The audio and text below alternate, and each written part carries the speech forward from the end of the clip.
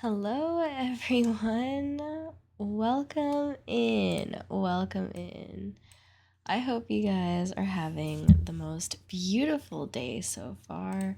I hope you had a great week. I hope your weekend was even better. Tell me about it. I'd love to hear about it, but if you don't feel like telling me, totally fine. Keep your secrets. I get it. It's Sunday. Maybe you're just not feeling that chatty. I don't blame you. But who do we got? Hi, Billy. Billy, welcome in. Hi, Loco. Thank you for the check in. Hello from the blizzard. Oh, I hate the cold. Hi, PSO Addict. Thank you for the check in. Relaxing weekend. Awesome. And hello to anyone else that's here that maybe just hasn't made themselves known yet. I don't know if you guys can hear it in my voice, but I'm just a pinch raspy. I'm a little congested. My allergies are kind of kicking my butt today. Um, so yeah. Okay, so the last time I was here, what was it, like Wednesday? Sheesh. Sorry, y'all. Ugh, I apologize. Okay. The last time I was here was Wednesday. I look cozy. Yeah, I thought this would be good for. So I think my thing on Sunday streams is I'm gonna always have like an asset of sorts on, and today I chose this. I even hid my arms for it, but you guys can't see that. um, so yeah, I think I'm gonna make that a thing. But okay, so I was last here Wednesday. Wednesday evening, we talked about going dancing, my friends and I, because the bride had her family in town, but we ended up not going. But instead, I went to get tacos with my friends. So that was nice. Hi, Yerb. Thank you for the check in. To those of you guys who don't know, I am every other week you'd be sick. I'm not, nah, I think I've been on a pretty good streak. This is allergies though. I ain't even sick. To those of you guys who don't know, I don't think I've ever talked about it here on stream, but I am Catholic. However, I'm not like a Catholic. I know this is sacrilegious, but this is how I do things. I only really am Catholic around Lent. Um, um, and so I participate in Lent every single year. This year I'm giving up alcohol, soda, and something else. Just, some things that I am just giving up until Easter Sunday. And what do you call it? On Wednesday, that's when Lent started. And I didn't have, what do you call it? I didn't, like, in the evening, my friends decided to get margaritas. I told myself I wasn't going to start the alcohol thing until Saturday because that was the wedding and the bride really wanted us to drink with her. So I'll get into that. But I didn't drink on Wednesday. And I, haven't had soda or anything. No meat on Fridays. I don't even do like chicken or fish. So it's just a personal preference. No judgment to anything. But surprise, Dev after the wedding. Oh, thank you for the resub, Loco. Oh my gosh, we're almost 2 years of being subscribed. I am so happy you are still here and you are so welcome in my den. Thank you for the resub, my dear friend, Loco. I hope you stay warm where you're at. So Thursday I went to pole. It was a really great class. Felt really good, really strong. Friday, I went to just a bar, but I didn't drink or anything actually.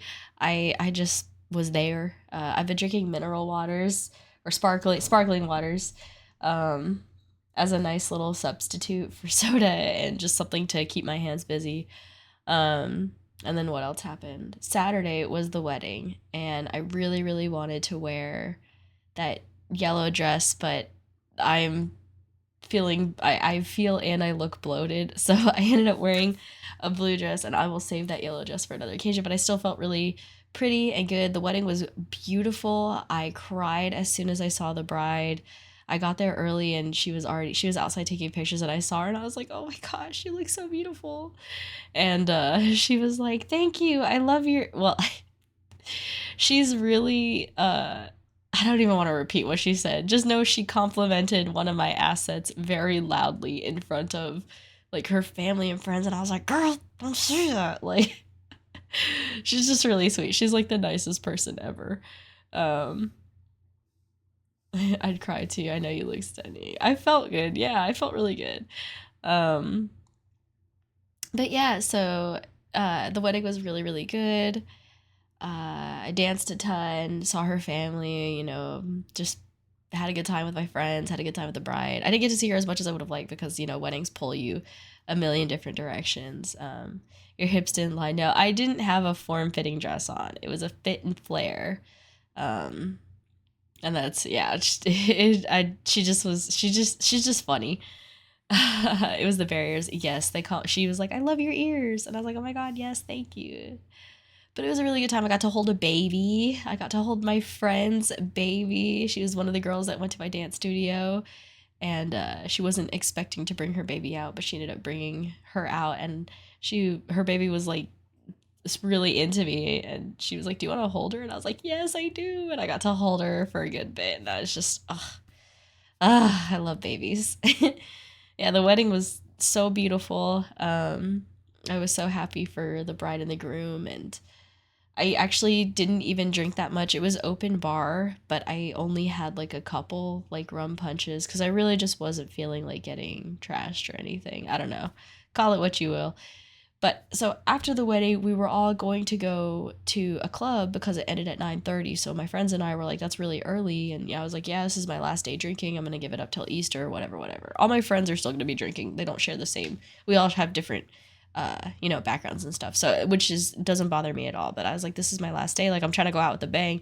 So I was going to go to the club with them after, but as the night kept going on, my allergies were just like, because it was out in the middle of like a woodsy or kind of a like countryside area.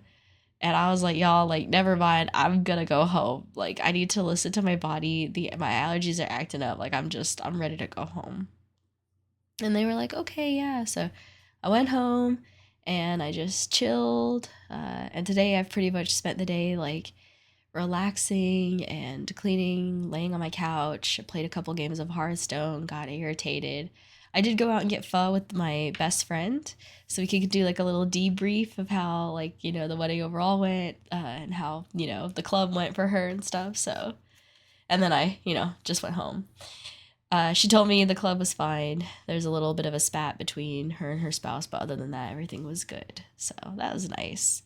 Um, those coworkers, her twin sister, the bride's twin sister, ended up asking my friend, like, what do you think of her coworkers? Because she picked up on the vibe that her coworker sucks or her coworkers are mean to her. And I was like, yeah, like, I knew we weren't just being catty. Two people wore white to her freaking wedding. And like some people were trying to say like, oh, it's white with like floral, like flowers on it, so it's okay. But to me, like the bride specifically said no white dresses, period, like out of respect for the bride. So to me, like, why would you wear a white dress with blue flowers on it? Like, why not just, you couldn't find literally any other dress to wear? Like, that to me is such a faux pas, and it's in poor taste. So I didn't get to hear how the bride felt about it because I didn't, we didn't like talk about it, but I'm sure eventually we'll hear. So I took your family to a really nice steakhouse last night and just spent the whole time holding your knees. Oh, I do so much stuff. I would have messed them up. Yeah, like, it really is such in poor taste to wear a white dress, like, especially as a lady. No, it was one of her coworkers from a previous job at a haunted house was wearing white, and she kind of looked like a teenager, but like she showed up by herself, so I'm pretty sure she drove. It's hard to say. And then the other one was a girl from our dance studio, and I was just like, why would you wear freaking white to a wedding like that? Especially on the invite, it specifically says, the out of respect for the bride, please do not wear white. Like, she literally wrote that, and yet two people showed up wearing white. So that's really messed up in my opinion. Um, what else? What else? To get attention, that's why probably. Hi Arctic, thank you for the check-in. I cried during the vows. I teared up during the father-daughter dance, and then I cried again when the dad gave the speech and he said to the groom, like, please take care of my baby girl. Oh my gosh, I'm like tearing up as I'm repeating it. It just literally, like, it touched my heart so much. I experience compersion a lot, where if I see people having a good time or they're really happy, like, I'm such an empath, I can feel it, and it makes me so emotional. So I loved it. I was just a smiling gal the whole day. My week has been really good, Arctic. I went to a wedding yesterday and it was glorious. Oh, Christy, I can't lie. I cried at my buddy's wedding also, so it's all good. Yeah, like I just can't help it. And I just I love the bride so much. So, you're romantic, yeah. Same here. I am a romantic, I am. Um and the new development in my life, guys, I have been some great, amazing news, some big news. I bought a pomegranate recently, and usually I just get the little cups with the seeds already in there, but this time I bought a legitimate pomegranate, like a jumbo pomegranate, and I cracked that bad boy open and scooped all the seeds, and I am happy to report that pomegranates are now my number 3 favorite fruit. Behind this is what goes on in my life. Behind mangoes, it goes mangoes, then cherries, and then pomegranate. It used to be pineapple, but pomegranate is kicked them out. Pomegranate seeds are so freaking good. My mouth is watering just talking about it. The ASMR from eating them, the juiciness of them, the crunch, just it's so refreshing. So if you have not ate a pomegranate, or you think, oh my god, that fruit is way too complicated, I promise you it's worth it. Pomegranates are where it's at. So, and that is the new development in my life. I'm probably going to eat them for breakfast now. When I read my best man speech at my buddy's wedding, his dad, who's the most stoic man ever, came to me crying. Oh, moving up the world, chairs are the best. They are. I have no doubt that if I had to give like a speech at a wedding, I would cry. I don't think I could get through it. I'm such an emotional person. I hate it. I can turn it off when I have to, but if I don't have to, I am pretty emotional. You saw this hand juicer machine. You wanted so bad to make pomegranate juice. Is nice. All right, I'm going to open this mineral water, this sparkling mineral water. It's lime flavored. Enjoy. Well, I got to figure out how to use this bottle opener. I didn't have a bottle opener, and I tried to open one with a can opener the other day, and I cut my hand, so now I have a bottle opener. So enjoy this ASMR. Let me turn the music off. Also, I bought press-on nails, guys, and they lasted the whole night. So I went to this Asian store where they do the sizes. They don't just do small and large. They do extra small all the way up to large. And I got the extra small ones because I got little hands. You guys hear that? Hold on, I'll tap it on the bottle.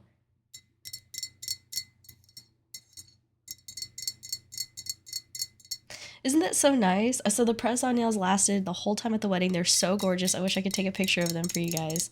But I think press-ons are going to be my new thing. And no, I don't have a bottle opener. Believe it or not, I'm not as big of a lush as I might seem. I don't have a need for these, and now I have one. So I just drink water at home all the time. Oh, and I got my toes done. They're white now. Hi, Yeet. Thank you for the check-in. Hi, Vader. Thank you for the check-in. I'm about to open this mineral water because I gave up alcohol and soda for Lent. Ooh. Well, shoot, I spilled a little bit, but you guys heard that, so it's open now.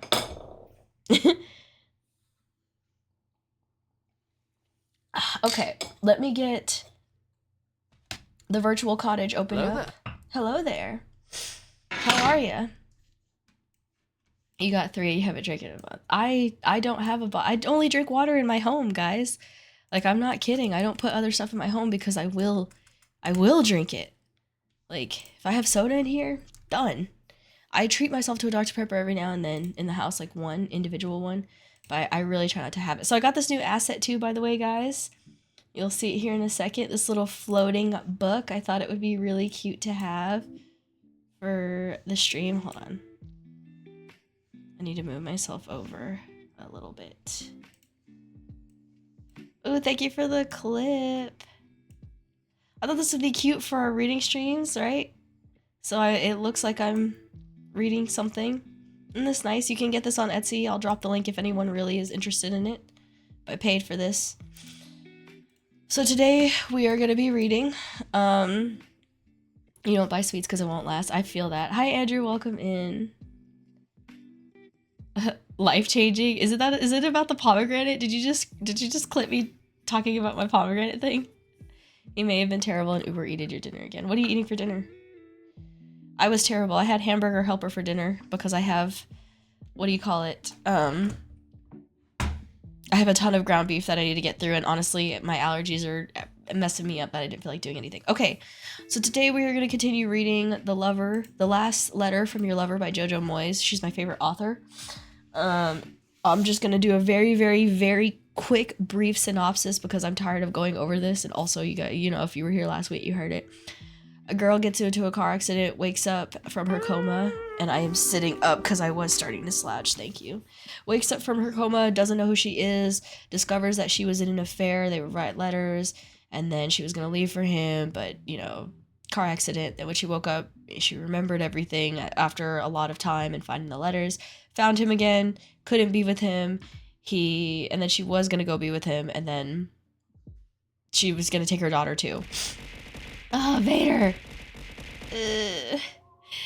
Thank you, Vader. She also, had a terrible husband, and he was really rich, whatever. Now we're in the present day, and this journalist is really interested in uncovering what happened to this couple to see if they ever ended up together or not. She's also dating a married man, which is crazy, but whatevs. And that's pretty much all you need to know. I'll read you the last bit from the last chapter so you guys can hear what happens. She went to the P.O. box and left a letter. This P.O. box has been open for the past 40 years because it started in 1964, now we're in 2003, and this P.O. box has been open for the last 40 years, and this journalist left a letter in there for Jennifer, the main character, to find. And I'll read the last bit so you guys can know where we're at. I'm just gonna read, a chapter at a time, and then we'll sit and talk about it, and so on and so forth. And that's the tea. There's this place that makes a loaded chicken fries platter, and it's amazing. It's loaded with fried chicken and a bunch of cheese and like bang bang style sauce. What is bang bang style sauce and pickles? It's so good. I've had it 3 times this week. It sounds unhealthy but delicious. I'm not gonna lie. Hi Soon-kun, welcome in. I did not read any without you guys, and thank you for the check-in, Soon. Also, I got to watch some of Soon-kun's stream the other day. Him playing Phasmophobia with some homies. Kana Monbon, Ori, and Aerith. And I also got to watch Not a Professor, aka Nap. I got to watch some of his stream today. He was talking about a girl who died and her grave, and her dad worked for a railroad and all sorts of stuff. Anyways, this is to say, please go check out all those people I just listed. It was cool getting to watch other people's streams. I feel like I'm really trying to be better about that this year. Okay, let me read this last bit from the previous chapter. We are currently in chapter 20, but I will read the last bit of chapter 19 just so you guys can see where we are at. Here we go. 2 days later, the phone rings. It's 9:15 and she's at her desk, standing up to answer it so that her boss can see she's there and working.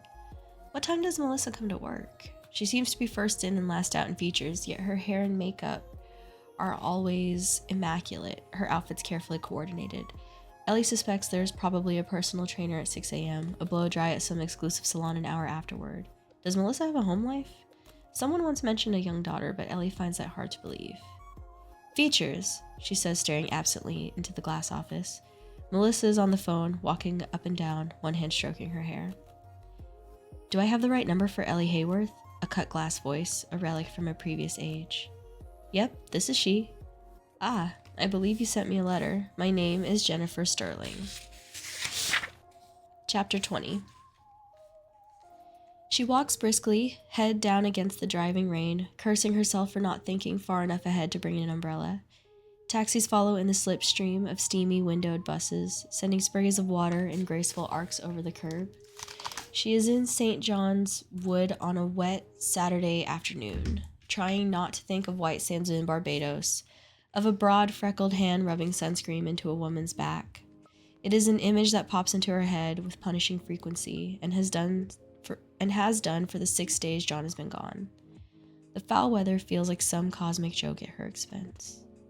The mansion block rises in a gray slab from a wide, tree-lined pavement.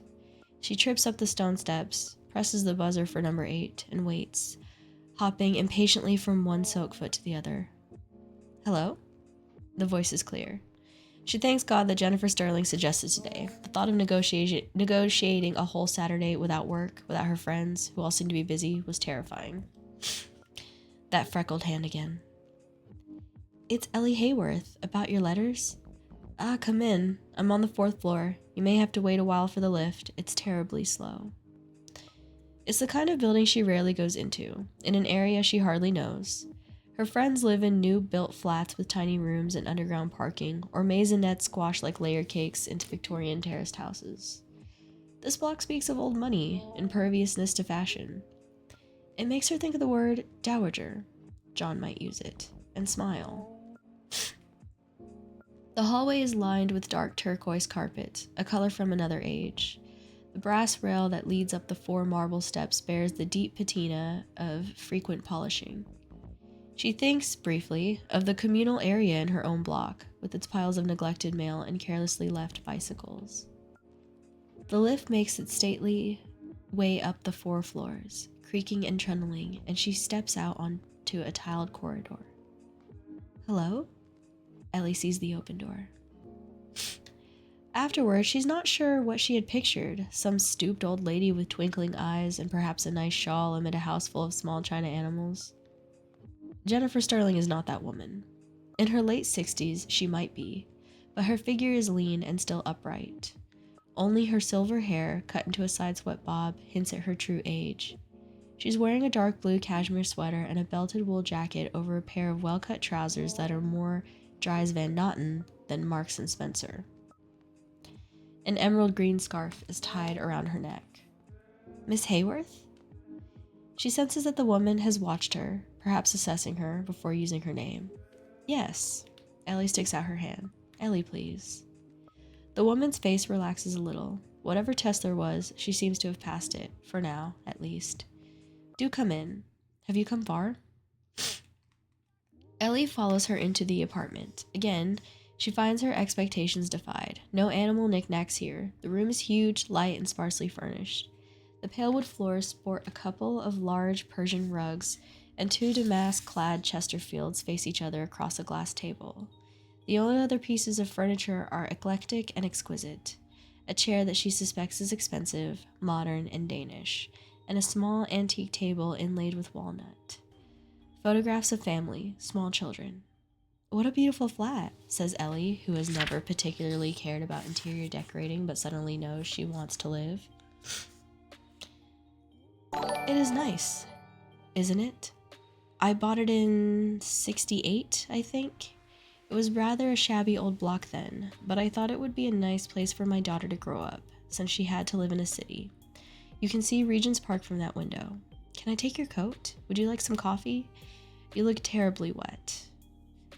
Ellie sits while Jennifer Sterling disappears into the kitchen. On the walls, which are the palest shade of cream, there are several large pieces of modern art. Ellie eyes Jennifer Sterling as she re-enters the room and realizes that she's not surprised that she could have inspired such passion in the unknown letter writer. The photographs on the table include one of a ridiculously beautiful young woman, posed as if for Cecil Beaton portrait. Hold on, guys, I wouldn't normally do this, but welcome to the Honey Squad, Captain Waddlehook. Thank you for the check-in. I'm just doing some reading, and usually I don't check chat until I'm done with the chapter, but I saw you come in, so welcome in, welcome in. We're just doing some reading. Let's see, where was I at? Oh. The photographs on the table include one of a ridiculously beautiful young woman, posed as if for a Cecil Beaton portrait. Then perhaps a few years later, she's peering down at a newborn child. Her expression wearing the exhaustion, awe, and elation seemingly common to all new mothers. Her hair, even though she has just given birth, is perfectly set. It's very kind of you to go through all this trouble. I have to say, your letter was intriguing. A cup of coffee is placed in front of her, and Jennifer Sterling sits opposite, stirring hers with a tiny silver spoon, a red enamel coffee bean at the end. Jesus, thinks Ellie, her waist is smaller than mine. I'm curious to know what this correspondence is. I don't think I've thrown anything out accidentally for years. I tend to shred everything, and that P.O. box was... well, I thought it was private. Well, it wasn't actually me who found it. A friend of mine has been sorting out the archive at the Nation newspaper and came across a file. Jennifer Sterling's demeanor changes. And in it were these. Ellie reaches into her bag and carefully pulls out the plastic folder with the 3 love letters. She watches Mrs. Sterling's face as she takes them.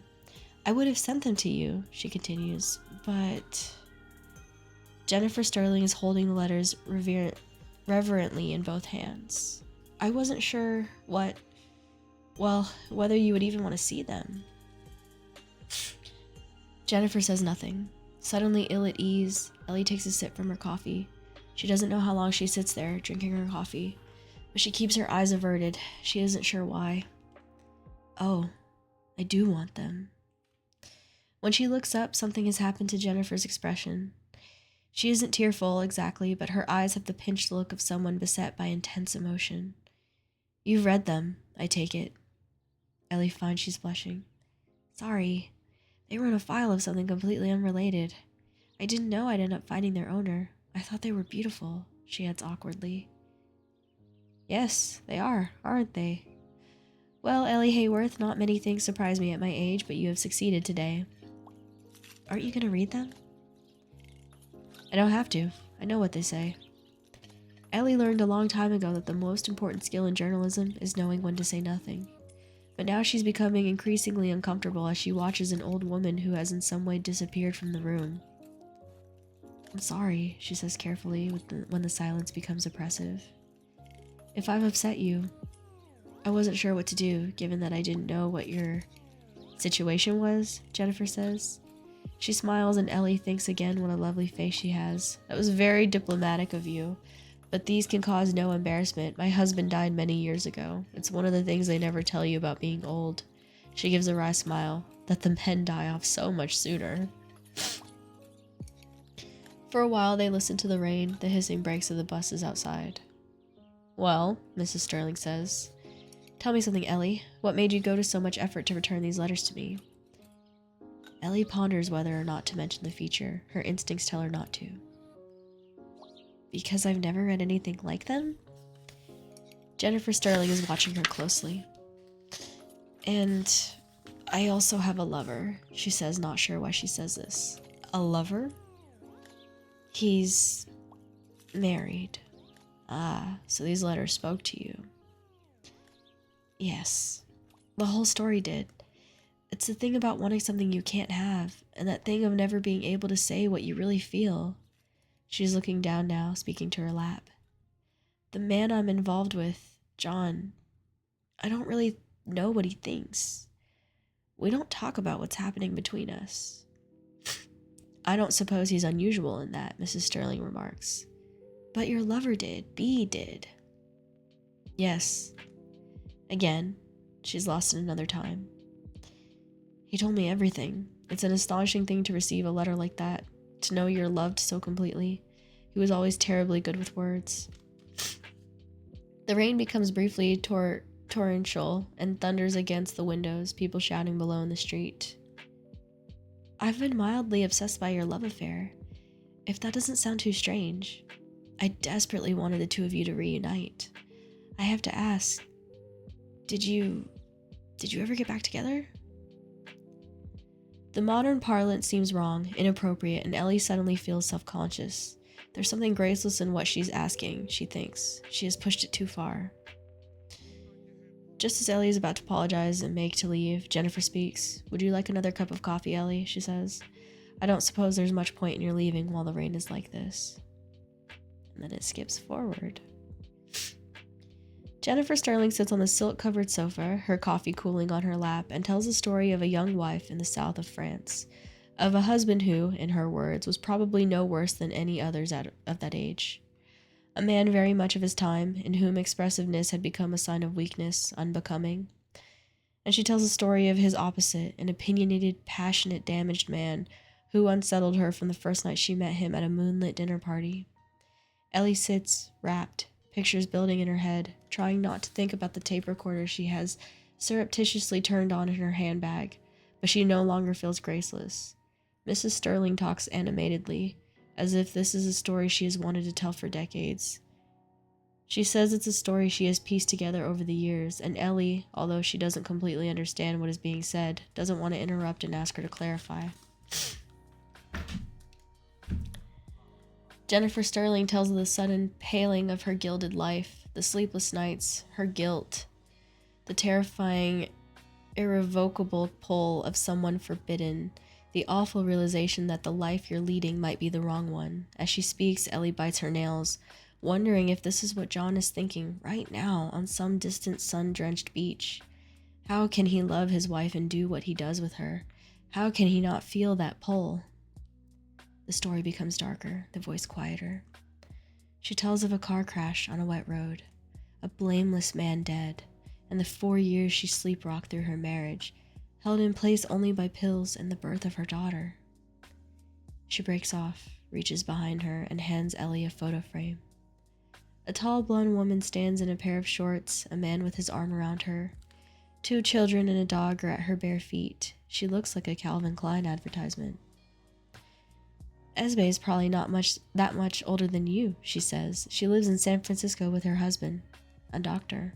They're very happy, she adds with a wry smile, to my knowledge.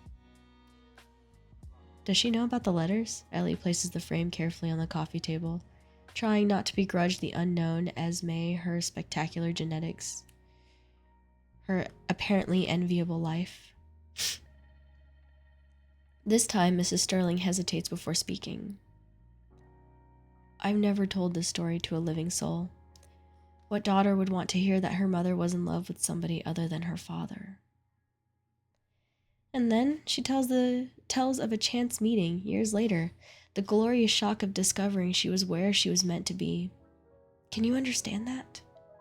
I'd felt out of place for so long, and then Anthony was there. And I had this feeling, she taps her breastbone, that I was home, that it was him. Yes, says Ellie. She's perched on the edge of the sofa. Jennifer Sterling's face is illuminated. Suddenly, Ellie can see the young girl she had been. I know that feeling. The awful thing was, of course, that having found him again, I wasn't free to go with him. Divorce was a very different matter in those days, Ellie. Awful. One's name was dragged through the mud. I knew my husband would destroy me if I tried to go, and I couldn't leave Esme. He, Anthony, had left his own child behind, and I don't think he ever really recovered from it. So you never actually left your husband? Ellie feels a sinking disappointment. I did. Thanks to that file you found. He had this funny old secretary, Miss Thing, she grimaces. I never could remember her name. I suspect she was in love with him. And then, for some reason, she handed me the means to destroy him. He knew he couldn't touch me once I had those files. She describes the meeting with the unnamed secretary, her husband's shock when she revealed what she knew at his office. The asbestos files. They had seemed so innocuous in Ellie's flat, their power dimmed by age and hindsight. Of course, nobody knew about asbestos then. We thought it was wonderful stuff. It was a terrible shock to discover that Lawrence's company had destroyed so many lives. That was why I set up the foundation when he died, to help the victims. Here. She reaches into a bureau and pulls out a pamphlet. It details a legal scheme for those suffering work-related mesothelioma. There's not much money left in the fund now, but we do still offer legal help. I have friends in the profession who provide their services for free, here and abroad. You still got your husband's money? Yes, that was our arrangement. I kept his name and became one of those rather reclusive wives who never accompanied their husbands to anything. Everyone assumed I'd dropped out of society to bring up Esme. It wasn't unusual in those days, you see. He simply took his mistress to all the social events. She laughed, shaking her head. There was the most astonishing double standard back then. Ellie pictures herself on John's arm at some book launch.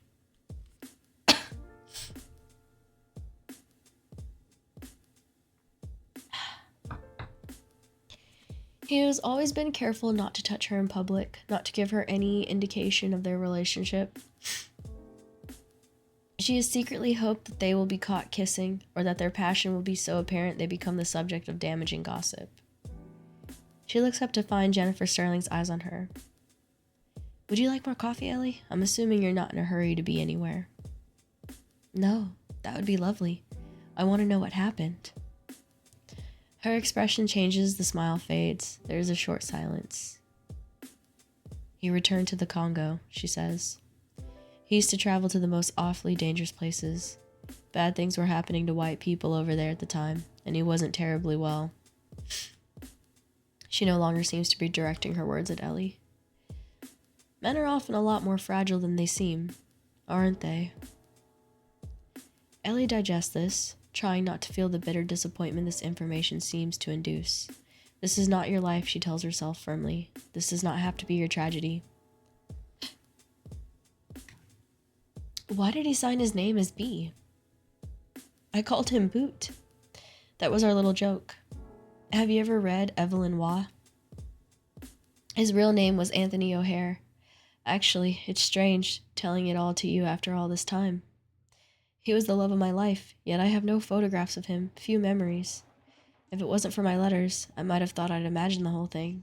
That's why you bringing them back to me is such a gift. A lump rises to Ellie's throat. The telephone rings, jolting them from their thoughts. Do excuse me, Jennifer says. She walks out into the hallway, picks up a telephone, and Ellie hears her answer, her voice immediately calm, imbued with professional distance. Yes, she is saying. Yes, we still do. When were you diagnosed? I'm so sorry. Ellie scribbles the name on her notepad and slips it back into her bag. She checks that her tape recorder has been running, that the microphone is still in position. Satisfied, she sits there for a few minutes longer, gazing at the family pictures, grasping that Jennifer will be a while. It doesn't seem fair to hurry someone who's evidently in the clutches of lung disease.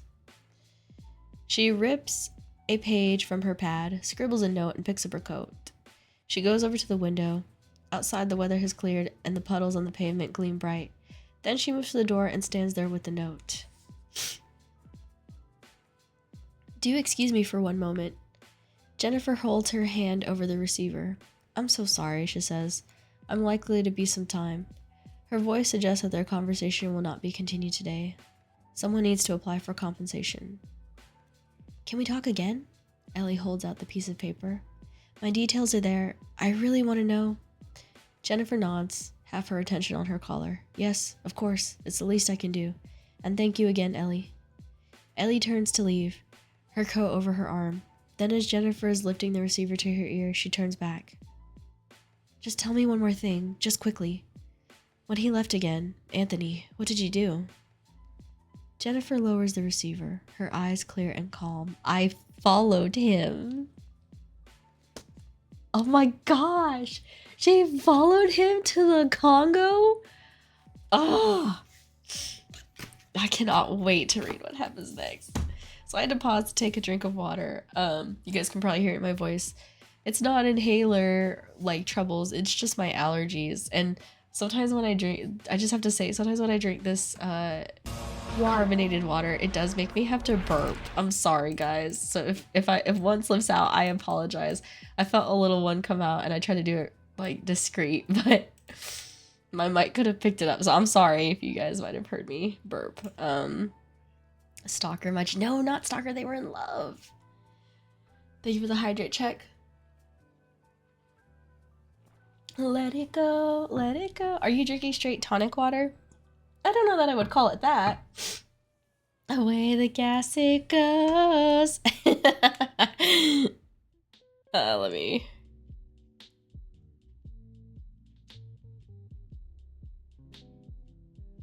Hold on. We synced. Yeah, but at what point is it creepy? It's not creepy. He wanted her so bad. She had to go follow him. I have this problem sometimes where I'm reading a book. I'll be reading a book, right? And I'll kind of very briefly glance ahead. Sometimes I wish I could, I just like want to put my hand up over it so I don't accidentally read what's to come. But I saw that I followed him very quick. Oh my gosh. I'm loving this. I hope you guys are enjoying this. I'm hooked. I can't wait to read what happens. Can you imagine a girl in the 1960s, a woman in the 1960s, a married woman who has a whole baby, right? A whole child, married woman, 1960s, and she goes to the Congo for a man? Can you believe that? Can you believe that? Like, can you imagine what a shock that must have been to hear? Like, you want to go to the Congo? It was already so crazy for men to be going there, but this person is going. You still hate the journalist lady? Hey, at least she's helping, kind of.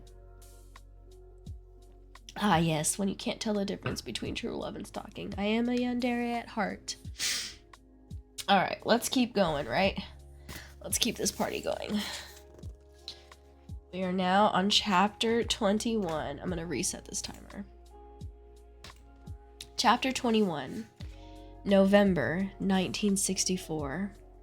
That must be love. I wouldn't go to the deepest part of the ghetto for just some shorty. Oh my gosh. Okay, I'm locking it. Chapter 21, November 1964. Madame, would you like a drink? Jennifer opened her eyes. She had been holding the armrest of her seat for almost an hour as the BOAC airplane bucked its way toward Kenya. She had never been a good flyer, but the relentless turbulence had ratcheted up the tension in the Comet, so that even the old Africa hands were clenching their jaws with every bump. She winced as her bottom lifted from the seat, and there was a wail of dismay from the rear of the plane. The smell of hastily lit cigarettes had created a fog of smoke in the cabin. Yes, she said, please. I'll give you a double, the air hostess said, winking. It's gonna be a bumpy ride in. She drank half of it in one gulp. Her eyes were gritty after a journey that had now stretched to almost 48 hours. Before leaving, she had lain awake for several nights in London, chasing her thoughts, contradicting herself as to whether what she was attempting was madness, as everyone else seemed to think.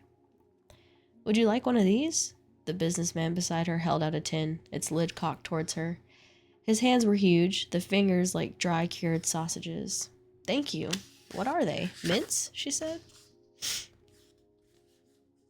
He smiled beneath his thick white mustache. Oh no, his accent was thick. Africans. They're to calm your nerves. You might be glad of them later. She withdrew her hand. I won't, thanks. Someone once told me that turbulence is nothing to be afraid of. He's right. It's the turbulence on the ground you want to be careful of. When she didn't laugh, he peered at her for a moment. Where are you headed to? Safari? No, I need to catch a connecting flight to Stanleyville. I was told I couldn't get one from London. Congo? What do you want to go there for, lady? I'm trying to find a friend. His voice was incredulous. Congo? Yes. He was looking at her as if she was mad. She straightened in her seat a little, temporarily loosening her grip on the armrests. You don't read the newspapers. A little, but not for a few days. I've been very busy. Very busy, huh? Little lady, you might want to turn around and go straight back to England. He gave a low chuckle. Pretty sure you're not going to get to Congo. She turned away from him to stare out of the airplane window at the clouds, the distant snow-capped mountains beneath her, and wondered, briefly, if there was the faintest chance that, right at this moment, he was there 10,000 feet below her. You have no idea how far I've already come, she responded silently. 2 weeks previously, Jennifer Sterling had stumbled out of the office of the Nation, stood on the steps with her daughter's small, chubby hand in her own, and realized she had no idea what to do next. A brisk wind had picked up, sending leaves scurrying after one another along the gutters, their aimless trajectory mirroring her own. How could Anthony have disappeared? Why had he left her no message? She recalled his anguish in the hotel lobby and feared she knew the answer. The fat newspaperman's words swam in her head. The world seemed to sway, and for a moment she thought she might faint. Then Esme had complained that she needed to go to the loo. The more immediate demands of a small child had hauled her out of her own thoughts and into practicality. She had booked into the Regent, where he had stayed, as if some small part of her believed it might be easier for him to find her there if he chose to return. She had to believe he would want to find her, would want to know that she was free at last. The only available room was a suite on the fourth floor, and she had agreed to it easily. Lawrence wouldn't dare quibble about money, and as Esme sat happily in front of the large television, occasionally breaking off to bounce on the huge bed, she spent the rest of the evening pacing, thinking furiously, trying to work out how to best get a message to a man who was somewhere in the vast expanse of Central Africa. Finally, as Esme slept, curled under the hotel quilt beside her, her thumb in her mouth, Jennifer lay watching her in the hotel bed, listening to the sounds of the city, fighting tears of impotence, and wondering whether, if she thought hard enough, she might somehow send a message to him telepathically. Boot, please hear me. I need you to come back for me. I can't do this by myself. On the second and third days, she spent most of the daylight hours focused on Esme, taking her to the Natural History Museum, to tea at Fortnum and Mason. They shopped on Regent Street for clothes. She hadn't been organized enough to send what they had with them to the hotel laundry. And had roast chicken sandwiches from room service for supper, sent up on silver salver. Occasionally, Esme would ask where Mrs. Cardoza or Daddy was, and Jennifer reassured her that they would see them very soon. She was grateful for her daughter's stream of small, mostly achievable requests, the routines imposed by tea, bath, and bed, but once the little girl had fallen asleep, she would close the bedroom door and be filled with a kind of black fear. What has she done? With each hour that passed, the enormity and futility of her actions crept further in on her. She had thrown away her life, moved her daughter into a hotel room, and for what? She called the nation twice more. She had spoken to the gruff man with the large stomach. Now she recognized his voice, his abrupt manner of speaking. He told her, yes, he would pass on the message as soon as O'Hare called in. The second time she had the distinct impression he wasn't telling the truth. But he must be somewhere there now, surely. Aren't all the journalists in the same place? Can't someone get a message to him? I'm not a social secretary. I told you I'll pass on your message, and I will, but it's a war zone out there. I'd imagine he's got other things to think about, and she would be cut off.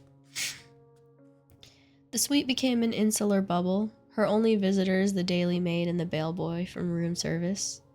She dared not ring anybody, her parents, her friends, not yet knowing how to explain herself. She struggled to eat, could barely sleep. As her confidence dissipated, her anxiety grew. She became increasingly filled with the conviction that she could not remain alone. How would she survive? She had never done anything by herself. Lawrence would make sure she was isolated. Her parents would disown her. She fought the urge to order an alcoholic drink that might dull her growing sense of catastrophe. And with every day that passed, the little voice that echoed in her head grew more distinct. You could always return to Lawrence. For a woman like her, whose only skill was to be decorative, what other option was there? In such fits and starts, in a surreal facsimile of ordinary life, the days went by. On day 6, she telephoned her house, guessing that Lawrence would be at work. Mrs. Cardoza answered on the second ring, and she was humbled by the woman's obvious distress. Where are you, Mrs. Sterling? Let me bring you your things. Let me see Esme. I've been so worried. Something in Jennifer sagged with relief. The housekeeper had come to the hotel with the suitcase of her belongings within the hour. Mr. Sterling, Mrs. Cardoza told her, had said nothing except that she should not expect to see anyone in the house for a few days. He asked me to clear up the study, and when I looked in there, her hand lifted briefly to her face. I didn't know what to think. It's all fine, really. Jennifer couldn't bring herself to explain what had happened. I'd be happy to help you in any way I can, Mrs. Cardoza went on, but I don't think he... Jennifer placed a hand on her arm. It's quite all right, Mrs. Cardoza. Believe me, we'd love to have you with us, but I think that may be difficult. And Esme will have to go home to visit her father quite soon, once everything has calmed down a little. So perhaps it will be better for everyone if she has you there to look after her. Esme showed Mrs. Cardoza her new things and climbed onto her lap for a cuddle. Jennifer ordered tea, and the two women smiled awkwardly as she poured it for her housekeeper in a reversal of their former roles. Thank you so much for coming. I'm adjusting my mic. Thank you so much for coming, Jennifer said when Mrs. Cardoza stood to leave. She felt a sense of loss at her imminent departure. Just let me know what you decide to do, Mrs. Cardoza replied as she pulled on her coat. She looked steadily at Jennifer, her mouth compressed into a line of anxiety, and Jennifer, on impulse, stepped forward and hugged her. Mrs. Cardoza's arms reached around her and held her tightly, as if she was trying to imbue Jennifer with strength, and had understood how much she had needed to feel that from someone. They stood like that in the middle of the room for several moments. Then, perhaps a little embarrassed, the housekeeper disengaged herself. Her nose was pink. I'm not going back, Jennifer said, hearing her words hit the still air with unexpected force. I'll find somewhere for us to live, but I'm not going back. The older woman nodded. I'll ring you tomorrow. She scribbled a note on a piece of hotel writing paper. You can tell him where we are. It's probably best that he knows.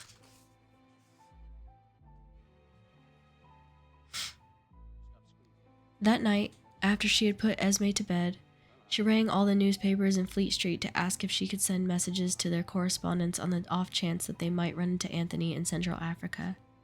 She telephoned an uncle who, she remembered, had once worked out there and asked if he could recall the names of any hotels.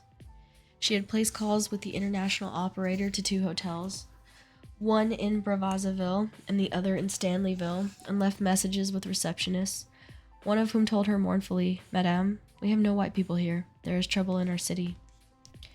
Please, she said, just remember his name, Anthony O'Hare. Tell him Boot. He'll know what it means. She had sent another letter to the newspaper to be forwarded to him. I'm sorry. Please come back to me. I'm free, and I'm waiting for you. She had handed it over to reception, telling herself as she did so that once it was gone, it was gone. She mustn't think about its progress, mustn't imagine over the next days or weeks where it lay. She had done what she could, and now it was time to focus on building a new life, ready for when one of the many messages reached him. The estate agent was grinning again. It seemed a reflexive rictus thing, and she tried to ignore it. It was the 11th day. If you could just put your signature there, Mr. Grosvenor pointed with a beautifully manicured finger. And there. Then of course we'll need your husband's signature here. He smiled again, his lips wavering a little. Oh, you'll need to send them to him directly, she said. Around them, the tea room of the Regent Hotel was filled with women, retired gentlemen, anyone diverted from shopping by a wet Wednesday afternoon. I beg your pardon? I no longer live with my husband. We communicate by letter. That floored him. The grin disappeared, and he snatched at the papers on his lap as if he was trying to regroup his thoughts. I believe I have already given you his home address. There. She pointed to one of the letters in the folder. And we'll be able to move in next Monday, will we? My daughter and I are wearing of hotel living. Outside somewhere, Mrs. Cardozo was taking Esme to the swings. She came daily now, during the hours that Lawrence was at his office. There's so little to do in that house without you, she had said. Jennifer had seen the older woman's face light up when she held Esme and sensed that she far preferred being with them in the hotel than in the empty house on the square. Mr. Grosvenor's brow knitted. Ah, Mrs. Sterling, may I just establish... Are you saying you will not be living in the property with Mr. Sterling? It's just that the landlord is a respectable gentleman. He was under the impression that he would be letting to a family. He is letting to a family. But you just said, Mr. Grosvenor, we will be paying £24 a week for this short let. I am a married woman. I'm sure a gentleman like you would agree that how often, and indeed whether, my husband resides there with me is nobody's business but our own. His raised palm was conciliatory, a flush staining the skin around his collar. He began to stutter an apology. It's just... He was interrupted by a woman calling her name urgently. Jennifer shifted in her chair to see Yvonne Moncrief stalking across the crowded tea room, her wet umbrella already thrust at an unsuspecting waiter. So you're here! Yvonne, where have you been? I've had absolutely no idea what was going on. I got out of the hospital last week, and your ruddy housekeeper wouldn't tell me a damn thing. And then Frances says... She stopped, having realized how far her voice had carried. The tea room had hushed, and the faces around them were agog. Will you excuse us, Mr. Grosvenor? I do believe we've finished, Jennifer said.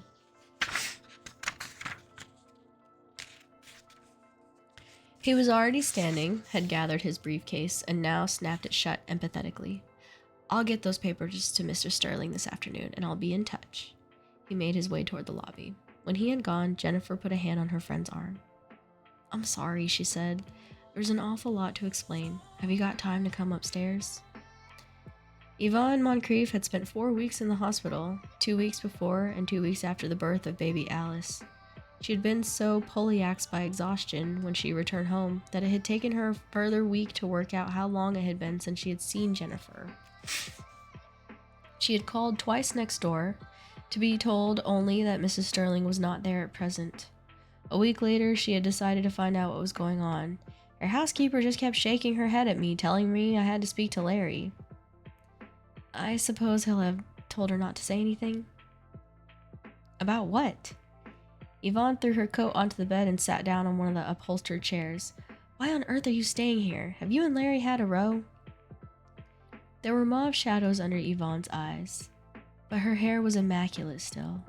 She already seemed strangely distant, a relic from another life, Jennifer thought. I've left him, she said. Yvonne's large eyes traveled over her face. Larry got drunk at ours the night before last, very drunk. I assumed it was business and went up to bed with the baby, leaving the men to it. When Francis came up, I was half asleep, but I heard him say that Larry had told him you have a lover, and that you'd taken leave of your senses. I thought I must have dreamed it. Well, she said slowly, part of that is true. Yvonne's hand flew to her mouth. Oh, Lord. Jennifer shook her head and raised a smile. Yvonne, I've missed you awfully. I so wanted to talk to you.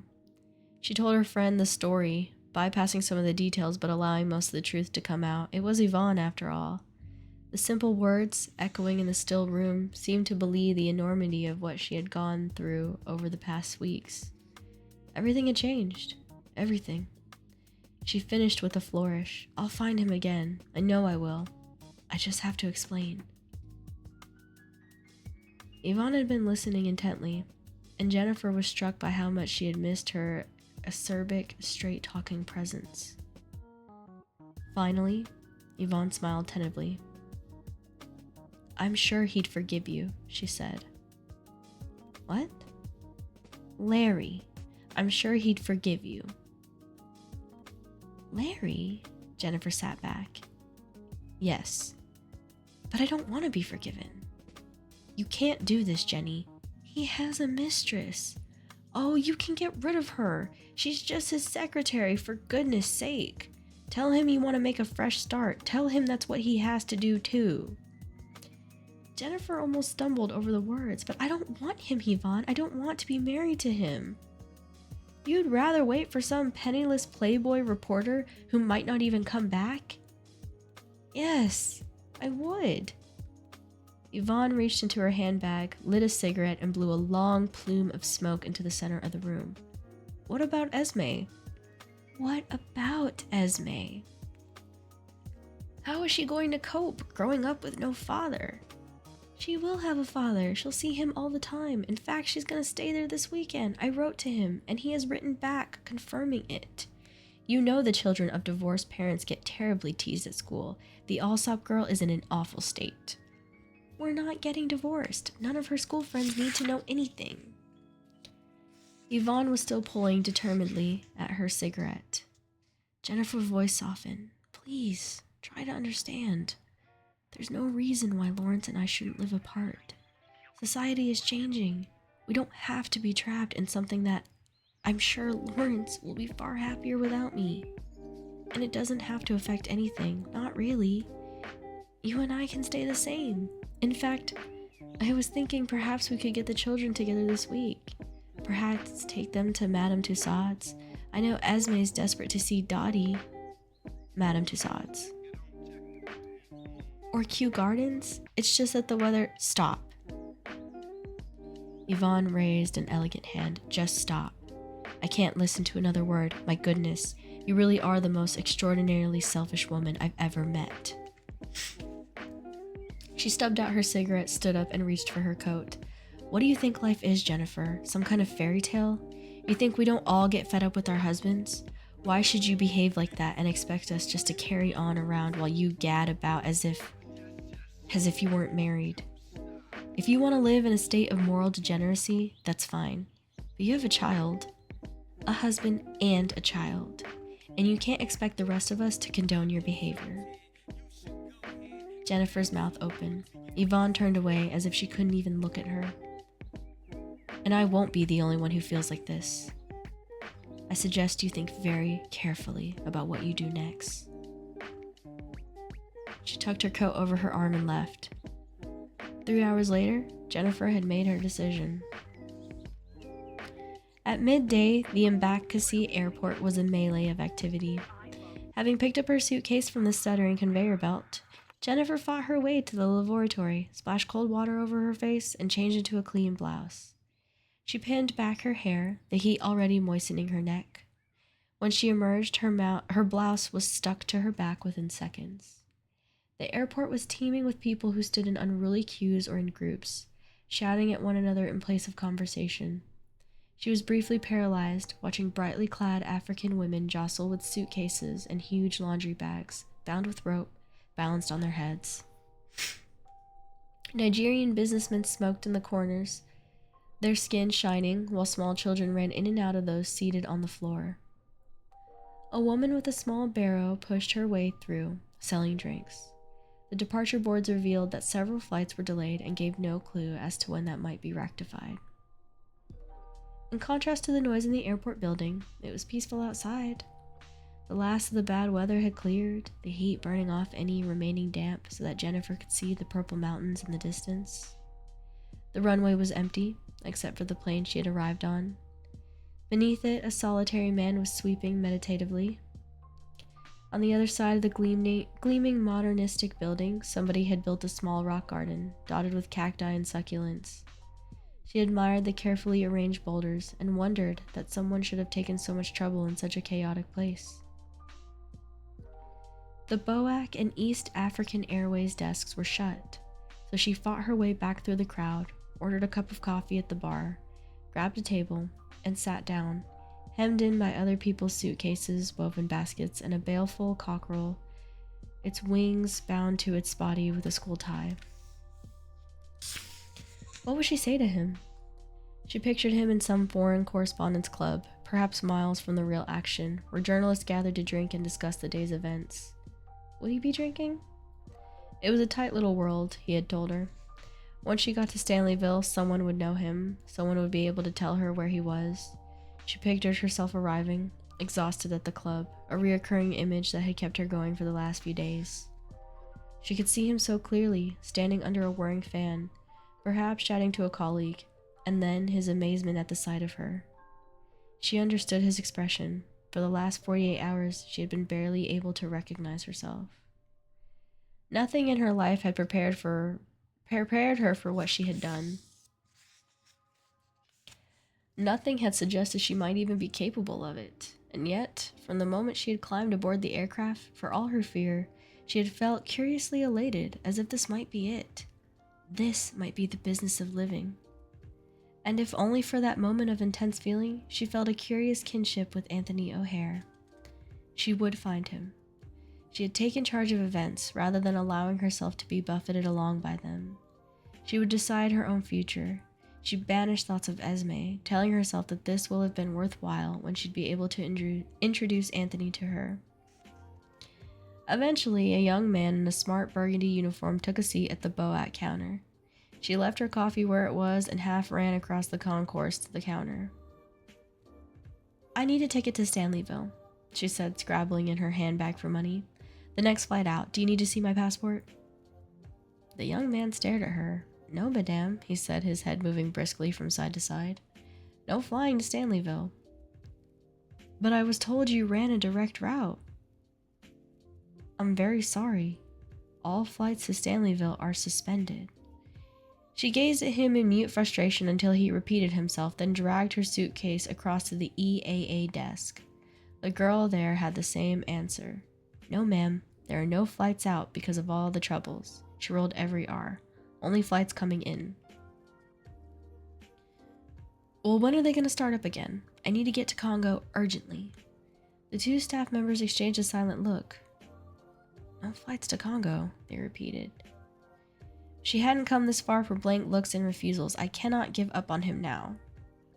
Outside, the man continued up and down the runway with his threadbare broom. It was then that she saw a white man with the upright posture of the civil service walking briskly through the terminal, carrying a leather folder. Sweat had colored a deep triangle on the back of his cream linen jacket.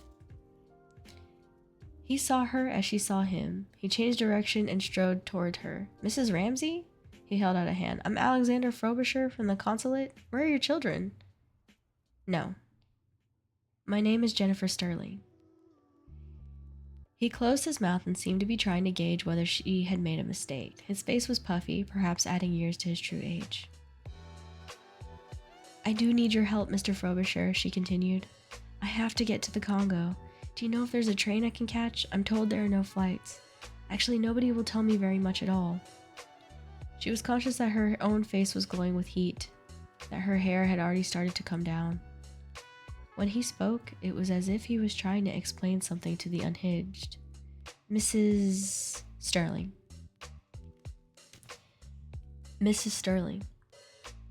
Nobody is going into Congo. Don't you know there's... Yes, I do know there's been some trouble there, but I have to find someone, a journalist, who came out perhaps 2 weeks ago. It's terrifically important. His name is... Madame. There are no journalists left in Congo. He removed his glasses and steered her to the window. Do you have any idea what has happened? A little. Well, no. I've been traveling from England. I had to take a rather tortuous route. The war has now dragged in the US as well as our and other governments. Until 3 days ago, we were in crisis with 350 white hostages, including women and children, facing execution by the Simba rebels. We have Belgian troops fighting it out with them in the streets of Stanleyville. Up to 100 civilians are already reported dead. She barely heard him. But I can pay, and I'll pay whatever it takes. I have to get there. He took her arm. Mrs. Sterling, I'm telling you that you will not make it to Congo. There are no trains, no flights, no roads in. The troops were airlifted. Even if there was a transport, I could not sanction a British citizen, a British woman, entering a war zone. He scribbled in his notebook. I'll find you somewhere to wait and help you book your return flight. Africa is no place for a white woman on her own. He sighed wearily as she had just doubled his burden. Jennifer was thinking. How many are dead? We don't know. Have you their names? I only have the most rudimentary list at the moment. It's far from comprehensive. Please. Her heart had almost stopped. Please let me see. I need to know if he's... He pulled a tattered piece of typed paper from his folder. She scanned it, her eyes so tired that the names in alphabetical order blurred. Harper, Hambro, O'Keefe, Lewis. His was not there. His was not there. She glanced up at Frobisher. Do you have the names of those taken hostage? Mrs. Sterling, we have no idea how many British citizens were even in the city. Look. He produced another piece of paper and handed it to her, swatting with his free hand at a mosquito that had landed on the back of his neck. This is the latest communique sent to Lord Walston. She started to read, phrases leaping out at her. 5,000 dead in Stanleyville alone. We believe that there remain in rebel-held territory 27 United Kingdom citizens. We can give no indication as to when the areas where British subjects are, even if we knew them with any degree of exactness, will be reached. There are Belgian and US troops in the city. They are taking back Stanleyville, and we have a Beverly aircraft standing by to rescue those who want to be rescued. How can I make sure that he's on it? He scratched his head. You can't. Some people don't want to be rescued. Some prefer to stay in Congo. They may have their reasons. She thought suddenly of the fat news editor. Who knows? Perhaps he wanted to get away. If your friend wants to get out, he will get out, he said. He wiped his face with the handkerchief. If he wants to stay, it's perfectly possible that he'll disappear. Easily done in Congo. She was about to speak, but was cut off by a low murmur that rippled through the airport as, through the arrival gates, a family emerged. First came 2 small children, mute, with bandaged arms, heads. Their faces prematurely aged. A blonde woman clutching a baby was wild-eyed, her hair unwashed and her face etched with strain. At the sight of them, a much older woman broke free of her husband's restraining arm and burst through the barrier, wailing, and pulled them to her. The family barely stirred. Then the young mother, crumpling to her knees, began to cry, her mouth a great O of pain, her head sagging onto the older woman's plump shoulder.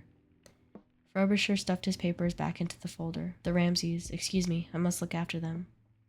Were they there? She said, watching the grandfather hoist the little girl onto his shoulders. At the massacre? The children's faces, immobilized by some unknown shock, had turned her blood to ice water.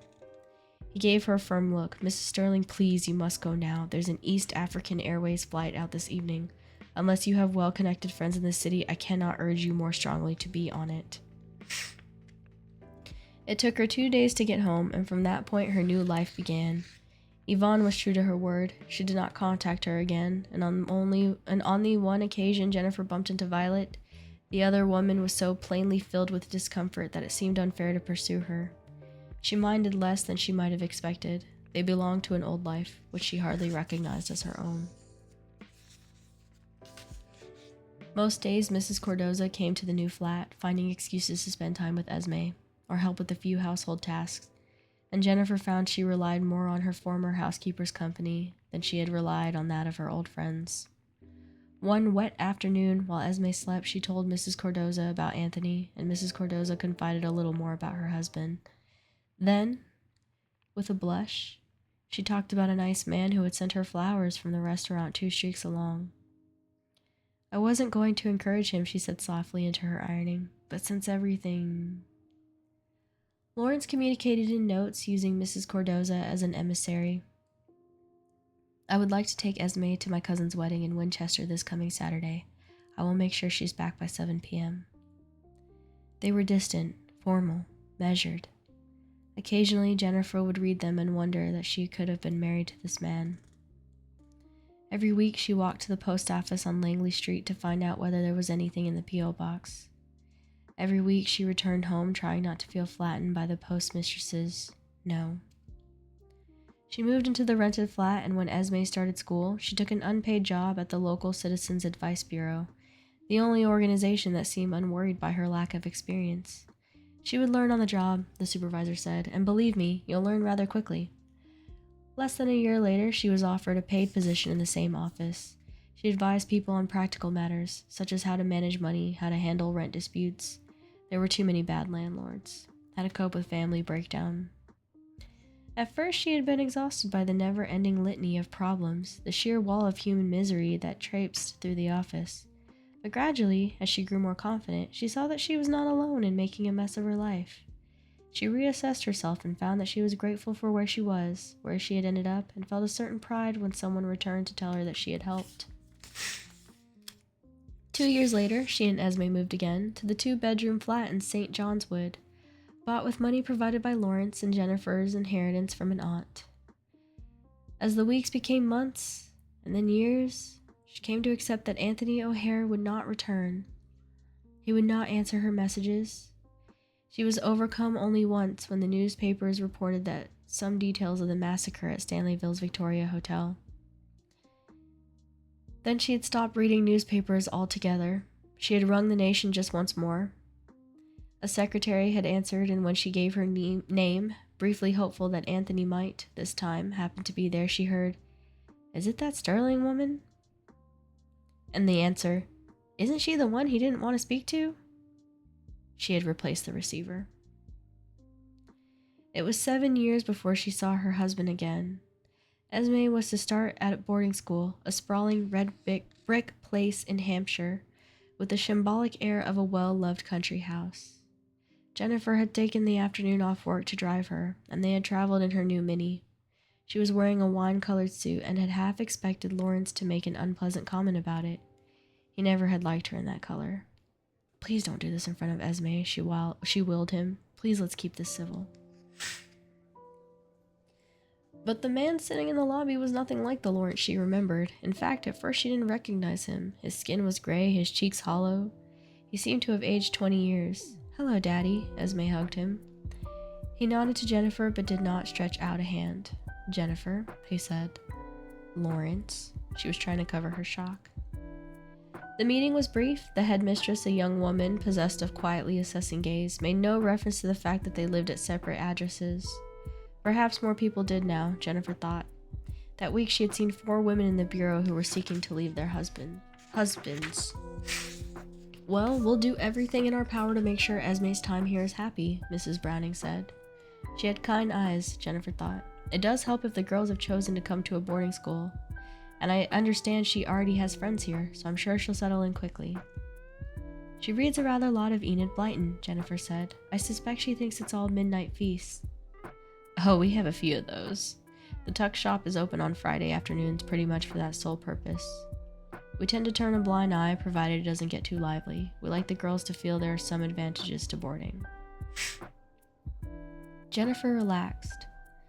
Lawrence had chosen the school, and her fears seemed unfounded. The next few weeks would be hard, but she had grown used to Esme's periodic absences when she was staying with Lawrence, and she has had her work to occupy her. The headmistress got to her feet and held out a hand. Thank you. We'll telephone, of course, if there are any problems. As the door closed behind them, Lawrence began to cough, a harsh, hacking sound that made Jennifer's jaw clench. She made to say something, but he lifted a hand as to tell her not to. They made their way down the stairs, slowly, side by side, as if they were not estranged. She could have walked at twice the speed, but it seemed cruel to do, given his labored breathing and evident discomfort. Finally, unable to bear it, she stopped a passing girl and asked if she would mind fetching a glass of water. Within minutes, the girl returned and Lawrence sat down heavily on a mahogany chair in the paneled corridor to sip it. Jennifer was brave enough to let her eyes rest on him. Is it? She said. No. He took a long, painful breath. It's the cigars, apparently. I'm well aware of the irony. She took the seat beside him. You should know I've ensured that you will both be taken care of. She glanced sideways at him, but he appeared to be thinking. We raised a good child, he said eventually. Out of the window, they could see Esme chatting to two other girls on the lawn. As if at some unheard signal, the three ran across the grass, their skirts flying. I'm sorry, she said, turning back to him. For everything. He placed the glass at his side and hauled himself out of the chair. He stood for a minute with his back to her, focusing on the girls outside the window, then turned toward her and, without meeting her eye, gave her a small nod. She watched him walk stiffly out of the main door across the lawns to where his lady friend was waiting in the car, his daughter skipping beside him. She waved enthusiastically as the chauffeur-driven Daimler made its way back down the drive. 2 months later, Lawrence was dead. Don't you guys just love a happy ending? I'm just kidding. Okay, so much happened in that chapter. Let's talk about it. That chapter was really freaking sad. Her friend being like, you harlot. How could you, You think we're just gonna support you while you go live your life? Talk about what a bee. Yeah, I mean, you're right that she was a bee, but back in the day, you're absolutely right. It probably was frowned upon too. Like, you don't want to be cast aside. But more than anything, I do feel like she was jealous too, Loco. That she was jealous she shacked up with a man that got on her nerves. You guys didn't get to hear it from the previous chapters in the beginning, but Yvonne doesn't... She likes her husband, but not really. Like, she often talks ill of him, so... Hello, Professor Knapp. Welcome in. Or not a Professor Knapp. How are ya? Isn't it crazy? Like, okay, I know Jennifer really wants to find Anthony. I get it. But for her to go to this guy who clearly, Mr. Frobisher in Africa, and she's like, hey, I know you have a job to do, but like, how do I get into the Congo? And he's like, listen, lady, ain't you hear of what's going on over there? People are dying. Like we're killing, they're getting killed. And she's like, yeah, but like, can you make an exception for me? Like, the entitlement, right? Like, I know she wants to go find him, but like, did you not hear what he said? People can't get in or out unless they are dying. And if they want to come out. She was probably jealous she couldn't be free. The maid's a real one. Mrs. Cordoza is the real hero of this story, honestly. And for all that Lawrence is, he is a piece of trash, but it is kind of nice to hear that even as he's dying from lung cancer or whatever, he is, you know, he's like, hey, you're gonna be taken care of. He could have just said only Esme, but he was like, you also will be provided for. So that's, like, I'm not saying he's a good guy, but like, he really could have been a lot worse, you know? So that's kind of nice. Hi, Hayami, welcome in. How are you? It's cold. Ugh, I'm sorry. My allergies are. It was cold here too, and my allergies are kicking my butt. You think what's his name is gonna die in the Congo? No. But isn't that crazy that at his reception or whatever, or at the newspaper, the receptionist was like, isn't that the name of someone he didn't want to hear from? Which means he has mentioned Jennifer Sterling and was like, yeah, no, I don't want to talk to her. That's horrible. That's cold. Can you imagine? She literally risked her life going to Africa just to hear, yeah, no, he don't want to hear from you, lady. That's insane. So, you can't see out your windows. The snow's coming in, but sideways. Ugh, that's awful.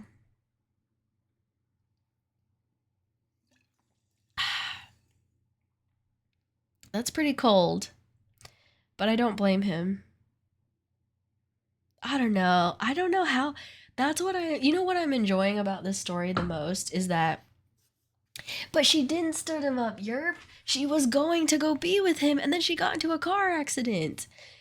And then 4 years later, you know, when she finally remembers everything, she wants to be with him, but now she has a kid. She can't just leave. Like, it's not that simple. It's hard. This isn't tit for tat. Yeah, it isn't. I really don't know how this is gonna end. That's what's killing me the most about this. But then they got back together and then said, nah, because she has a kid.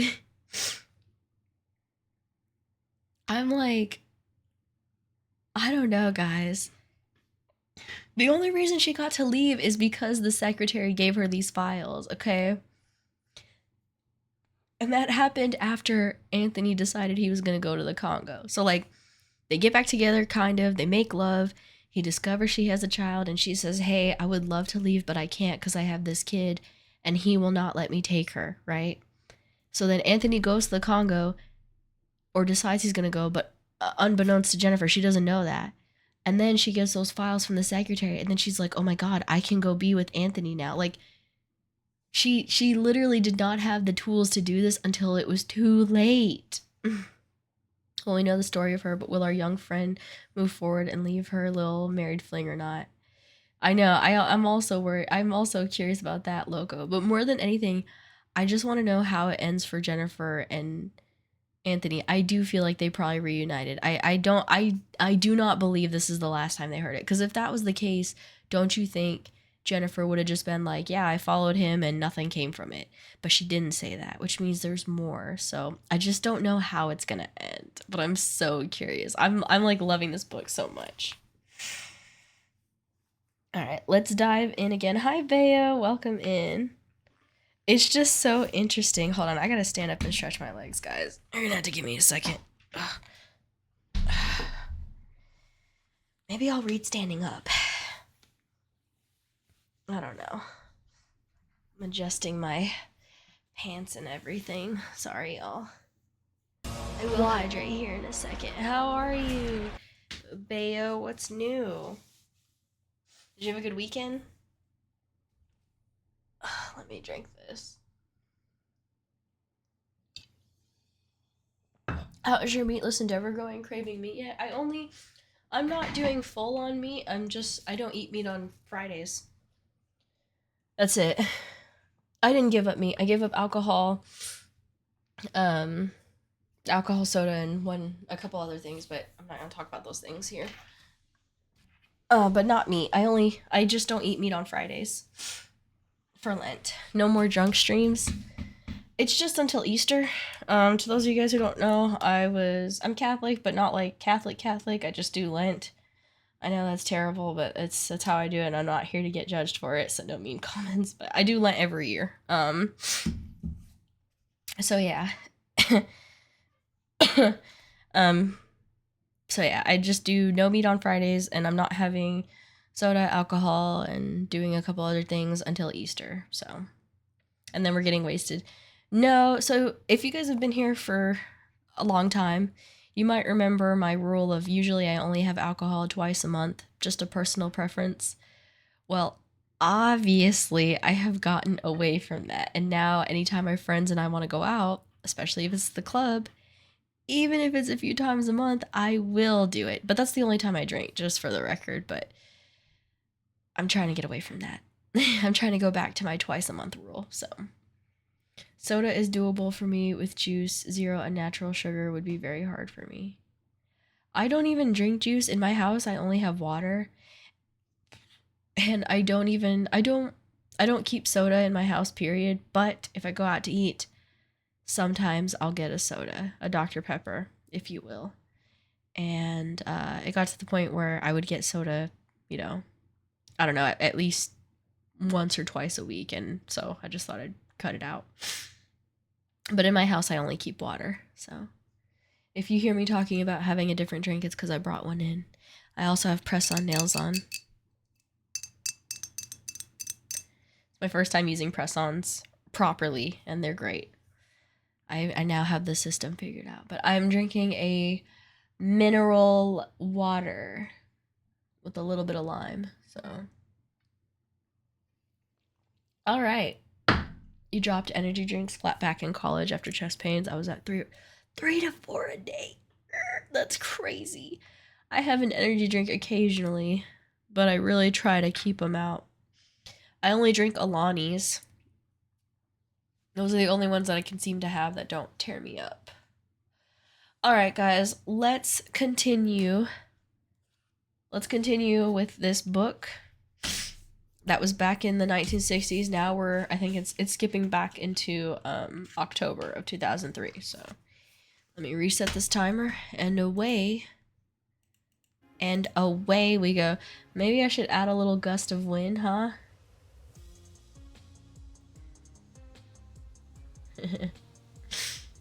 Here we go.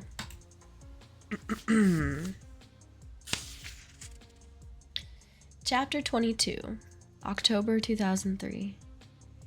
It has not stopped raining all evening, the dark gray clouds scudding across the city skyline until they're swallowed by night. The relentless downpour confines people to their homes, blanketing the streets so that all that is audible outside is the occasional swish of tires on a wet road, or the gurgle of swollen drains, or the brisk footsteps of someone trying to get home. There are no messages on her answering machine, no winking envelope suggesting a text message on her mobile. Her emails are confined to work, advertisements for generic Viagra, and one from her mother detailing the dog's further recovery from its hip replacement. Ellie sits cross-legged on the sofa, sipping her third glass of red wine and rereading the photocopies of the letters she has returned. It is 4 hours since she left Jennifer Sterling's apartment, but her mind is still humming. She sees the unknown Boot, reckless and heartbroken in Congo at a time when white Europeans were being slain. I read the reports of the murders, of a whole hotel of victims in Stanleyville, Jennifer had said, and I cried with fear. She pictures her walking into the post office week after week on a vain quest for a letter that never arrives. A tear plops onto her sleeve, and she sniffs as she wipes it away. Theirs, she thinks, was a love affair that meant something. He was a man who cracked himself open in front of the woman he loved. He sought to understand her and tried to protect her, even from herself. When he couldn't have her, he removed himself to the other side of the world, and quite likely sacrificed himself. And she mourned him for 40 years. What did Ellie have? Great sex, perhaps, once every 10 days, and a host of non-committal emails. She is 32 years old, her career is collapsing around her, her friends know she is heading full pelt down an emotional dead end. And every day it is getting harder to convince herself that this is a life she would have chosen. It's 9:15, she knows she couldn't drink anymore. She shouldn't drink anymore, but she feels angry, mournful, nihilistic. She pours another glass, cries, and rereads the last letter again. Like Jennifer, she now feels she knows these words by heart. They have an awful resonance. Being without you, thousands of miles from you, offers no relief at all. The fact that I am no longer tormented by your presence, or presented with daily evidence of my inability to have the one thing I truly desire, has not healed me. It has made things worse. My future feels like a bleak, empty road. She is half in love with this man herself. She pictures John, hears him saying the words, and alcohol makes the two blur into each other. How does one lift one's life out of the mundane and into something epic? Surely one should be brave enough to love. She pulls her mobile phone from her bag, something dark and bold creeping under her skin. She flips it open and sends a text, her fingers clumsy on the keys. Please call. Just once. Need to hear from you. She presses send, already knowing what a colossal error she has made. He'll be furious, or he won't respond. She's not sure which is worse. Ellie's head sinks into her hands, and she weeps for the unknown boot, for Jennifer, for chances missed and a life wasted. She cries for herself, because nobody will ever love her like he loved Jennifer. And because she suspects that she is spoiling what might have been a perfectly good, if ordinary, life. She cries because she is drunk and in her flat, and there are few advantages to living on your own except being able to sob uninhibitedly at will. She starts when she hears the door buzzer, lifting her head and remaining immobile until it sounds again. For a brief, insane moment, she wonders if it's John, in response to her message. Suddenly galvanized, she rushes to the hall mirror, wiping frantically at the red blotches on her face, and picks up the entry phone. Hello? Okay, smarty pants, how do you spell uninvited random caller? She blinks. Rory. Nope, that's not it. She bites her lip and leans against the wall. There's a brief silence. Are you busy? I was just passing. He sounds merry, exuberant. Okay, I was on the right tube line. Come up. She hangs up the phone and splashes her face with cold water, trying not to feel disappointed when it so obviously couldn't have been John. She hears him taking the steps two at a time, then pushing at the door she is left ajar. I've come to drag you out for a drink. Oh. He's eyeing the empty wine bottle, and then, for a fraction longer, her face. Ah, too late. She manages an unconvincing smile. It's not been a great evening. Ah. It's fine if you want to go. He's wearing a gray scarf. It looks like cashmere. She has never owned a cashmere jumper. How has she reached the age of 32 and never owned a cashmere jumper? Actually, I'm probably not great company right now. He takes another look at the wine bottle. Well, Hayworth, he says, unwinding the scarf from his neck. It's never stopped me before. How about I stick the kettle on? He makes tea, fumbling to locate tea bags, milk, spoons in her tiny kitchen.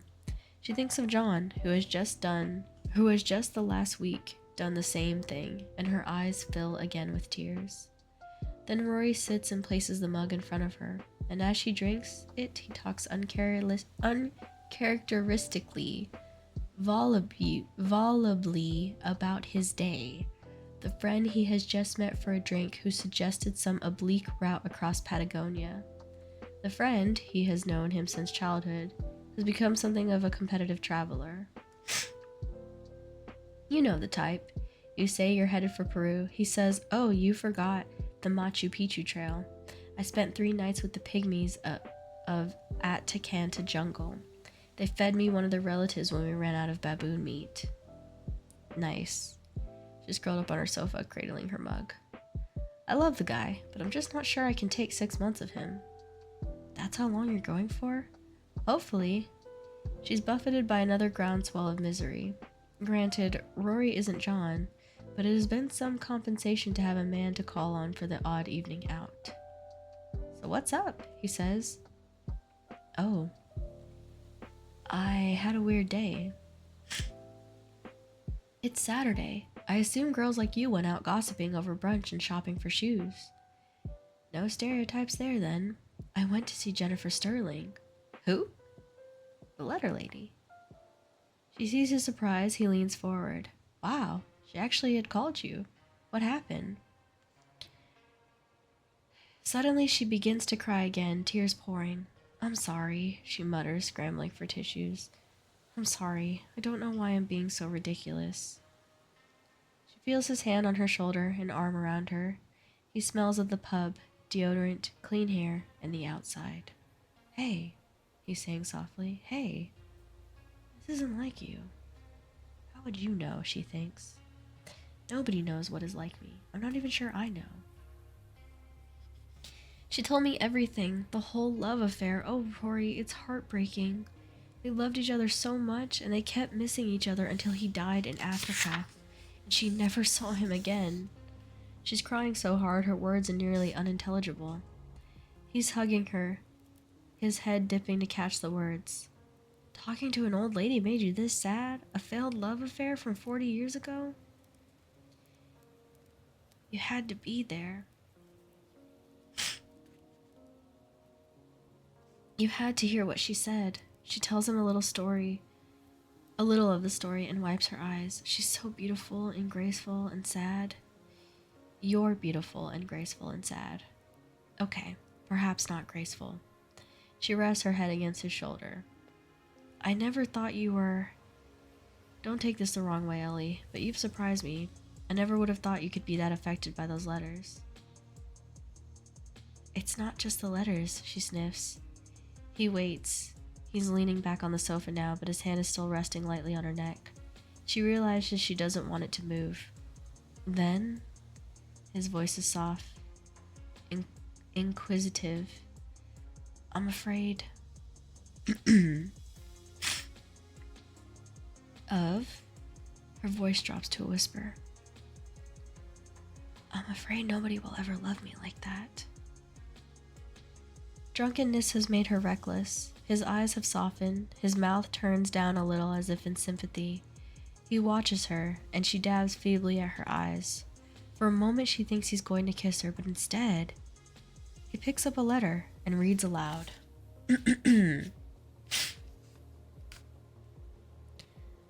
On my way home this evening, I got caught in a road that spilled out of a public house.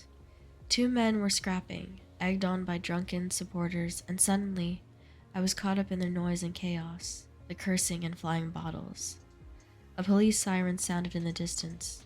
Men were flying off in all directions, cars screeching across the road to avoid the fight. Ooh. Hold on, guys. We'll come back to that.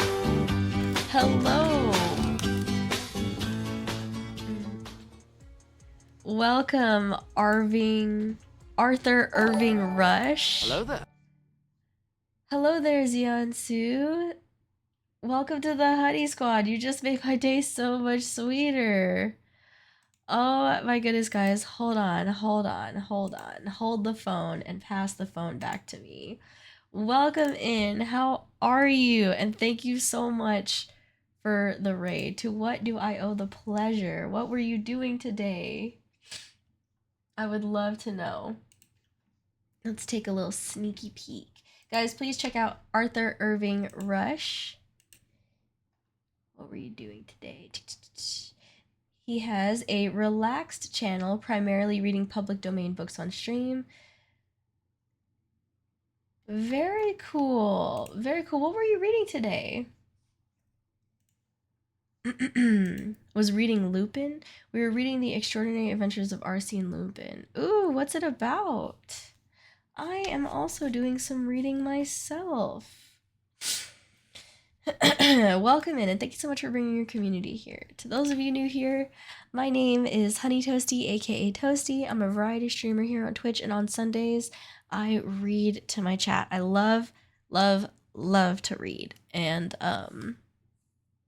I find that I don't always have enough time to do it these days, so I've started incorporating my love for reading and my love for being here with you guys on Sundays. So yeah, basically a criminal version of Sherlock Holmes. It's a lot of fun. Awesome. That is very cool.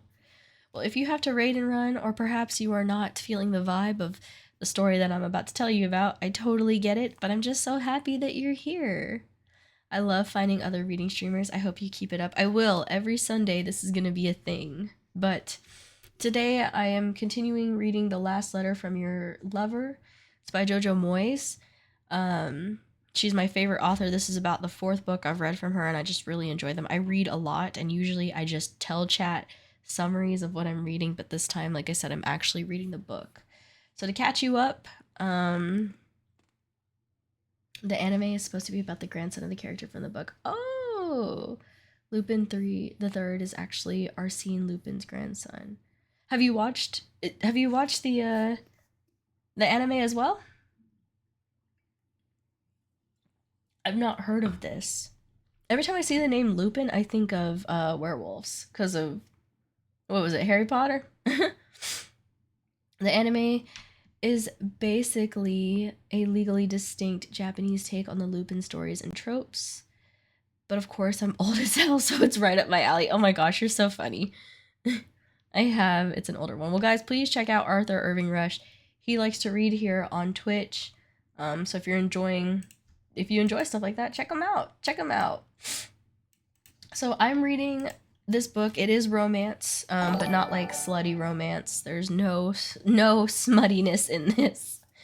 Welcome to the Honey Squad, Arthur Irving Rush. Arthur, you just made my day so much sweeter, and I'm so happy you're here.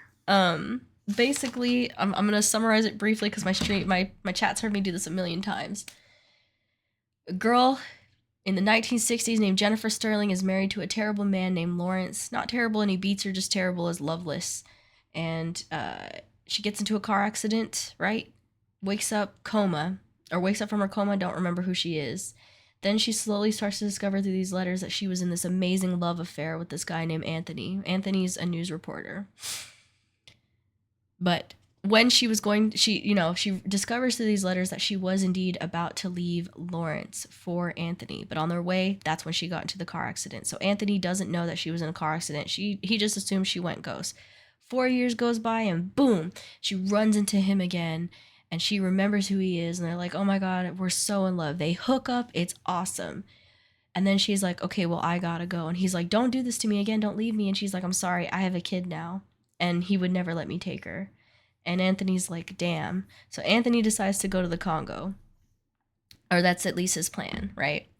And Jennifer is, so sad, whatever. Lawrence has a secretary. He dumps her. The secretary gives Jennifer these files of deaths that he's covering up from his company. And she's like, do with this what you will. And she's like, hey, Lawrence, I'm going to leave you. And I'm taking our daughter. And if you don't let me leave, I'm going to publish these. And she decides she's going to go be with Anthony. Well, at this point, Anthony's left to the Congo. Jennifer's distraught. She decides, I'm going to go to the Congo too. Her and Lawrence stay married in name. And they raise their daughter. But she goes to the Congo to try and find Anthony. Boom, she cannot. Fast forward. And she leaves messages for him at the news place saying, please come back to me, whatever. 40 years goes by. 40 years goes by. We don't know if she hears from it, but Ellie Hayworth is a journalist and is like, hey, I found these letters. I want to know what happens. Did these people ever hook up? Well, we find out most likely no. And she's talking to Rory, who's this guy that works at the same journalism place. And she's like, yeah, this is what's going on. I talked to Jennifer. And right now he's comforting her and he's reading her something. Also, Ellie is in a relationship with a married man. Another love affair. However, it is not like Jennifer and Anthony's. Jennifer and Anthony's was built on love and whatever. Hers is built on probably just sex. And we don't know if the wife is good to him or not. Okay, now that's where we're at. So right now, Rory is reading a letter to Jennifer because he's trying to comfort her. And I'm going to read it to you guys. So I read and then I don't really look at chat until I'm done with the chapter. But that was a very brief, all over the place kind of thing of where we're at. Ooh, coma, memory loss, romance, blackmail, like the sands of the hourglass. These the days of our lives. I've not heard of that. Welcome, Akemos Vindari. Welcome to the Honey Squad. You just made my day so much sweeter. And the married man just had a kid. The married man that she's with does have kids, but we don't know how old they are. But yes, she kind of just had a kid to some degree. Okay, here we go. We're in the middle of Rory comforting Ellie Hayworth, and he's reading this letter to her.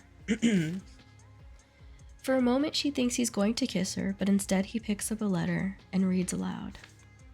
On my way home this evening, I got caught in a road that spilled out of a public house. 2 men were scrapping, egged on by drunken supporters, and suddenly I was caught up in their noise and chaos, the cursing and flying bottles.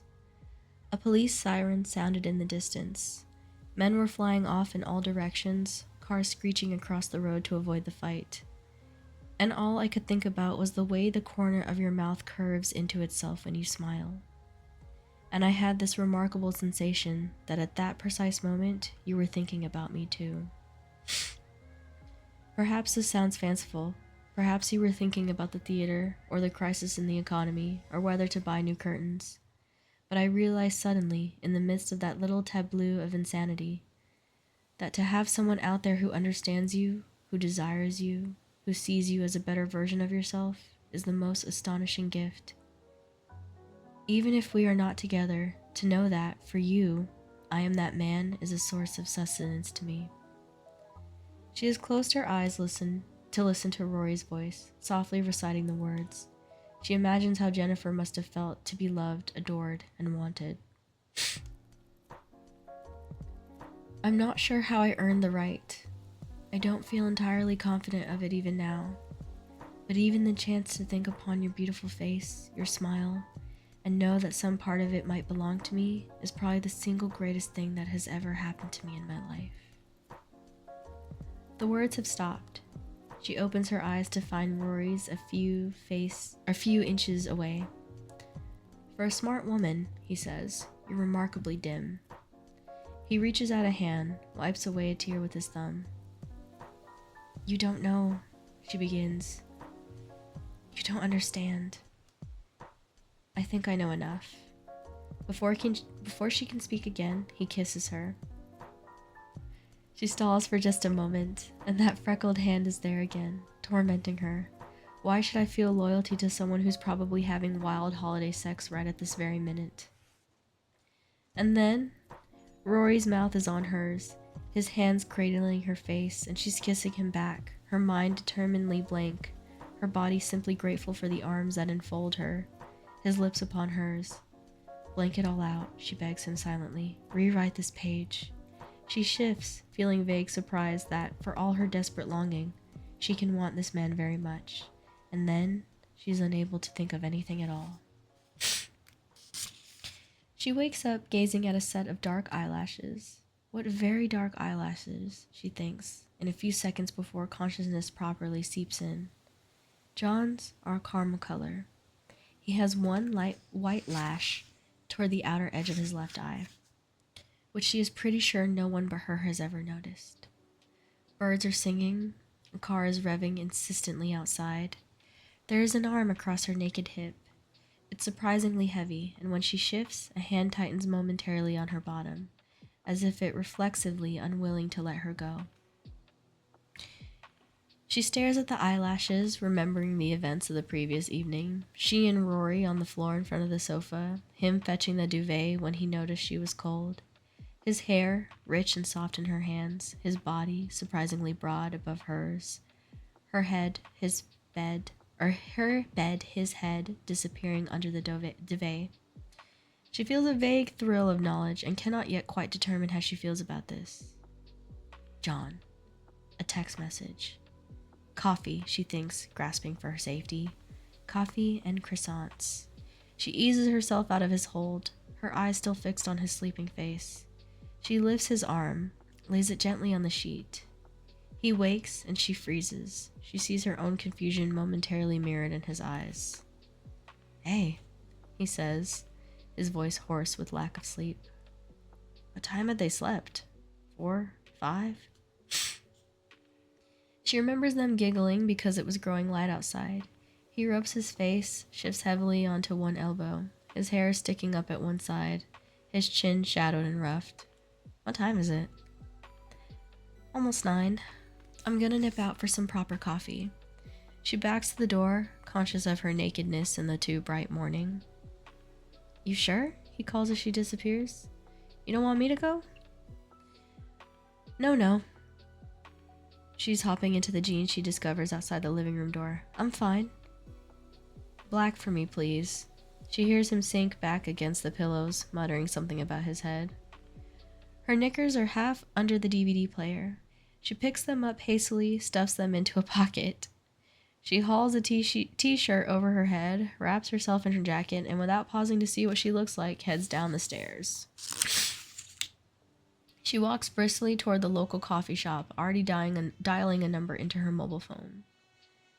Wake up. Pick up the phone. By now she's standing in the queue. Nikki picks up on the third ring. Ellie?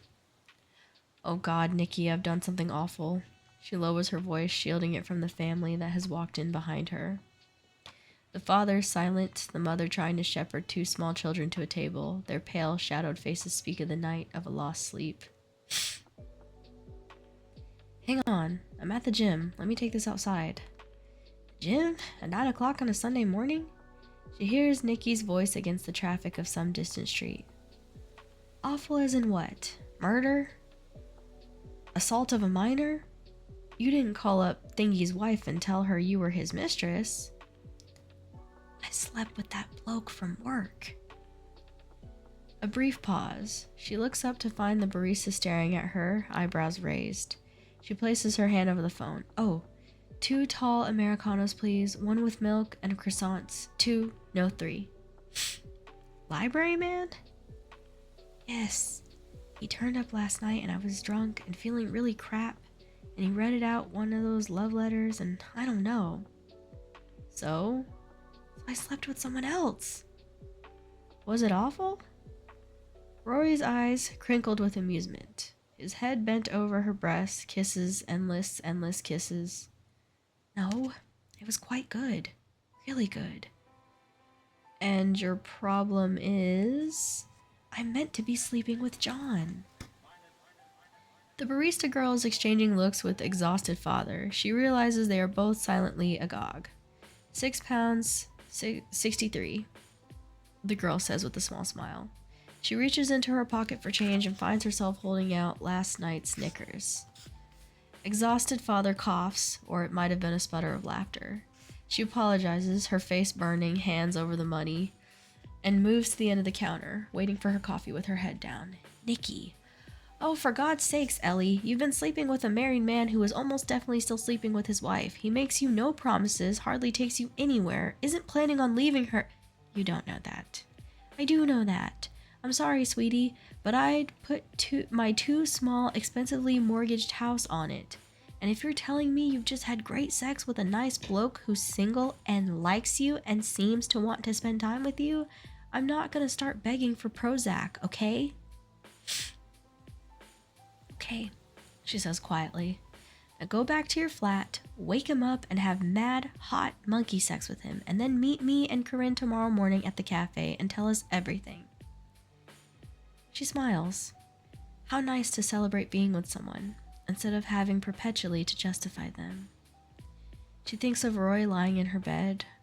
Rory, of the very long eyelashes and soft kisses. Would it be so very bad to spend the morning with him? She picks up the coffee and walks back to her flat, surprised by how quickly her legs are working. Don't move, she calls as she comes up the stairs, kicking off her shoes. I'm bringing you breakfast in bed. She dumps the coffee on the floor outside the bathroom and dives in, wipes the mascara from under her eyes, and splashes her face with cold water, then spritzes herself with perfume. As an afterthought, she flips the lid off the toothpaste and bites off a pea-sized lump, swilling it around her mouth. This is so you can no longer think of me as a heartless, selfish abuser of men, and also so you owe me coffee at work. I will, of course, return to my heartless, self-centered self tomorrow.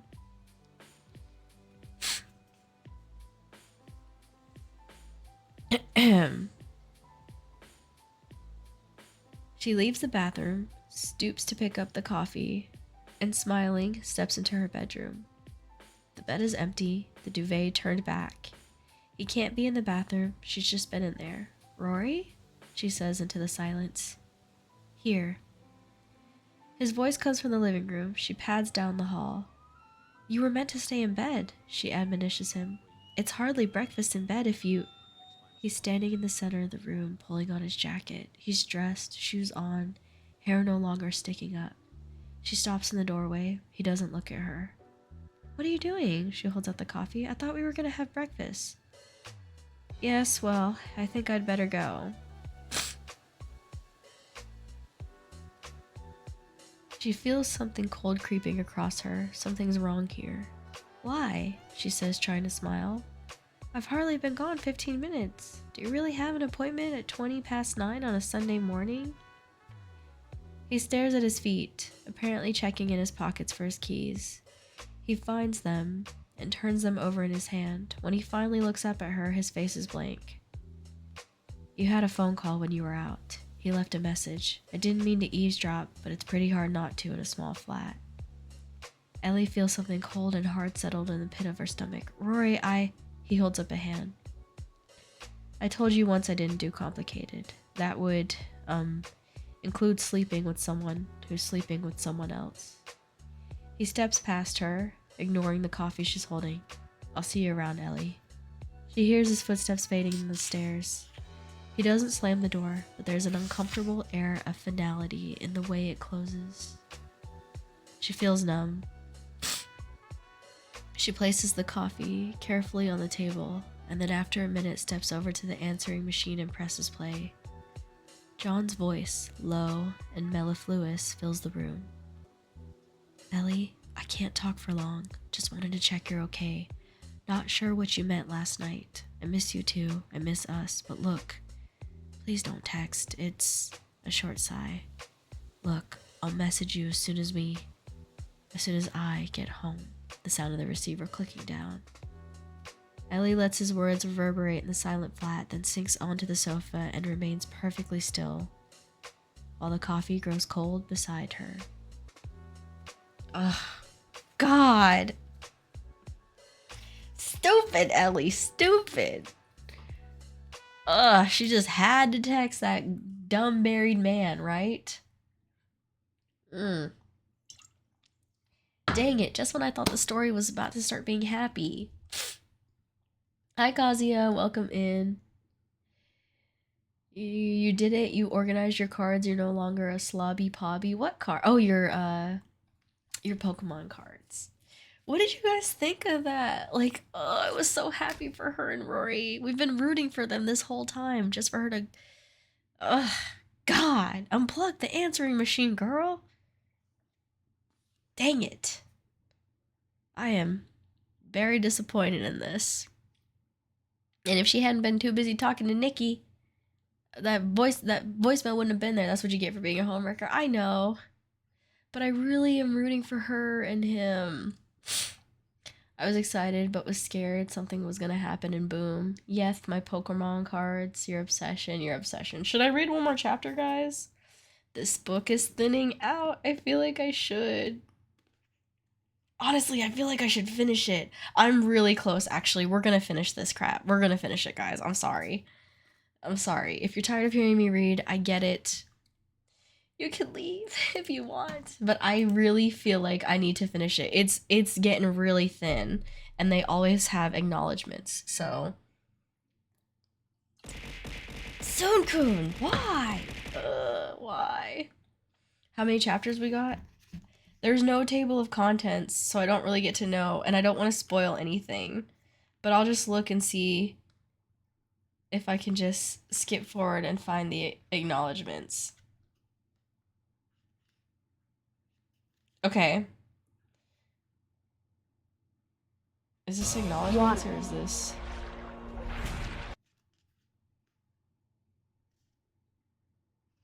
What is this?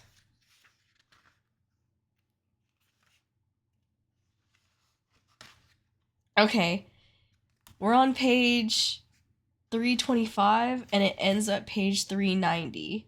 So at least that's what it looks like. So it looks like we're getting ready to get, like, we're near the end. We're just gonna read it, okay? I don't care how much there is. Do I need to write more stuff for you to read? Actually, I would absolutely read your stuff. Push on. That's the spirit, Arthur. Make it last all year. I can't. But I do have another book already in the queue. I have a bunch of books in the queue. I have one more Bridgerton book and then another like really sad love story. Well, technically it's 2 Bridgerton books and one big one. But I don't think I can read Bridgerton books on here because they get a little slutty sometimes. But not like graphic. I've decided to just hoard 151 and Ascended Heroes. Oh, of the Pokemon cards? Alright, girl, go off. I would love to read more of your stuff though, Soon-kun. I loved reading your story with the typewriter. Let me drink this. Alright, we're gonna push it. Push more. You want to hear more of that story from yours? Definitely continue. It would be unfortunate to end on such poor choices. Right? Like, it's so little left. Like, I really feel like I could finish this, and I'm gonna. I believe we have what it takes, y'all. All right. Here we go.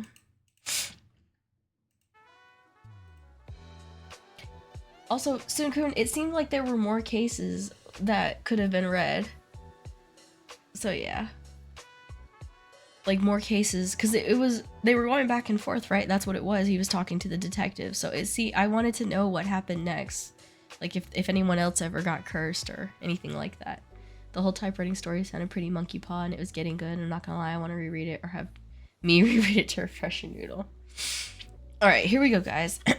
Chapter 23. FAO Philip O'Hare at the times.co.uk from Ellie Hayworth at the nation.co.uk. Excuse me for contacting you like this, but I'm hoping that as a fellow journalist you will understand. I'm trying to trace an Anthony O'Hare who I guess would be the same age as your father, and in a Times column of last May you happened to mention that you had a father of the same name. This Anthony O'Hare would have spent some time in London during the early 1960s and a lot of time abroad, especially in Central Africa, where he may have died. I know very little about him other than he had a son with the same name as you. If you or he, or know what became of him, would you please email me? There is a mutual acquaintance who knew him many years ago and would dearly like to find out what became of him. I appreciate this is a long shot, as it is not an uncommon name, but I need all the help I can get. All best, Ellie Hayworth. The new building is set in a part of the city Ellie has not seen since it was a random collection of shabby warehouses, strung together with unlovely takeaway shops she would have starved rather than eaten from. Everything that was in that square mile has been razed, swept away, the congested streets replaced with vast, immaculately clad squares, metal bollards, the odd gleaming office block, many still bearing the scaffold calls of their nascents. They are there for an organized tour to familiarize themselves with their new desks and the new computers and telephone systems before Monday's final move. Ellie follows the features party through the various departments while the young man with the clipboard and a badge-marked transfer coordinator tells them about production areas, information hubs, and laboratories. As each new space is explained to them, Ellie watches the varying responses of her team, the excitement of some of the younger ones who like the sleek, modernistic lines of the office. Melissa, who has clearly been there several times before, interjects occasionally with information she feels the man has left out. There's nowhere to hide, jokes Rupert as he surveys the vast, clutter-free space. She can hear the ring of truth in it. Melissa's office, on the southeastern corner, is entirely glass and overlooks the whole features hub. Nobody else in the department has their own office, a decision that has apparently rankled several of her colleagues. And this is where you'll be sitting. All the writers are on one desk, a huge oval shape, the center spewing wires that lead umbilically to a series of flat-screen computer monitors. Who's where? Says one of the columnists. Melissa consults her list. I've been working on this. Some of it's still fluid, but Rupert, you're here. Ariana, there. Tim by the chair, there. Edwina, she points at a space. It reminds Ellie of netball at school. the relief when one was picked from the throng and allotted to the one team or the other. Except nearly all the seats are taken, and she is still standing. Melissa? She ventures. Where am I supposed to be sitting? Melissa glances at another desk. A few people will have to hot desk. It doesn't make sense for everyone to be allocated a workstation full time. She doesn't look at Ellie as she speaks. Ellie feels her toes clenching in her shoes. Are you saying I don't get my own desk? No, I'm saying some people will share a workstation. But I'm in every day. I don't understand how that will work. She should take Melissa to one side, ask her in a private why Ariana, who has been there barely a month, should get a desk over her. She should expel the slight anguish from her voice. She should shut up. I don't understand why I'm the only feature writer not to... As I said, Ellie, things are very fluid still. There will always be a seat for you to work from, right? Let's go on to news. They'll be moving, of course, on the same day that we do. And the conversation is closed. Ellie sees that her stock has fallen far lower than she had thought. She catches Ariana's eyes, sees the girl look away quickly, and pretends to check her phone for more non-existent messages. The library is no longer below ground. The new Information Resource Center is 2 floors up, set in an atrium around a collection of oversized and suspiciously exotic potted plants. There is an island in the middle, behind which she recognizes the grumpy chief librarian, who is talking quietly with a much younger man. She stares at the shelves, which are neatly divided into digital and hard copy areas. All the signage in the new offices is in lowercase, which she suspects has given the chief sub-editor an ulcer. It couldn't be more different from the dusty confines of the old archive, with its musty newspaper smell and blind corners. And she suddenly feels nostalgic. She's not entirely sure why she has come here, except that she feels a magnetic pull to Rory, perhaps to find out if she's at least partly forgiven, or to talk to him about Melissa's desk decision. He is, she realizes, one of the few people she can discuss this with. The librarian spots her. Sorry, she says, holding up a hand. Just looking around. If you want Rory, he says, he's at the old building. His voice is not unfriendly. Thank you, she says, trying to convey something of an apology. It seems important not to alienate anybody else. It looks great. You've done an amazing job. Nearly finished, he says and smiles. He looks younger when he smiles, less careworn. In his face, she can see something she has never noticed before. Relief, but also kindness. How wrong you can get people, she thinks. Can I help you with anything? No, he smiles again. Like I said, he's at the old building. Thank you. I'll leave you to it. I can see you're busy. She walks to a table, picks up a photocopied guide to using the library, and, folding it carefully, puts it into her bag as she leaves. She sits at her soon-to-be defunct desk all afternoon, typing Anthony O'Hare's name repeatedly into a search engine. She has done this numerous times, and each time she is astonished by the sheer number of Anthony O'Hares that exist or have existed in the world. There are teenage Anthony O'Hares on networking sites, long-dead Anthony O'Hares buried in Pennsylvanian graveyards, their lives pored over by amateur genealogists. One is a physicist working in South Africa, another a self-published writer of fantasy fiction, a third the victim of an attack in a pub in Swansea. She pores over each man, checking age and identity, just in case. Her phone chimes, which tells her of a message. She sees John's name and confusingly feels fleeting disappointment that it isn't Rory. Meeting. Melissa's secretary is staying at her desk.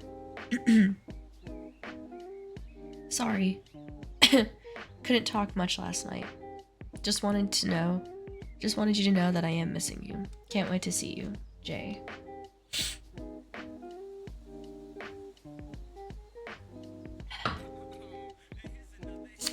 Yes, sorry, she says. The secretary is still beside her. Sorry, just coming. She reads it again, picking apart each sentence just to make sure that for once she's not pitching a mountain of an unspoken meaning onto a molehill. But there it is. Just wanted you to know I am missing you. She gathers up her papers and, cheeks aflame, enters the office just in front of Rupert. It's important to not be the last in. She doesn't want to be the only writer without a seat in Melissa's office as well as outside it. She sits in silence while the following day's features are dissected, their progress considered. The humiliations of that morning have receded. Even Ariana's having bagged an interview with a notoriously reclusive actress doesn't faze her. Her mind hums with the words that have fallen unexpectedly into her lap. Just wanted you to know I'm missing you. What does this mean? She hardly dares hope that what she has wished for may have come true. The suntan wife in a bikini has effectively vanished. The phantom freckled hand with its massaging fingers is now replaced by knuckles, whitened with frustration. She now pictures John and his wife arguing their way through a holiday they have privately billed as a last-ditch attempt to save their marriage. She sees him exhausted, furious, secretly pleased to get her message even as he has to warn her against sending another. Don't get your hopes up, she warns herself. This might be a little Philip. Everyone's sick of their partner by the end of a holiday. Perhaps he just wants to ensure he still has her loyalty. But even as she counsels herself, she knows which version she wants to believe. And Ellie, the love letters? Oh, Christ. She shuffles the papers onto her lap, adopts a confident tone. Well, I've got a lot more information. I met the woman. There's definitely enough for a story. Good. Melissa's eyebrows lift elegantly, as if Ellie surprised her. But, Ellie swallows. I'm not sure how much we should use. It does seem a bit sensitive. Are they both alive? No, he's dead, or she believes he is. Then change the woman's name. I don't see the problem. You're using letters that she'd presumably forgotten. Oh, I don't think she had. Ellie tries to pick her words carefully. Fact, she seems to remember an awful lot about them. I was thinking it would be better if I used them as a peg to examine the language of love. You know, how love letters have changed over the years. Without including the actual letters. Yes. As she answers, Ellie feels hugely relieved. She doesn't want Jennifer's letters made public. She sees her now perched on her sofa, her face alive as she tells the story as she has kept to herself for decades. She doesn't want to add to her sense of loss. I mean, maybe I could find some other examples. By Tuesday. Well, there must be books, compilations. You want us to publish already published material? The room has fallen silent around them. It is as if she and Melissa Buckingham exist in a toxic bubble. She is conscious that nothing she does will satisfy this woman anymore. You've been working on this for the time it takes most writers to knock out 3 2,000-word features. Melissa taps the end of her pen on her desk. Just write the piece, Ellie. Her voice is icily weary. Just write it up, keep it anonymous, and your contact will probably never know whose letters you're discussing. And I'm assuming, given the sheer amount of time you've spent on this, that it's going to be something extraordinary. Her smile, bestowed on the rest of the room, is glittering. Right, let's move on. I haven't had a list from Health. Has anyone got one? Welcome to the Honey Squad, Tajai 96. Thank you for the follow. She sees him as she's leaving the building. He shares a joke with Ronald, the security guard, treads lightly down the steps, and walks away. It's raining, and he carries a small backpack, his head down against the cold. Hey, she jogs until she's beside him.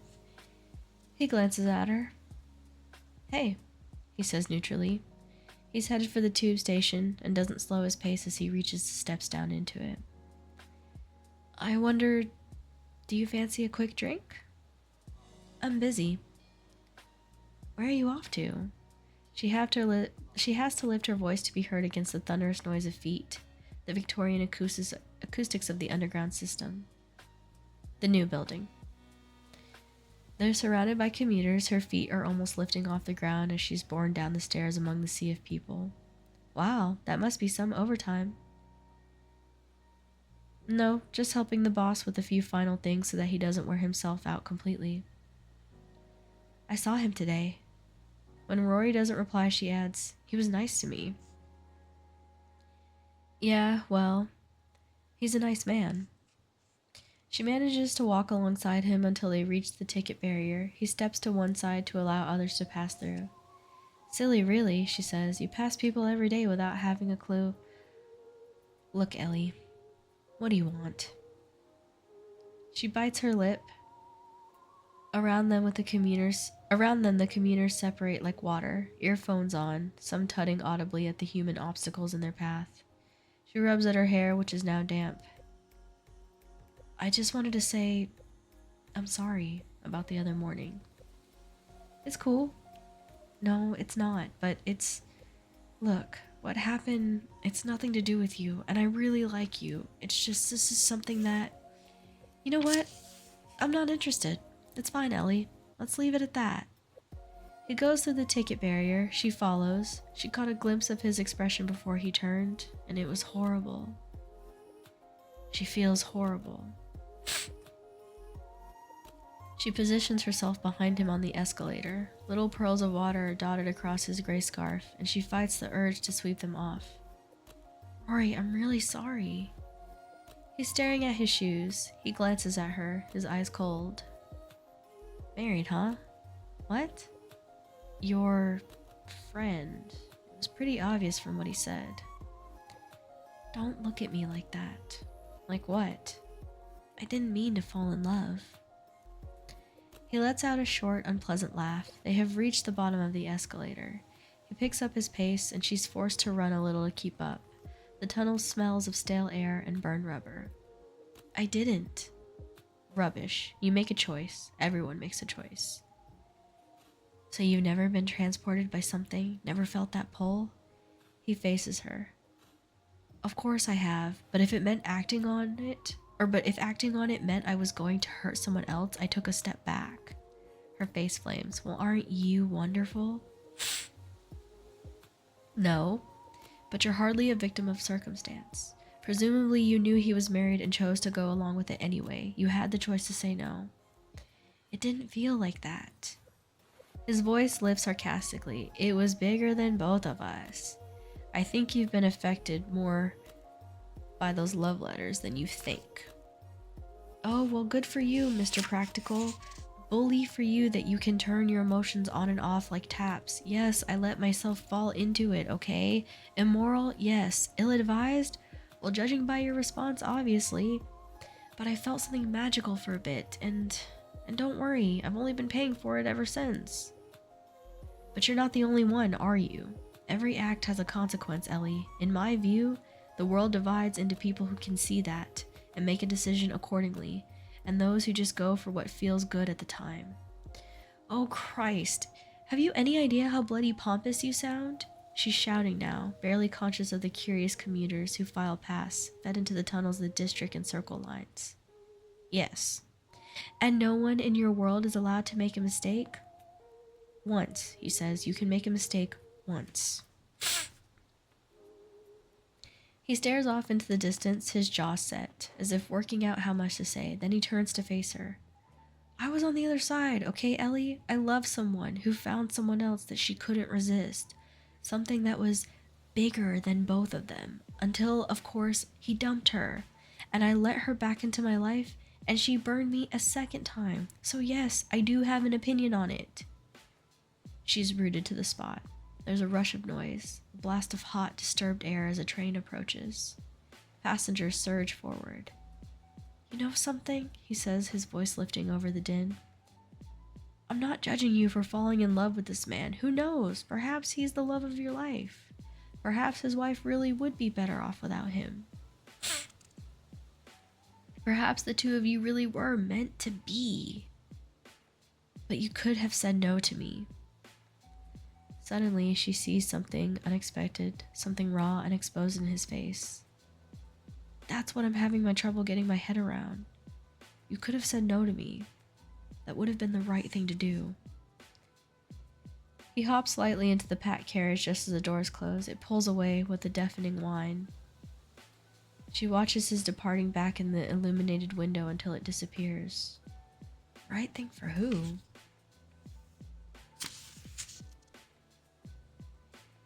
Hey babe, thought of you all weekend. How is uni? Barry says all birds who go to uni eventually find someone else, but I told him he was talking out of his backside. He's just jealous. He went out with that girl from the estate agents on Tuesday, and she blew him out after the main course. Just said she was going to the ladies and went. He said he sat there 20 minutes before he realized. We were all killing ourselves down at the Feathers. Wish you were here, babe. Night seems long without you. Write to me soon. Clive. Ellie sits in the middle of her bed, a dusty cardboard box on her lap, the correspondence of the teenage years spread out around her. She is in bed at 9:30, trying desperately to think of some way of salvaging the love letters features for Melissa without exposing Jennifer to public view. She thinks of Clive, her first love, a tree surgeon's son who had gone to the same secondary school. They had agonized over whether they should go to university, sworn that it wouldn't affect their relationship. They lasted about 3 months after she went to Bristol. She remembers how the appearance of his battered Mini in the car park outside her halls of residence morphed frighteningly, swiftly from being glorious.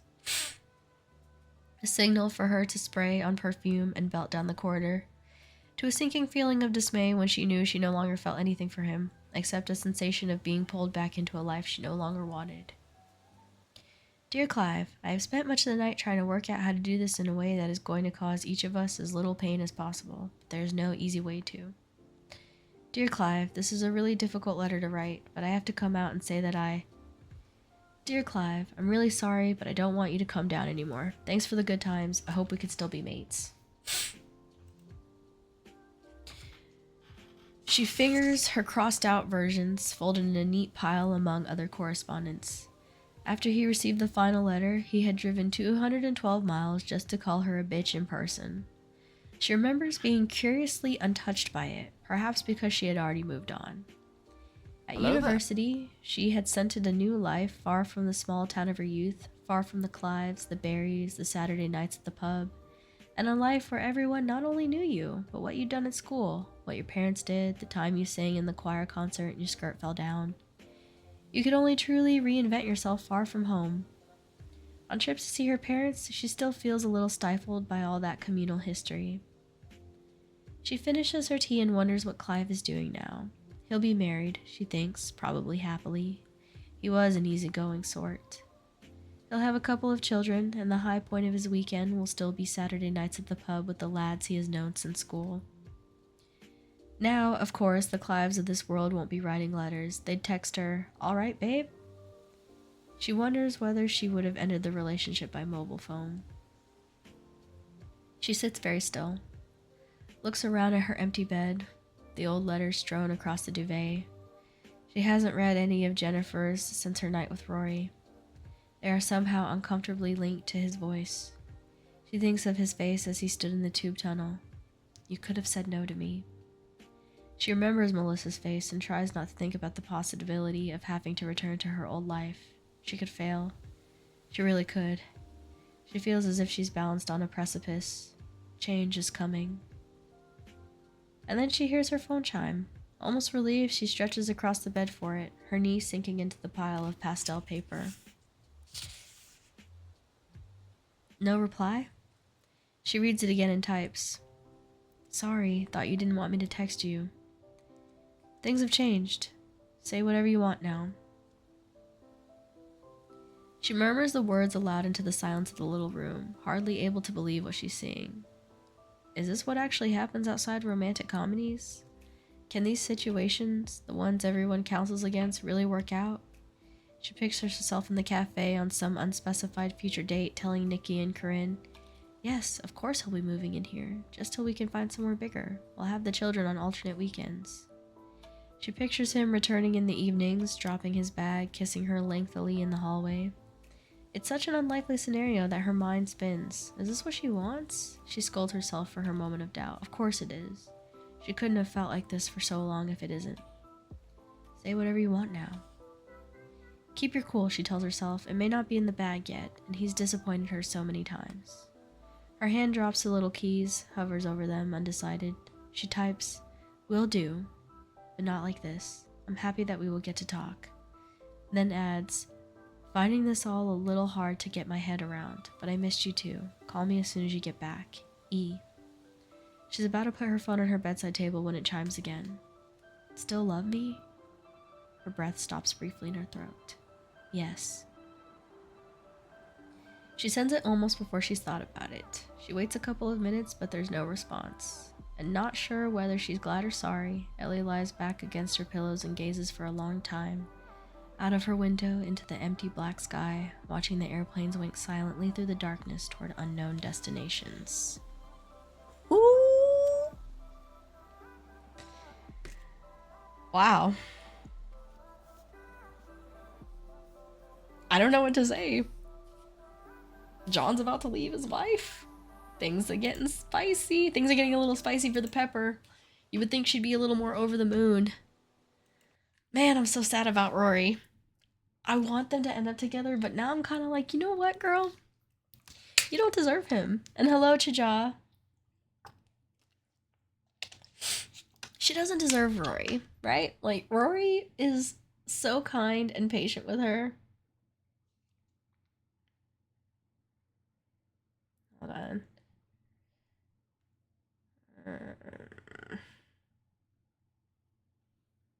Rory was hurt. I just don't think she deserves him anymore. Like, I don't want them to get together. You can't have your cake and eat it too. No. She needs to lay in her bed. Can you imagine being John and then, like, your marriage is ending, right? And now this girl don't even want you? I mean, that's what he gets. That's what should happen. But, like, she doesn't deserve Rory. She doesn't deserve Rory at all, and I will be upset if they get together. I'm just saying. Hi, Chaja. We are reading, I'm trying to finish up the last letter from your lover. I think I got about, like, 60-ish pages or so left, so we're gonna plow through it. So here we go. Chapter 24. Rory feels a hand on his shoulder and pulls out one of his earphones. T. He nods, turns off the music, and shoves his MP3 player into his pocket. The lorries have finished now. Only the newspaper's own small delivery vans remain, scurrying backward and forward with forgotten boxes, small loads of things vital to the newspaper's survival. It's Thursday. On Sunday, the last of the boxes will have been packed away, the last mugs and teacups transported. On Monday, the nation will start its new life in its new offices, and this building will be stripped for demolition. This time next year, some shimmering glass and metal construction will be in its place. Rory takes a seat at the back of the van beside his boss, who is contemplating the old marble frontage of the building. The metal insignia of the newspaper. A carrier pigeon is being dismantled from its plinth at the top of the steps. Strange sight, isn't it? Rory blows on his tea. A bit weird for you after all this time. Not really. Everything comes to an end eventually. There's a bit of me that's quite looking forward to something different. Rory takes a sip. It's a strange thing to spend your days among other people's stories. I feel as if my own has been on hold. It's like hearing a picture speak, so unlikely, so utterly compelling. Rory puts down his tea and listens. Not tempted to write something yourself? No. His boss's tone is dismissive. I'm not a writer. What will you do? I don't know. Travel, perhaps. Maybe I'll go backpacking like you. They both smile. They have worked together in near silence for months, rarely mentioning anything beyond the practical needs of the day. Now the fast approaching end of their task has made them garrulous. My son thinks I should. He can't hide the surprise in his voice. I didn't know you had a son. And a daughter-in-law, and 3 very badly behaved grandchildren. Rory finds himself having to reassess his boss. He's one of those people who gives off a solitary air, and it's an effort to reposition him in his imagination as a family man. And your wife? She died a long time ago. He says it without discomfort, but Rory still feels awkward, as if he has overstepped some mark. If Ellie was here, Rory thinks, she'd ask him straight out what happened to her. If Ellie was here, Rory would have slunk off into a distant part of the library rather than talk to her. He dismisses her. He won't think about her. He won't think about her hair, her laughter, the way she frowns when she's concentrating.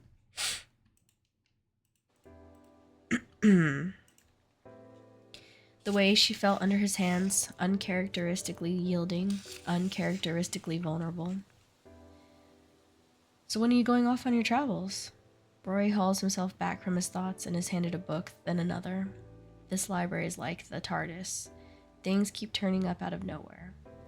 Gave notice yesterday, just got to look up the flights. Will you miss your girl? She's not my girl. Just doing a good impression, eh? I thought you liked her. I did. I thought you two had a kind of shorthand. Me too. So what's the problem? She's more complicated than she looks. The older man smiles wryly. I've never met a woman who wasn't. Yes, well, I don't like complications. There's no such thing as a life free of complications, Rory. We all end up making compromises in the end. Not me. The librarian raises an eyebrow. There's a small smile on his face. What? Rory says. What? You're not going to give me some Walton's family lecture about missed opportunities and how you wish you'd done things differently, are you? His voice is louder, snappier than intended, but he can't help himself. He starts to move boxes from one side of the van to the other. It would have been pointless anyway. I'm going away. I don't need complications. No. Rory shoots him a sideways look, registers the creeping smile. Don't go getting sentimental on me now. I need to remember you as a miserable old bugger. The miserable old bugger chuckles. I wouldn't dare. Come on, let's go and do a last check of the microfiche area and load up the tea stuff. Then I'll buy you lunch, and then you can tell me all about what happened between you and this girl you patently couldn't care less about. The pavement outside Jennifer Sterling's block is bleached a barnacle gray under the winter sun. A street sweeper is working his way along the curb, deftly picking up pieces of rubbish with a pair of pincers. Ellie wonders when she last saw a street sweeper in her part of London. Perhaps it's considered too Sisyphean a task. Her high street is a riot of takeaways and cheap bakeries, the red and white striped paper bags floating merrily around the neighborhood, telling of yet another lunchtime orgy of saturated fat and sugar. It's Ellie? Ellie Hayworth, she shouts into the entry phone when Jennifer answers. I left you a message. I hope it's okay if I... Ellie, her voice is welcoming. I was just coming down. As the lift makes its unhurried way down the stories, she thinks about Melissa. Unable to sleep, Ellie had arrived at the Nation's offices shortly after 7:30. She needed to work out how to salvage the love letters feature. Rereading Clive's communications to her has made her realize there's no way she can return to her old life. She'll make this feature work. She'll get the rest of the information from Jennifer Sterling and somehow turn it around. She's her old self, focused, determined. It helps her not to think about how utterly confusing her personal life has become. She had been shocked to discover Melissa already in the office. Features was otherwise empty, but for a silent cleaner, listlessly pushing a vacuum cleaner between the remaining desks, and Melissa's door was propped open. I know, Poppet, but Nina's going to take you. She had lifted a hand to her hair and was twisting a shining strand relentlessly. The hair wove through her slim fingers, illuminated by the low winter sun, pulled, twisted, released. No, I told you on Sunday night, do you remember? Nina's going to take you there and pick you up afterward. I know, but Mummy has to go to work. You know I have to work, sweetie. She sat down, briefly rested her head in her hands so that Ellie struggled to hear. I know, and I will come to the next one. But do you remember I told you we were moving our offices, and it's very important, and Mummy can't... There was a long silence. Daisy, darling, can you put Nina on? I know, just put Nina on for a minute. Yes, I'll speak to you afterward, just put... She glanced up, saw Ellie outside the office. Ellie turned away quickly, embarrassed to have been caught eavesdropping, and picked up her own phone as if involved in some equally important phone call. When she looked up again, Melissa's office door was closed. It was hard to tell from that distance, but she might have been crying. Well, this is a nice surprise. Jennifer Sterling is wearing a crisp linen shirt and a pair of indigo jeans. I want to wear jeans when I'm 60-something, Ellie thinks. You said I could come back. You certainly can. I must admit, it was a guilty pleasure unburdening myself last week. You remind me a little of my daughter, too, which is a rather treat for me. I do miss having her around. Ellie feels a ridiculous thrill of pleasure at being compared with the Calvin Klein woman in the photograph. She tries not to think about why she's there. As long as I'm not bothering you. Not at all. As long as you're not horribly bored by the ramblings of an old woman. I was going for a walk on Primrose Hill. Care to join me? They walk, talk a little about the area, the places each has lived, Ellie's shoes, which Mrs. Sterling professes to admire. My feet are awful, she says. When I was your age, we used to cram them into high heels every day. Your generation must be so much more comfortable. Yes, but my generation never looked like you did. She's thinking of the picture of Jennifer as a new mother, the makeup and perfect hair. Oh, we didn't really have a choice. It was a terrible tyranny. My husband wouldn't let me have my picture taken unless I was shipshape. She seems lighter today, less bowed by the dredging of memories. She walks briskly, like someone much younger, and occasionally Ellie has to jog a little to keep up. I'll tell you something. A few weeks ago I went to the station to get a newspaper, and a girl was standing there in what were plainly her pajama bottoms and those enormous sheepskin boots. What do you call them? Uggs? Jennifer's voice is merry. That's it. Atrocious looking things. And I watched her buy a pint of milk, her hair standing up at the back, and I was so horribly envious of her freedom. I stood there, staring at her like an absolute madwoman. She laughs at the memory. Danushka, who runs the kiosk, asked me what on earth the poor girl had done to me. I suppose, looking back, it was a terribly hemmed-in existence. Can I ask you something? Jennifer's mouth lifts slightly at the corners. I suspect you're going to. Do you ever feel bad about what happened? Having an affair, I mean? Are you asking if I regret hurting my husband? I suppose so. And is this curiosity or absolution? I don't know. Probably both. Ellie chews a fingernail. I think my John may be about to leave his wife. There is a short silence. They are at the gates of Primrose Hill, and Jennifer stops there. Children? Ellie does not look up. Yes. That's a great responsibility. I know. And you're a little frightened. Ellie finds the words she hasn't been able to say to anyone else. I'd like to be sure I'm doing the right thing, that it's going to be worth all the pain I'm about to cause. What is it about the woman that makes it impossible to keep back any truth? She feels Jennifer's eyes on her and wants indeed to be absolved. She remembers Boots' words, "You make me want to be a better man." She wants to be a better person. She doesn't want to be walking here with half her mind wondering which bits of this conversation she's likely to plunder and publish in a newspaper. Years of listening to other people's problems seem to have given Jennifer an air of wise neutrality. When she speaks, finally, Ellie senses she has chosen her words carefully. I'm sure you'll work it out between you two. You just need to talk honestly, painfully honestly, and you may not always get the answers you want. That was the thing I was reminded of when I reread Anthony's letters after you left last week. There were no games. I never met anyone, before or afterward, that I could be so quite honest with. She sighs, beckons Ellie through the gates. They begin to walk up the path that will lead them to the top of the hill. But there is no absolution for people like us, Ellie. You may well find that guilt plays a much larger part in your future life than you would like. They say passion burns for a reason, and when it comes to affairs, it's not only the protagonists who are hurt.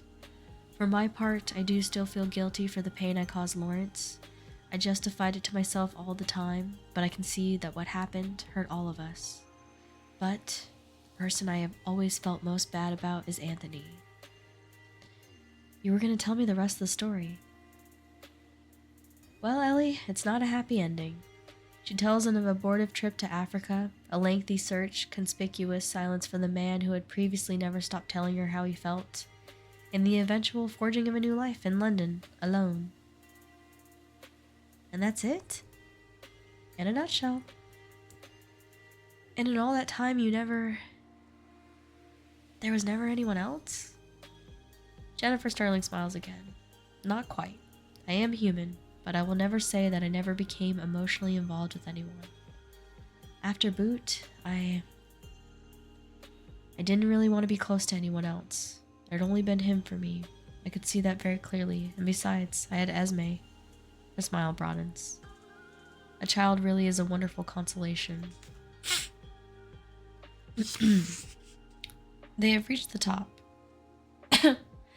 The whole north of London stretches beneath them. They breathe deeply, scanning the distant skyline, hearing the traffic, the cries of dog walkers and errant children recede beneath them. Can I ask why you kept the P.O. box open for so long? Jennifer leans against the cast iron bench, thinks before replying.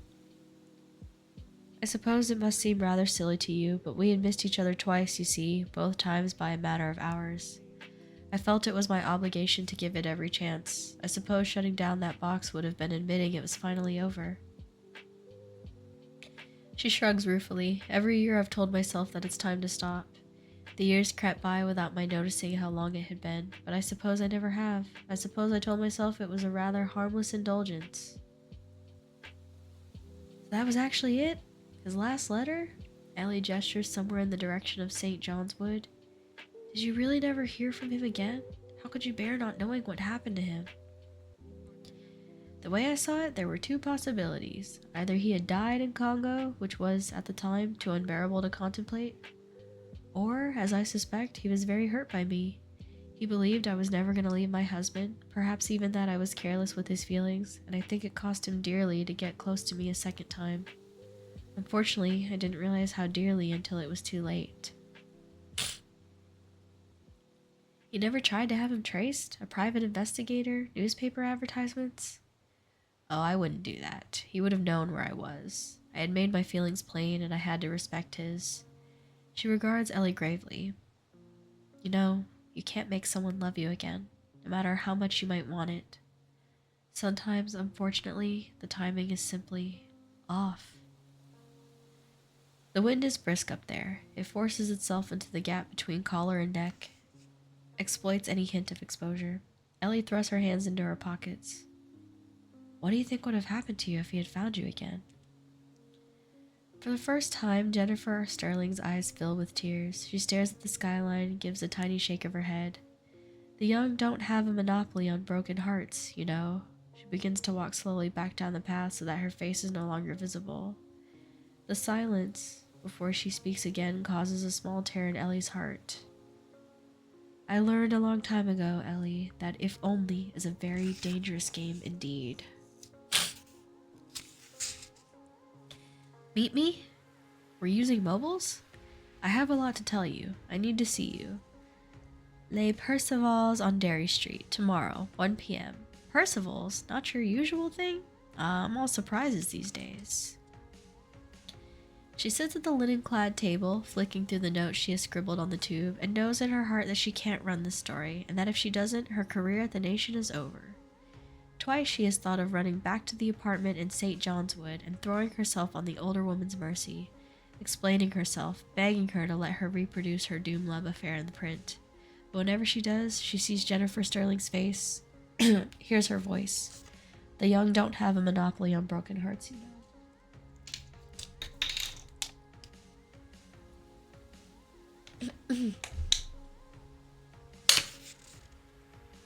She stares at the glossy olives in the white ceramic dish on the table. She has no appetite. If she doesn't write the story, Melissa will move her.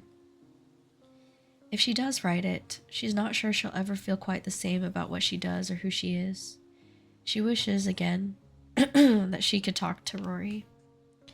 He would know what she would do, or what she should do. She has an uncomfortable feeling that it might not be what she wants to do, but he knows he would be right. Her thoughts chase each other in circles, argument and counter-argument. Jennifer Sterling probably doesn't even read The Nation. She might never know what you did. Melissa is looking for an excuse to elbow you out. You really don't have a choice. And then Roy's voice, sardonic. Are you kidding me? Her stomach tightens. She can't remember the last time it wasn't tied in knots. A thought occurs. Surely if she can find out what happened to Anthony O'Hare, Jennifer will have to forgive her. She might be upset for a while, but surely, ultimately, she will see that Ellie has given her a gift. The answer has dropped into her lap. She'll find him. If it takes her 10 years, she'll find out what happened to him. It's the flimsiest of straws, but it makes her feel a little bit better. 5 minutes away. Are you there? Jay. Yes. Table on ground floor. Chilled glass waiting. E. She lifts a hand unconsciously to her hair. She still hasn't been able to work out why John doesn't want to go straight to her flat.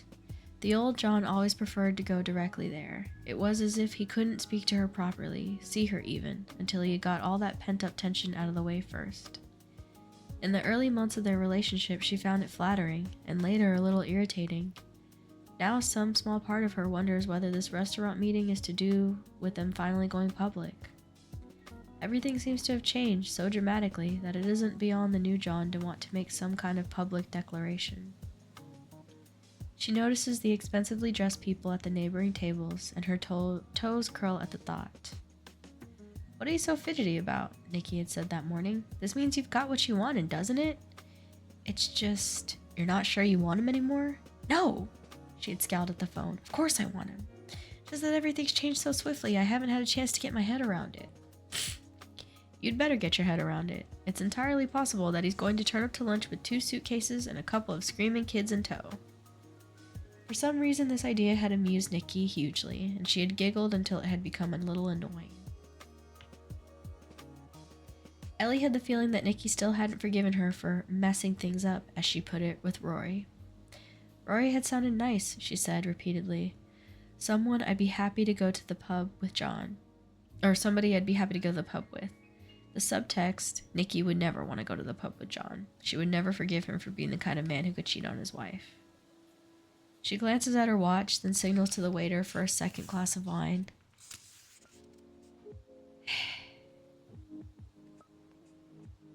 He's now 20 minutes late. On any other occasion, she would have been mutely furious, but she's so nervous now that a small part of her wonders whether she might throw up at the mere sight of him. Yes, that's always a good welcome. And then she glances up to find a woman standing at the other side of her table. Ellie's first thought is that she's a waitress, and then she wonders why she isn't holding the glass of wine. Then she realizes that not only is the woman wearing a navy coat rather than a waitress's uniform, but she's staring at her a little too intently, like someone about to start singing to themselves on the bus. Hello, Ellie. Ellie blinks. I'm sorry, she says after her mind has flicked through a mental Rolodex of recent contacts and turned up nothing. Do we know each other? Oh, I think so. I'm Jessica. Jessica. Her mind is blank. Nicely cut hair, good legs, perhaps a little tired. Suntan. And then it explodes onto her consciousness. Jessica. Jess. The woman registers her shock. Yes, I thought you might recognize my name. You probably didn't want to put a face to it, did you? Didn't want to think too much about me. I suppose John's having a wife was a bit of an inconvenience to you. Ellie can't speak. She's dimly aware of the other diners as they glance her way, having picked up some strange vibration emanating from table 15. Jessica Armour is going through text messages on a familiar mobile phone. Her voice lifts a little as she reads them out. Feeling very wicked today. Get away. Don't care how you do it, but get away. We'll make it worth your while. And here's a good one. Should be writing up interview with MP's wife, but mine keeps drifting back to last Tuesday. Bad boy. Oh, and my personal favorite. Have been to Agent Provocateur. Photo attached. When she looks at Ellie, again, her voice is shaking with barely suppressed rage. It's pretty hard to compete with that when you're nursing 2 sick children and coping with the builders, but yes, Tuesday the 12th. I do remember that day. He brought me a bunch of flowers to apologize for being so late. Ellie's mouth has opened but no words come out. Her skin is prickling.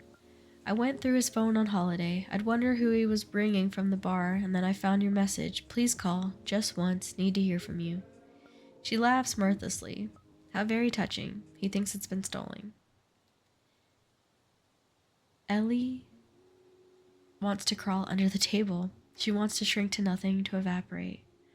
I'd like to hope you end up a miserable, lonely woman, but actually, I hope you have children one day, Ellie Hayworth. Then you'll know how it feels to be vulnerable and to have to fight, to be constantly vigilant just to make sure your children get to grow up with a father. Think about that next time you're purchasing see-through lingerie to entertain my husband, won't you? Jessica Armour walks away through the tables and out into the sunshine. There may have been a hush in the restaurant. It's impossible for Ellie to tell over the ringing in her ears. Eventually, cheeks flaming, hands trembling, she motions to the waiter for the bill. As he approaches, she mutters something about having to leave unexpectedly. She isn't sure what she's saying. Her voice no longer seems to belong to her. The bill, she says. He gestures towards the door. His smile is sympathetic. No need, madame. The lady paid for you. Ellie walks back to the office, impervious to traffic, to jostling commuters on pavements, to the rebuking eyes of the big issue sellers. She wants to be in her little flat with the door shut, but her precarious position at work means that's impossible. She walks through the newspaper office, conscious of the eyes of other people, convinced deep down that everyone must see her shame, see what Jessica Armour saw, as if it were drawn upon her like a scarlet letter. You okay, Ellie? You're awfully pale. Rupert leans around from behind his monitor. Someone has fixed an incinerate sticker to the back of his screen. Headache. Her voice sticks in the back of her throat. Terry's got pills. She has pills for everything, that girl. He muses and disappears behind his monitor again. She sits at her desk and turns on her computer, scanning the emails. There it is. Have lost phone. Picking up new one lunchtime. Will email you new number. Jay. She checks the time. It had arrived in her inbox while she was interviewing Jennifer Sterling. She closes her eyes, seeing again the image that has swum in front of them for the past hour. Jessica Armour's set jaw, the terrifying eyes, the way her hair moved around her face while she spoke, as if it was electrified by her anger, her hurt. Some tiny part of her had recognized that in different circumstances, she would have liked the look of the woman, might have wanted to go for a drink with her. When she opens her eyes again, she doesn't want to see John's words, doesn't want to see this version of herself reflected in them. It's as if she's woken from a particularly vivid dream, one that lasted a year. She knows the extent of her mistake. She deletes his message. Here, Rupert places a cup of tea on her desk. Might make you feel better. Rupert never makes anyone tea. The other feature writers have run books in the past on how long it will take him to head to the canteen, and he's always been a racing certainty. She doesn't know whether to be touched by his rare act of sympathy or afraid of why he feels she needs it.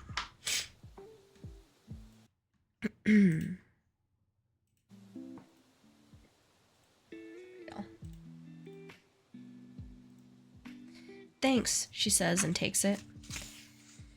It's as he sits down that he spies a familiar name on a different email. Philip O'Hare. Her heart stops, the humiliations of the last hour temporarily forgotten. She clicks on it and sees that it is from the Philip O'Hare who works for the Times. Hi, a little confused by your message. Can you call me? She wipes her eyes. Work, she tells herself, is the answer to everything. Work is now the only thing. She'll find out what happened to Jennifer's lover, and Jennifer will forgive her for what she's about to do. She'll have to. She dials the direct line at the bottom of the email. A man answers on the second ring. She can hear the familiar hum of a newsroom in the background. Hi, she says, her voice tentative. It's Ellie Hayworth. You sent me an email? Ah, yes, Ellie Hayworth. Hold on. He has the voice of someone in his 50s. He sounds a little like John. She blocks his thought as she hears a hand placed across the receiver, his voice muffled, and then he's back. Sorry, yes, deadlines. Look, thanks for calling me back. I wanted to check something. Where was it you said you worked? The Nation? Yes. Her mouth has gone dry. She begins to babble. But I do want to assure you that his name is not necessarily going to get used in what I'm writing about. I just really want to find out what happened to him for a friend of his who... The Nation? Yes. There's a short silence. And you say you want to find out about my father? Yes. Her voice is draining away. And you're a journalist? I'm sorry, she says. I don't understand what you're getting at. Yes, a journalist, like you. Are you saying you're uncomfortable giving any information to a rival newspaper? I've told you that my father is Anthony O'Hare. Yes, that's who I'm... The man at the other end of the line is laughing. You're not in the investigative unit by any chance. No. It takes him a moment to gather himself. Miss Hayworth? My father works for the Nation.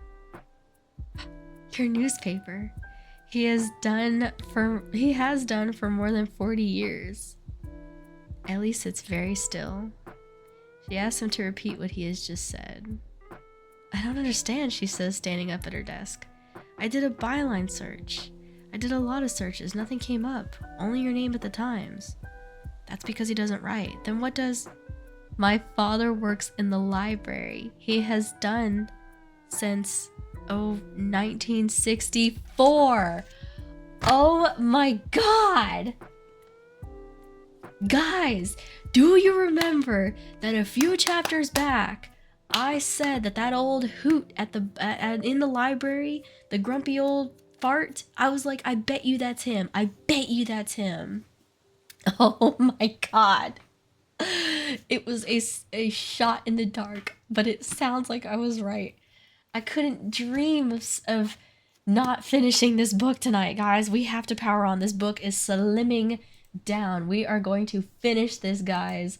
Holy crap balls. Our happy ending might be around the corner. Oh my god. Okay, hold on. Let's just talk real quick. First off, that sucked for, what's her face? Ellie? But she deserved that, right? You remember plot twist? She did deserve that. Like, that, honestly, she deserved everything that she just got. Let's finish this, guys. I gotta keep this momentum going. I can hardly contain my excitement. Oh my god. Ah! I love when things come together.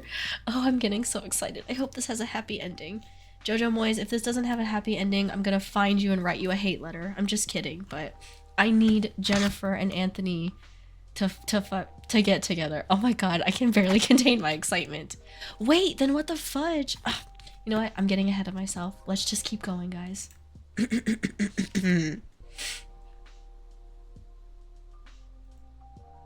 I need them to what? I need to know, like, why? He probably got those files then. But here we go.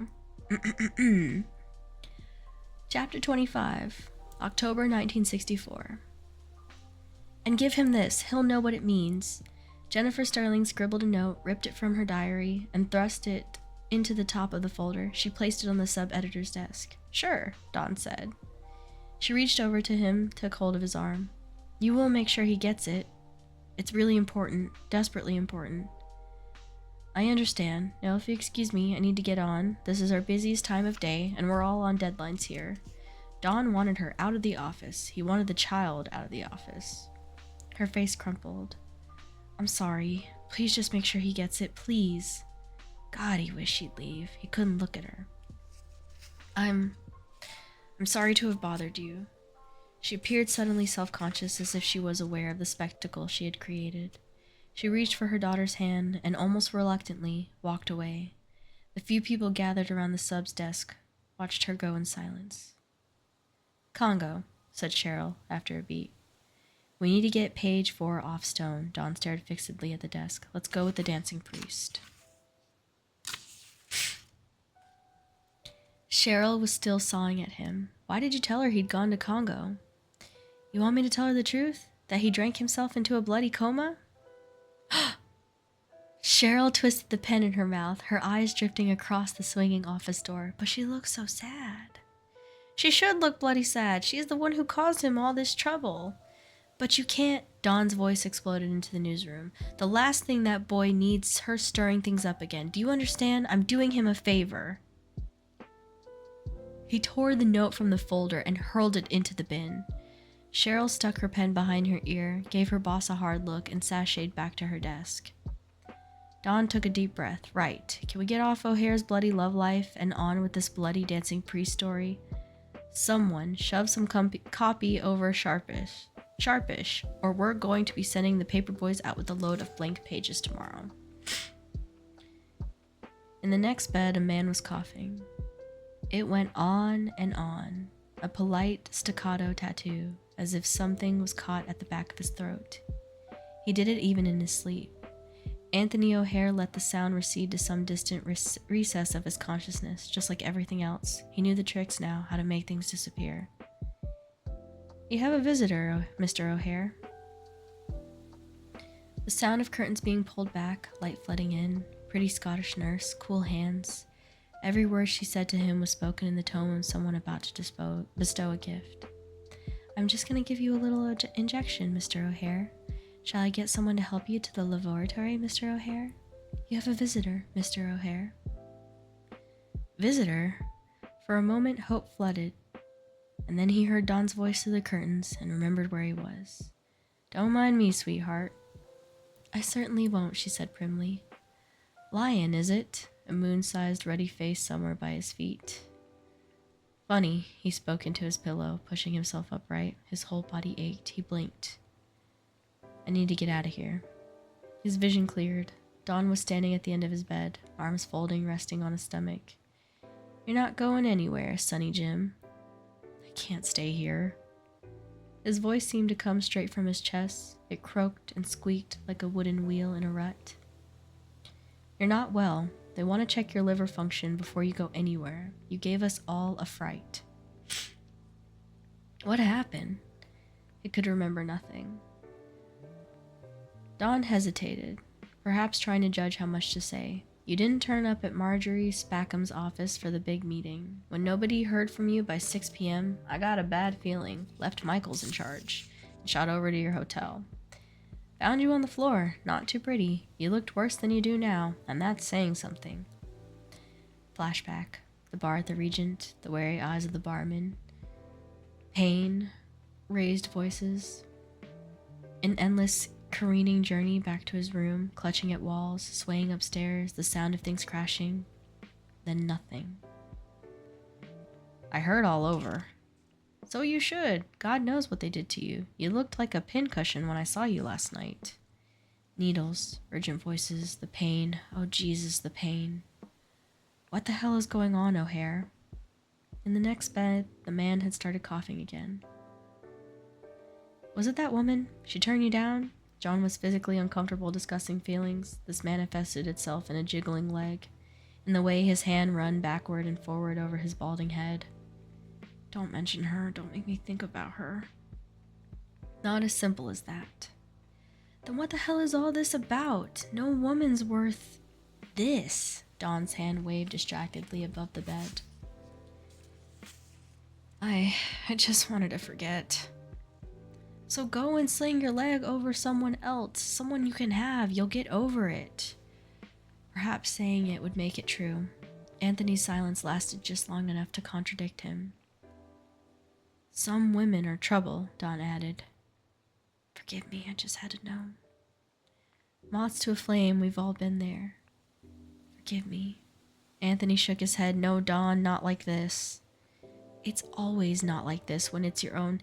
She can't leave him because he won't let her take the child. Anthony's voice, suddenly clear, cut through the curtained area. Just briefly, the man in the next bed stopped coughing. Anthony watched his boss grasp the implication of the sentence, the creeping frown of sympathy. Ah, tough. Yes. Dawn's leg had begun to jiggle again. Doesn't mean you had to try and kill yourself with drink. You know what they said. The yellow fever screwed your liver. Screwed it, O'Hare. One more drinking session like that and you... Anthony felt infinitely weary. He turned away on his pillow. Don't worry, it won't happen again. For half an hour after he returned from the hospital, Don sat at his desk thinking. Around him, the newsroom was waking slowly, as it did every day. A sleeping giant spurred into reluctant life, journalists chatting on telephones, stories rising and falling on the news list. Pages formed and planned, the first being mocked up on the production desk. He rubbed his hand across his jaw, called over his shoulder toward the secretary's desk. "Blondie, get me the number of Thingy Sterling, the asbestos man." Cheryl listened in silence. Minutes later, she handed him the number she had scribbled down from the office. Who's who. "How is he?" "How'd you think?" He stubbed his pen on his desk a few times, still deep in thought. Then, as he walked back to the desk, he picked up the phone and asked the switchboard to put him through to Fitzroy 2286.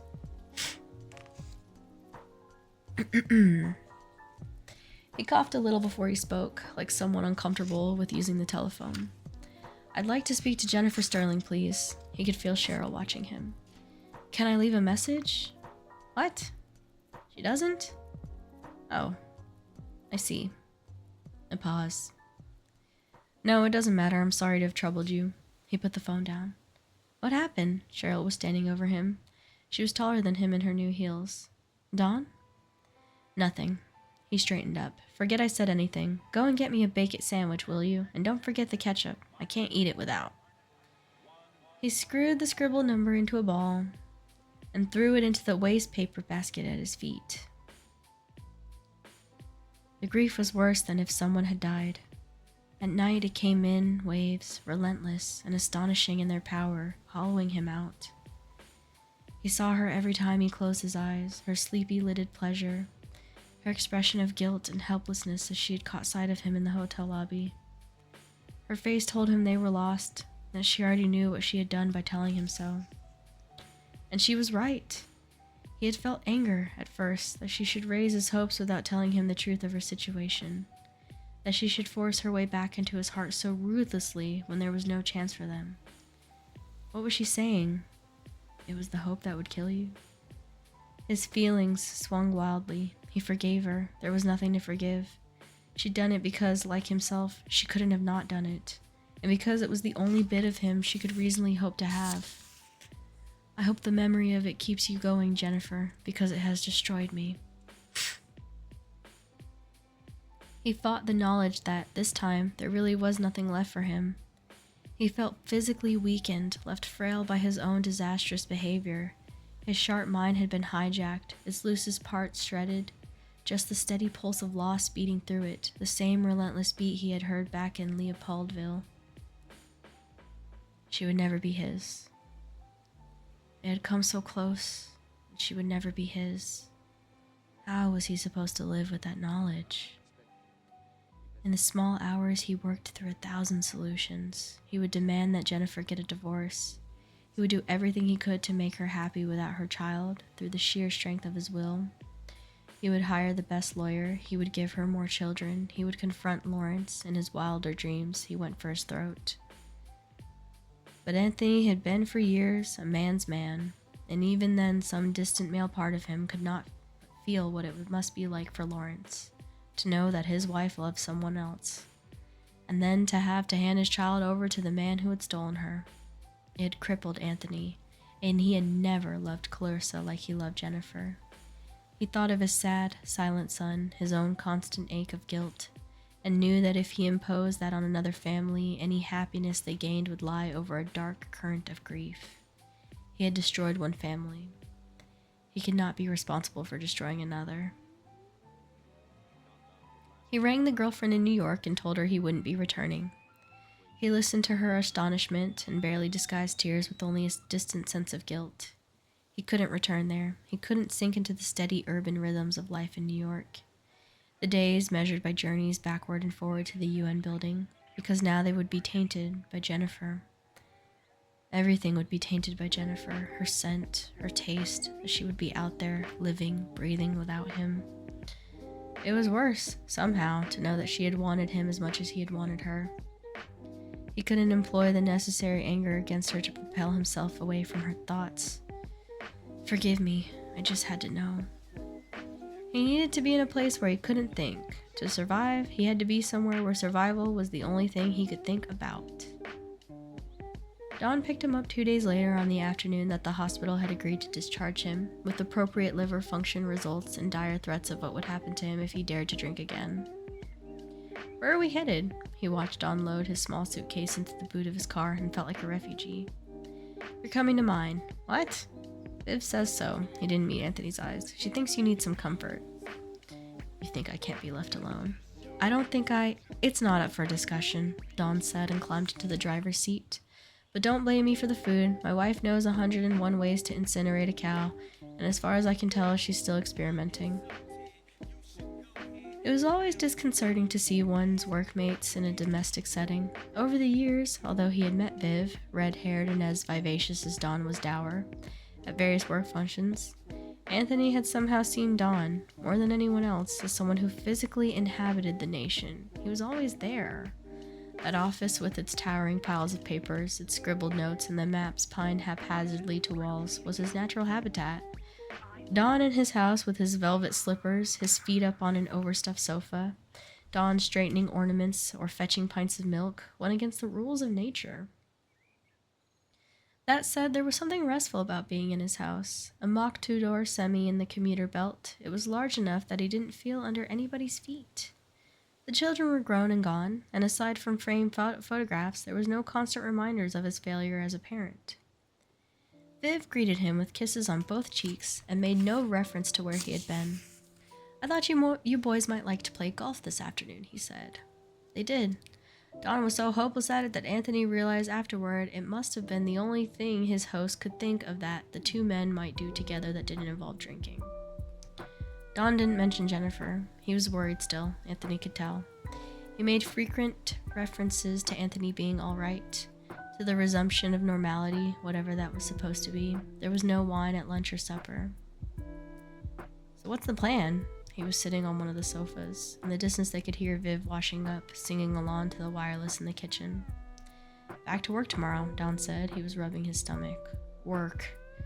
Part of him wanted to ask what that might be, but he didn't dare. He failed the nation once, was afraid to have it confirmed that this time he had done so conclusively. I've been talking to Spackman. Okay, real quick, guys, I just found a typo. I haven't seen one in this whole book, but they forgot to put the first set of quotation marks on that. They only put one, the end quotations. Anyways. Oh Christ, here it comes. Tony, she doesn't know. Nobody upstairs know. Anthony blinked. It's just us on the desk. Me, Blondie, a couple of the subs. I had to ring them to tell them I wasn't coming back to work when we got you to the hospital. They'll keep their mouths shut. I don't know what to say. That's a bloody change. Anyway, Don lit a cigarette and blew a long plume of smoke. His eyes met Anthony's almost guiltily. She agrees with me that we should send you back out. It took Anthony a beat to register what he was saying. To Congo? You're the best man for the job. Congo. But I need to know. Don tapped his cigarette on an ashtray. It's fine. Let me finish. I need to know you're going to look after yourself. I can't be worrying. No drinking. Nothing reckless. I need to do the job. That's what I thought, but Don didn't believe him. Anthony could see it in the sideways look. A short pause. I would feel responsible. I know. Clever man, Don, but Anthony couldn't reassure him. How could he? He wasn't sure he was going to get through the next half an hour, let alone how he'd feel in the heart of Africa. Don's voice broke in again before the answer became overwhelming. He stubbed out his cigarette. Football's on in a minute. Chelsea versus Arsenal. Fancy it? He climbed heavily out of his chair and flicked on the mahogany-clad box in the corner. I'll tell you one bit of good news. You can't get that bastard yellow fever again. When you're as sick as you were, apparently you're immune. Anthony stared, unseeing at the black and white screen. How do I make the rest of me immune? They were in the foreign editor's office. Paul de Saint, a tall, patrician man with swept back hair and the air of a romantic poet, was studying a map on the desk. There's big stories in Stanleyville. There are at least 800 non-Congolese being held hostage there, many in the Victoria Hotel, and perhaps 1,000 more in the surrounding area. Diplomatic efforts to save them have so far failed. There's so much infighting between the rebels that the situation is changing by the hour, so it's near impossible to get an accurate picture. It's pretty woolly out there, O'Hare.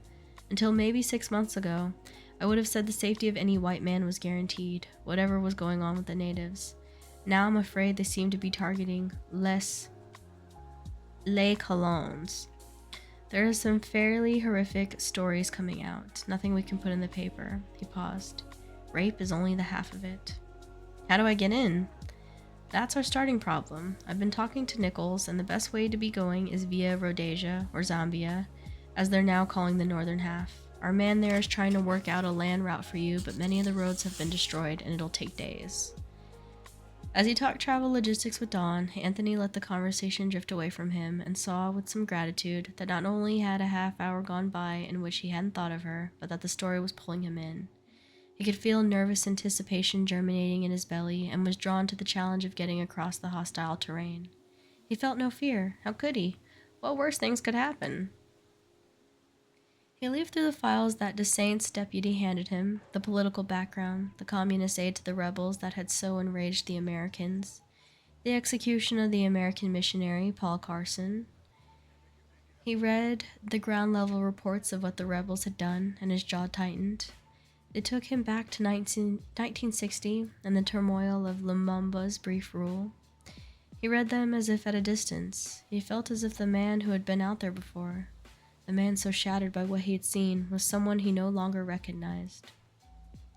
So we'll book flights to Kenya tomorrow, yes? We've got a man on the inside at Savina who will let us know if there are any internal flights to Congo. Otherwise, it's drop at Salisbury Airport and make your way across the Rhodesian border. Yes? Do we know which correspondents have made it there?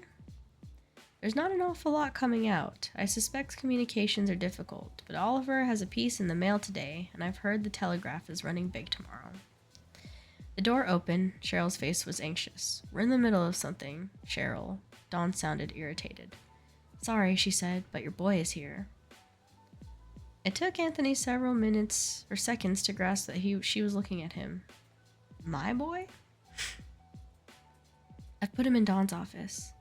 Anthony stood up, barely able to digest what he had heard. Excuse me for a moment, he said, and followed Cheryl out across the newsroom. There it was, the jolt he experienced on the occasions he got to see Philip. A kind of visceral shock at how much he had changed since the last visit. His growth a constant rebuke to his father's absence. In 6 months, his son's frame had elongated by inches, tipped its way into adolescence, but not yet filled out. Hunched over himself, he resembled a question mark. He looked up as Anthony entered the room, and his face was blanched, his eyes red-rimmed. Anthony stood there, trying to work out the cause of the grief etched across his son's pale face, and some distant part of him wondered, is it me again? Did he find out what I did to myself? Am I such a failure in his eyes?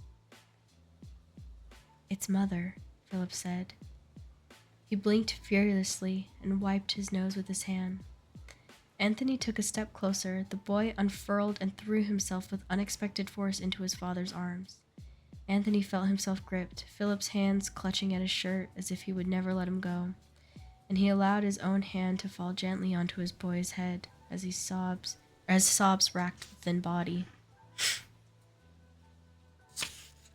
The rain was so loud on the roof of Dawn's car that it almost drowned thought. Almost, but not quite. In the 20 minutes it had taken to edge through the traffic on Kensington High Street, the two men had sat in silence. The only other sound, Dawn's fervent drags on the cigarettes. Accident, Dawn said, staring at the snaking red taillights in front of him. Must have been a big one. We should ring the newsroom. He made no effort to pull over by the telephone boxes. When Anthony said nothing, Dawn leaned over and fiddled with the radio until static defeated him. He examined the end of his cigarette, blew on it, making it glow. The Saint says we have till tomorrow. Any later than that, and we have to wait 4 days for the next scheduled flight. He spoke as if there was a decision to be made. You could go. I won't pull you off if she deteriorates.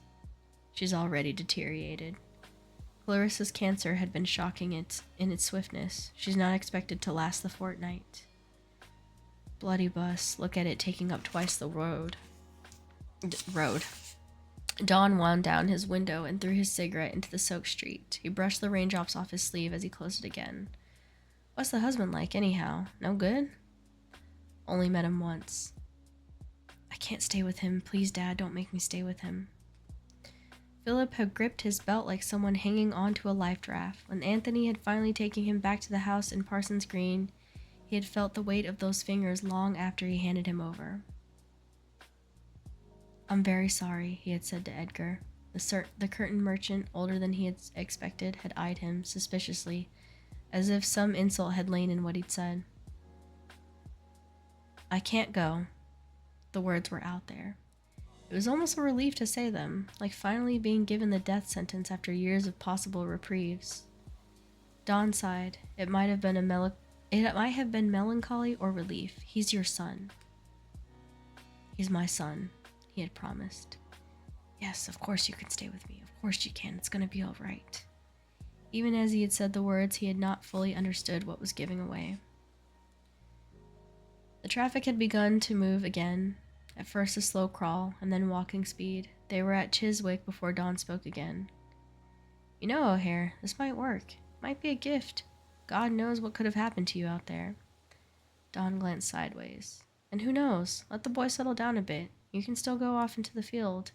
Maybe we'll have him to stay. Let Viv look after him. He'd like it at ours. God knows, she misses having children around the place. Christ, a thought occurred. You're gonna have to find yourself a bloody house. No more living out of hotel rooms.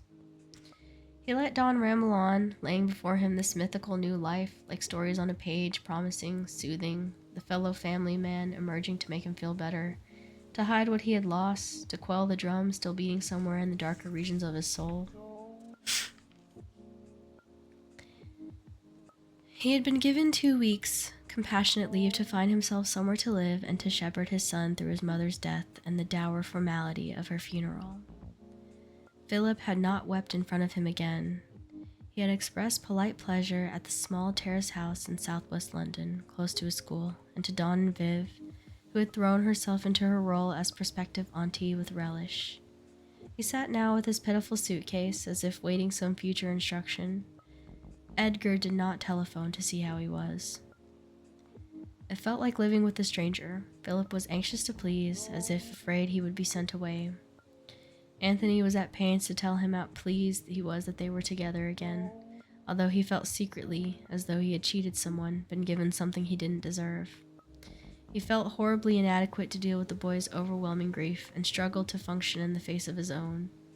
He embarked upon a crash course in practical skills. He took their clothes to the launderette, sat beside Philip at the barber. He didn't know how to cook much more than a boiled egg, so they went each night to a cafe at the end of the street. Huge, hearty meals of steak and kidney pie and overboiled vegetables, steamed pudding swimming in pale custard. They pushed the food listlessly around their plates, and every evening Philip would announce that it had been delicious, thank you, as if going there had been a treat.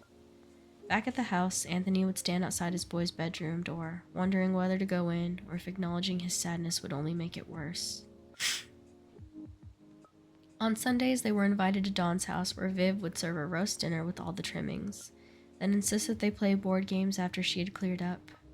Watching the boy smile at her, teasing, her bullish insistence that he join in, her enfolding of him into this strange, extended family made Anthony's heart ache. As they climbed into the car, he saw that even as Philip waved at Viv, blowing kisses from the front window, a solitary tear rolled down his cheek. He grasped the steering wheel, paralyzed by such responsibility. He couldn't work out what to say. What did he have to offer Philip when he still wondered hourly whether it wouldn't have been better if Clarissa had been the one to survive? That night, he sat in front of the fire, watching the television pictures of the freed Stanleyville hostages.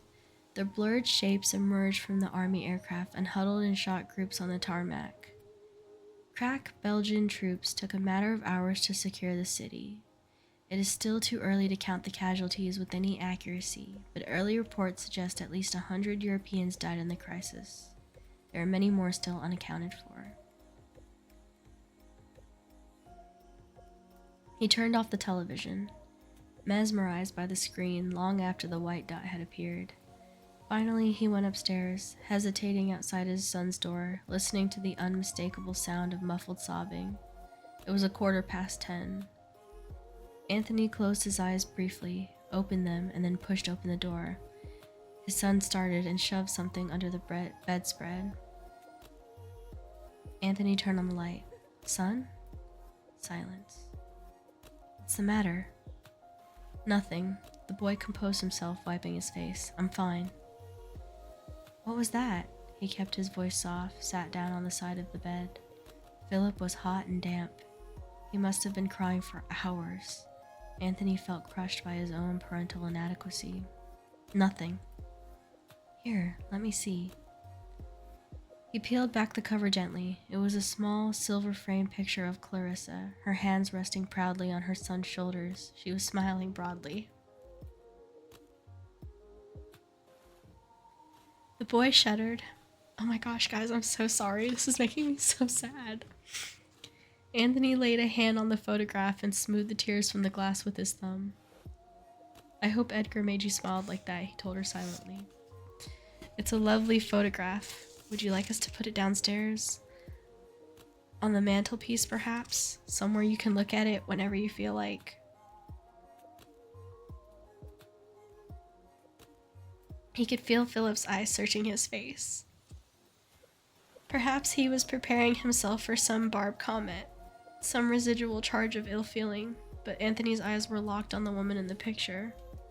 Her beaming smile. He couldn't see her. He saw Jennifer. He saw her everywhere. He would always see her everywhere. "Get a grip, O'Hare." He handed the picture back to his son. "You know, it's fine to be sad, really. You're allowed to be sad about losing someone you love. It was so important that he get this right." His voice had cracked, something rising from deep within him, and his chest hurt with the effort of not letting it overwhelm him. "Actually, I'm sad too," he said. "Terribly sad. Losing someone you love it's actually unbearable. I do understand that." He drew his son to him, his voice lowering to a murmur. "But I'm so very glad you're here now, because I think you and I just might get through this together. What do you think?" Philip's head rested against his chest, and a thin arm crept around his middle. He felt the easing of his son's breathing and held him close as they sat, shrouded in silence, lost in their thoughts in the near dark. He had failed to grasp that week he was due to return to work was half-term. Viv said without hesitation that she would have Philip for the latter part, but she was due to go to her sister's until Wednesday, and so for the first 2 days, Anthony would have to make alternative arrangements. "He can come to the office with us," said Dawn, "make himself useful with a teapot." Knowing how Dawn felt about family life interfering with the nation, Anthony was grateful. He had been desperate to work again, to restore some semblance of normal life. Philip was touchingly eager to accompany them. Anthony sat down at his new desk and surveyed the morning's newspapers. There had been no vacant posts in home news, so he had become reporter at large, the honorific title designed to reassure him, he suspected, that he would once more be so. He took a sip of the office coffee and winced at the familiar awfulness. Philip was going from desk to desk, asking if anyone would like tea. The shirt Anthony had pressed for him that morning crisp on his skinny back. He felt suddenly, gratefully, at home. This was where his new life started. It was going to be fine. They would be fine. He refused to look at the foreign desk. He didn't want to know just yet who they had sent to Stanleyville in place of him. "Here," Dawn threw a copy of the Times at him, a story circled in red. "Do us a quick rewrite on the U.S. space launch. You're not going to get any fresh quotes from the States at this hour, but it'll make a short column on page 8. How many words?" 250. Dawn's voice was apologetic. "I'll have something better for you later." "It's fine." It was fine. His son was smiling, bearing a loaded tray with almost excessive caution.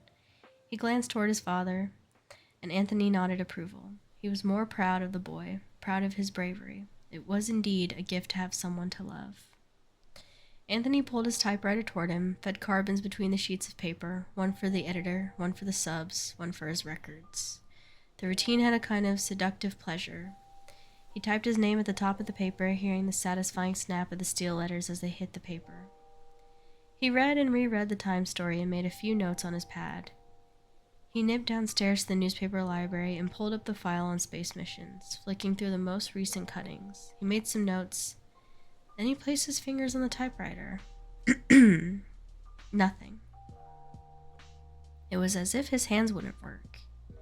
He typed a sentence. It was flat. He ripped out the papers, rethreaded them into the cylinder. He typed another sentence. It was flat. He typed another. He'd shape it up. But the words absolutely refused to go where he wanted them. It was a sentence, yes, but nothing that would work in a national newspaper. He reminded himself of the pyramid rule of journalism. Most important information in the first sentence, fanning out in lesser significance as you went on. Few people read to the end of the story. It wouldn't come. At 12:15, Dawn appeared at his side. You slung that piece over yet? Anthony was sitting back in his chair, his hands on his jaw, a small mountain of balled-up paper on the floor. O'Hare, you ready? I can't do it, Dawn. His voice was hoarse with disbelief. What? I can't do it. I can't write it. I've lost it. Don't be ridiculous. What is this, writer's block? Who do you think you are, F. Scott Fitzgerald? He picked up a crumpled sheet and smoothed it out on the desk. He picked up another, read it, and read it. You've been through a lot, he said finally. You probably need a holiday. He spoke without conviction. Anthony had just taken a holiday. It'll come back, he said. Just don't say anything. Take it easy. I'll get Smith to rewrite it. Take it easy for today. It'll come back. Anthony gazed at his son, who was resharpening pencils for obits. For the first time in his life, he had responsibility. For the first time in his life, it was vital that he could provide. He felt Dawn's hand on his shoulder like a great weight. What the hell am I gonna do if it doesn't? Okay, I'm gonna just briefly skip ahead to see how much is left. This is page 370, and it ends on page 390, so I have 20 pages left. I hope you guys are still good to ride with me, because I am determined to finish this now. Nothing is going to keep me from finishing this. I have to. I almost lost my cool there reading that stuff about his dad, or the dad and son. That kind of stuff really gets to me, you know? Let's see. What Ellie did to Rory was terrible. This is what happens when people get involved with one side of the story. I'm never gonna forgive Dawn for telling Jennifer that he left to the Congo. Dawn, F you, dude. This is your damn fault. You kept them apart, you idiot. Dawn, count your days. Hi, Tomato King. Welcome in. We're just trying to finish this book. Don't be sorry. It's understandable. I love F. Scott Fitzgerald. Can you tell me what book he writes? The name? It's not coming to me right now. I feel like I should know, though, because that name is prominent. I just can't think of a single book by him. I can't think of anything. I can only think of this book. I grabbed a snack. Great Gatsby. There it is. Of course. Of course. Bayo, thank you for cheering me on. We are ride or die.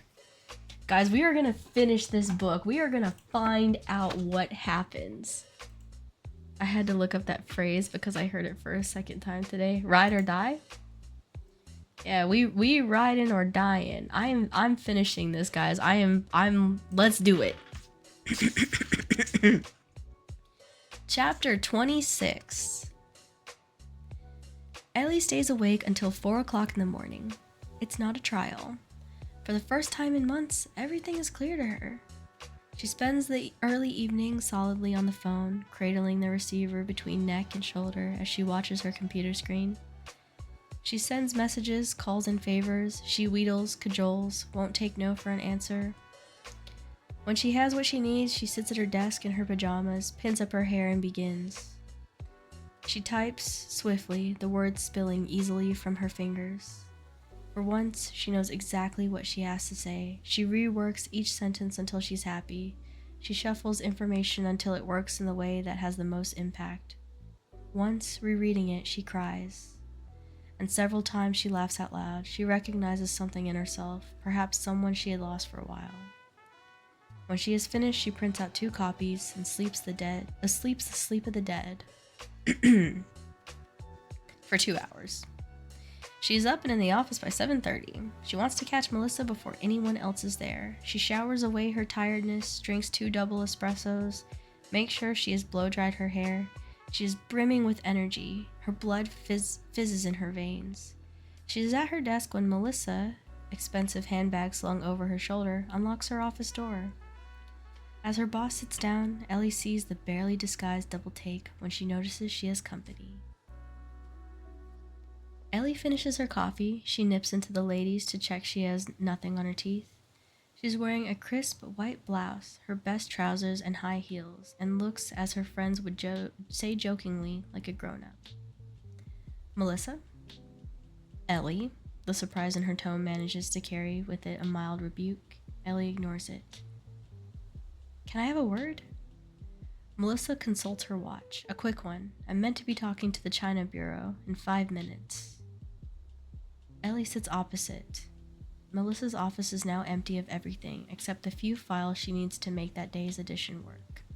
Only the photograph of her daughter remains. It's about this feature. You're not going to tell me you can't do it. Yes, I am. It's as if she's primed for this, already teetering on the burst of bad temper. Well, Ellie, that's really not what I wanted to hear. We have the busiest weekend of the newspaper's life ahead of us, and you've had weeks to get this sorted out. You really aren't helping your own case by coming to me at this stage, and Melissa, please, I found out the man's identity. And? Melissa's eyebrows arch as only the professionally threaded can.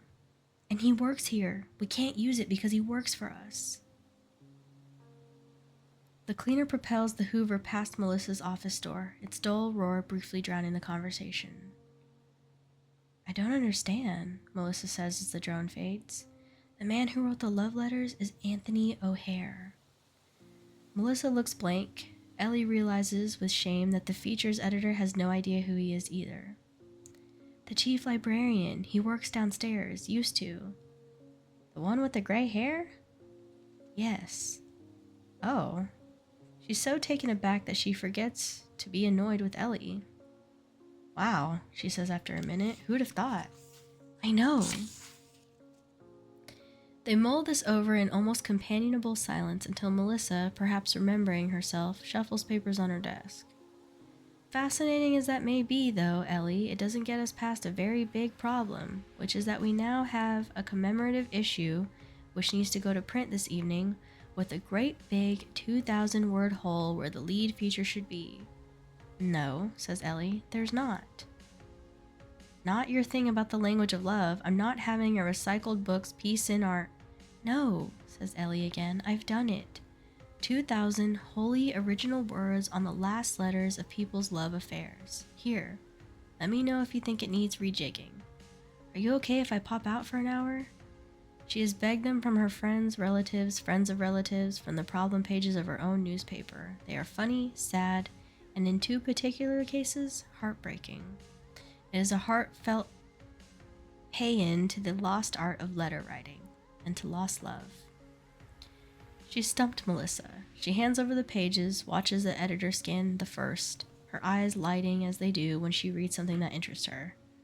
What? Yes, fine, whatever. Make sure you're back for conference.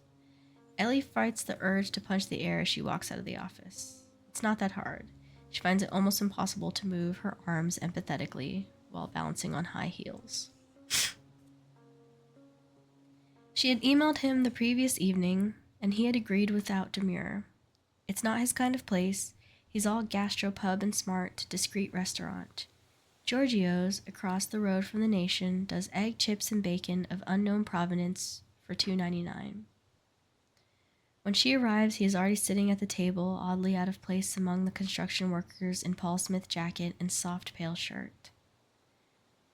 I'm sorry, he says even before she sits down. I'm so sorry.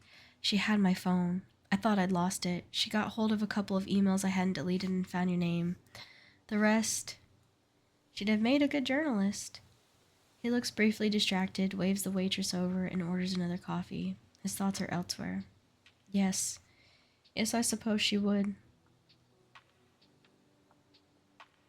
She sits and allows herself to examine the man opposite, a man who has haunted her dreams. His suntan doesn't hide the mauve shadows under his eyes. She wonders absently what had happened the previous evening.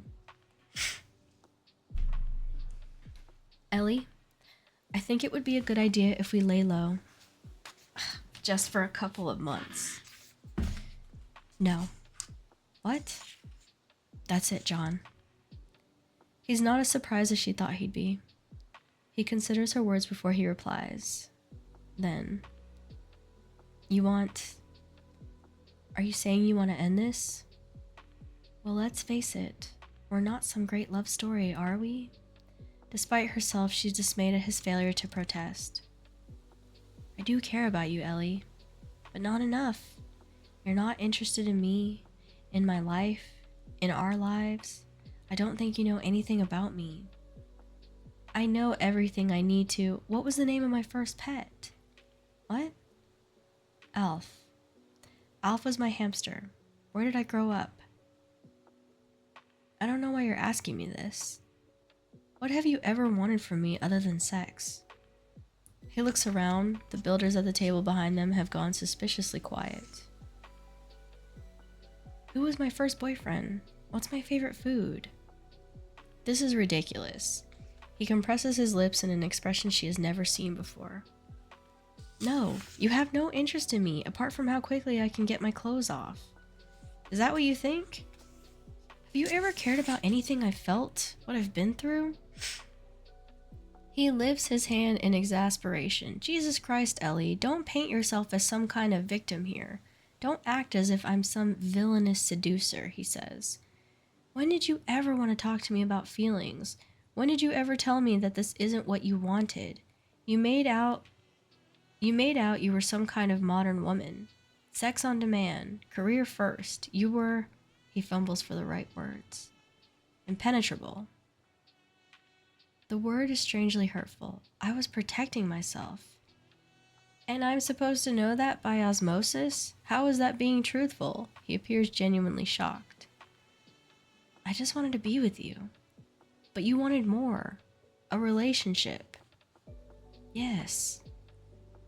He studies her as if he's seeing her for the first time.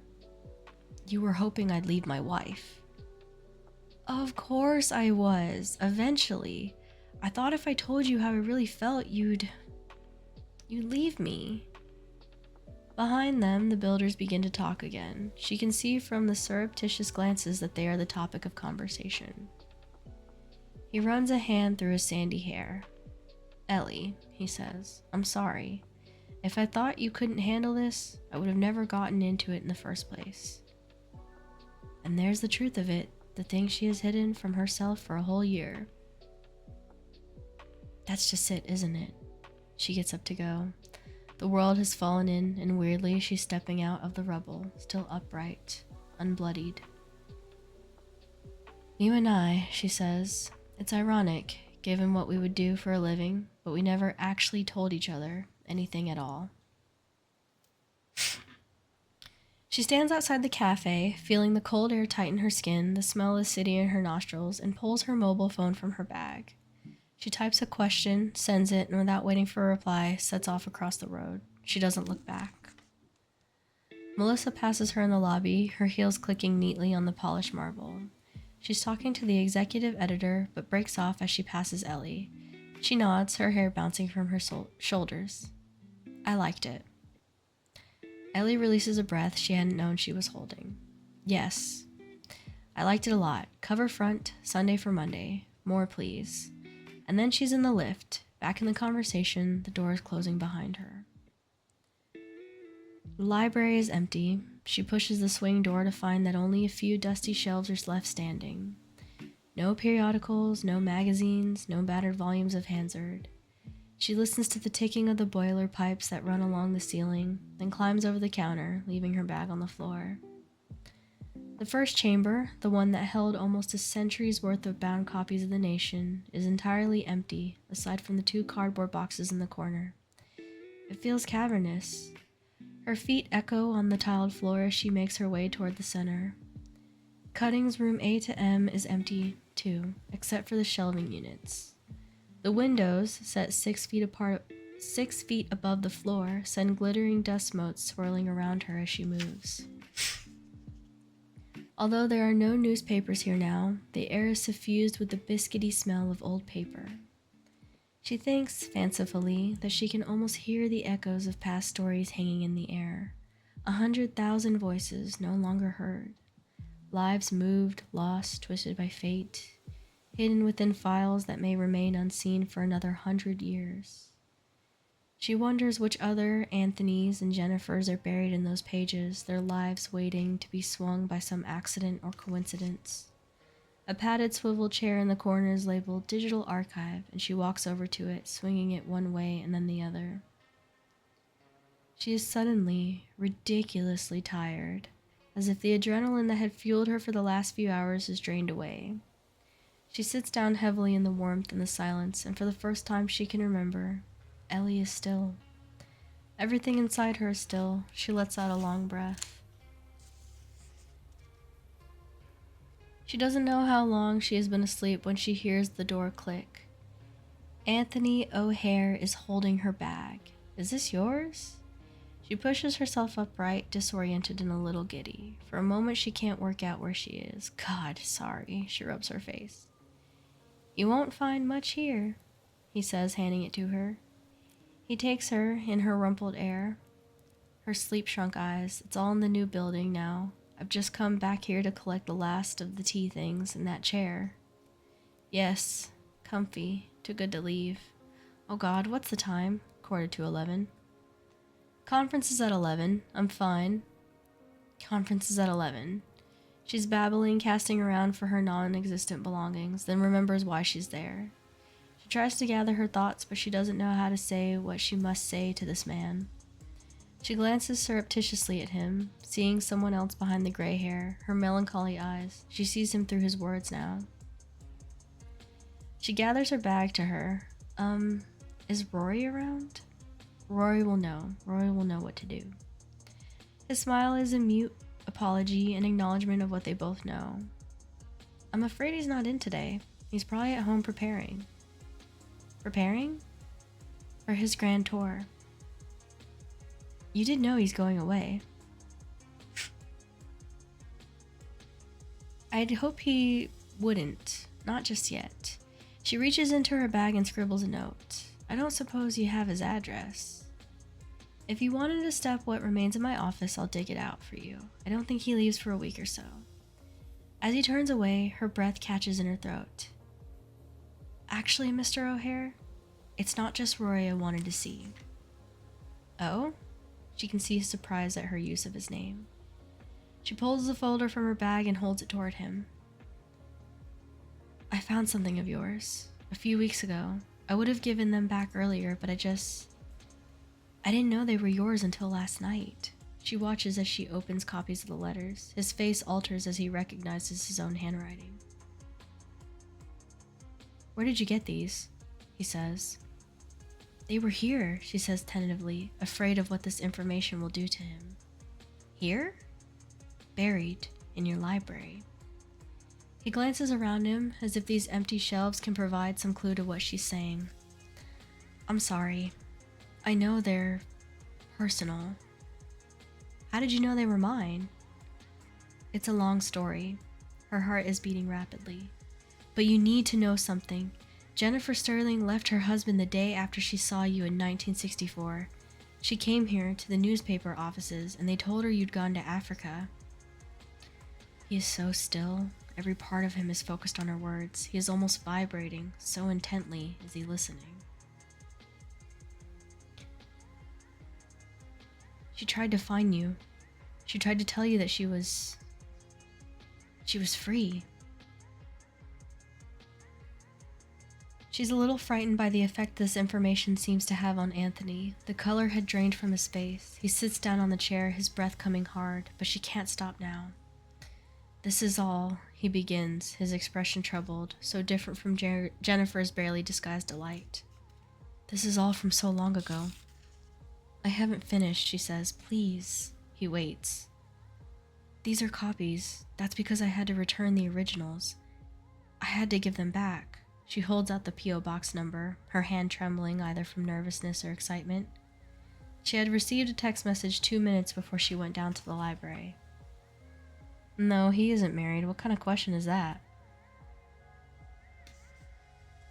I don't know what your situation is. I don't know if I'm being horribly intrusive.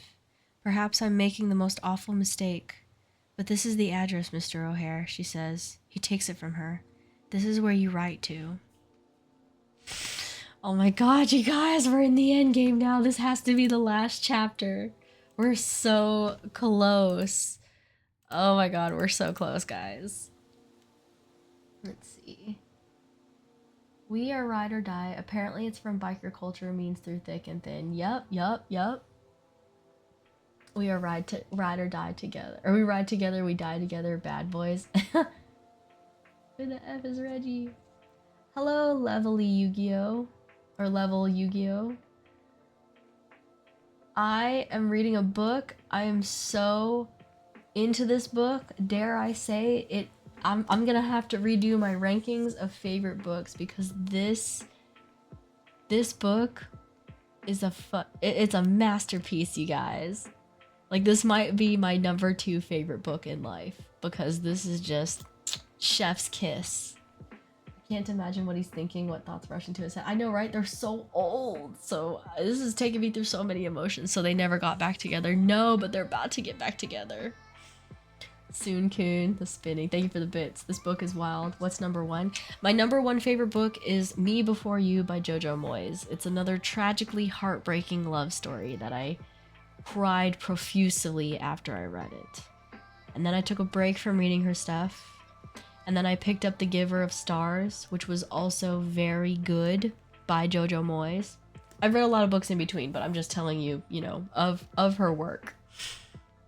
And then after The Giver of Stars, I took another break, and then I picked up The Girl You Left Behind, which was previously my number 2 favorite book, also by her. Another tragically heartbreaking love story that killed me. And now this one is now number 2. So, is Jennifer still alive? Yes. Ellie and her are friends. So, here we go, guys. Let's finish this bad boy up. I can tell this is the last chapter. We probably got about another 12 pages. Chapter 27. Dear Jennifer? With a question mark. Is this really you? Forgive me. I have tried to write this a dozen times and I don't know what to say. Anthony O'Hare. Ellie tidies the notes on her desk, turns off her screen, and closing her bag makes her way out of features, mouthing a silent goodbye at Rupert. He is hunched over an interview with an author who, he has complained all afternoon, is as dull as ditch water. She has filed the story about surrogate mothers, and tomorrow she will travel to Paris to interview a Chinese charity worker who is not allowed to return to her home country because of controversial comments she made in a British documentary. As she wedges herself into the crowded bus home, her mind is on the background information she has gathered for the piece, already organizing it into paragraphs. It feels good to be thinking it this way again. On Saturday, she will meet Corinne and Nikki at a restaurant none of them can really afford. They will not talk about John, Ellie has decided. It is the first relationship she has ever ended that she does not feel the urge to dissect for hours afterward. I see his latest book got a terrible review, Corinne says when Ellie answers her phone. Corinne rings her most evenings. Ellie knows it's just to make sure she's okay. She doesn't know how to make her friends believe her when she says she's fine. I hadn't noticed. She tidies her flat as she talks, the receiver wedged between chin and shoulder. She has decided to redecorate. She's been emptying her home of clutter, driving to and from the dump with the detritus of several years stuffed into cardboard boxes. She is unsentimental about what she throws away. Corinne sniffs. Unconvincing dialogue, apparently. Personally, I always found his stuff very derivative. Ellie empties a drawer into a black garbage bag as Corinne talks. She has specifically asked not to write for books just now. Dear Anthony, yes, it is me. Whatever me is, compared to the girl you knew. I'm guessing you know our journalist friend has spoken to me by now. I'm still struggling to comprehend what she has told me. But in the post office box this morning, there was your letter. With the sight of your handwriting, 40 years fell away. Does that make sense? The time that has passed shrank to nothing. I can barely believe I'm holding what you wrote 2 days ago, and can hardly believe what it means. She has told me a little about you. I sat and wondered, and hardly dared think that I might get the chance to sit and talk to you. I pray that you are happy, Jennifer. It's the upside of newspapers. Your writing stock can rise stratospherically twice as quickly as it fell. 2 good stories and you can be the talk of the newsroom, the center of chatter and admiration.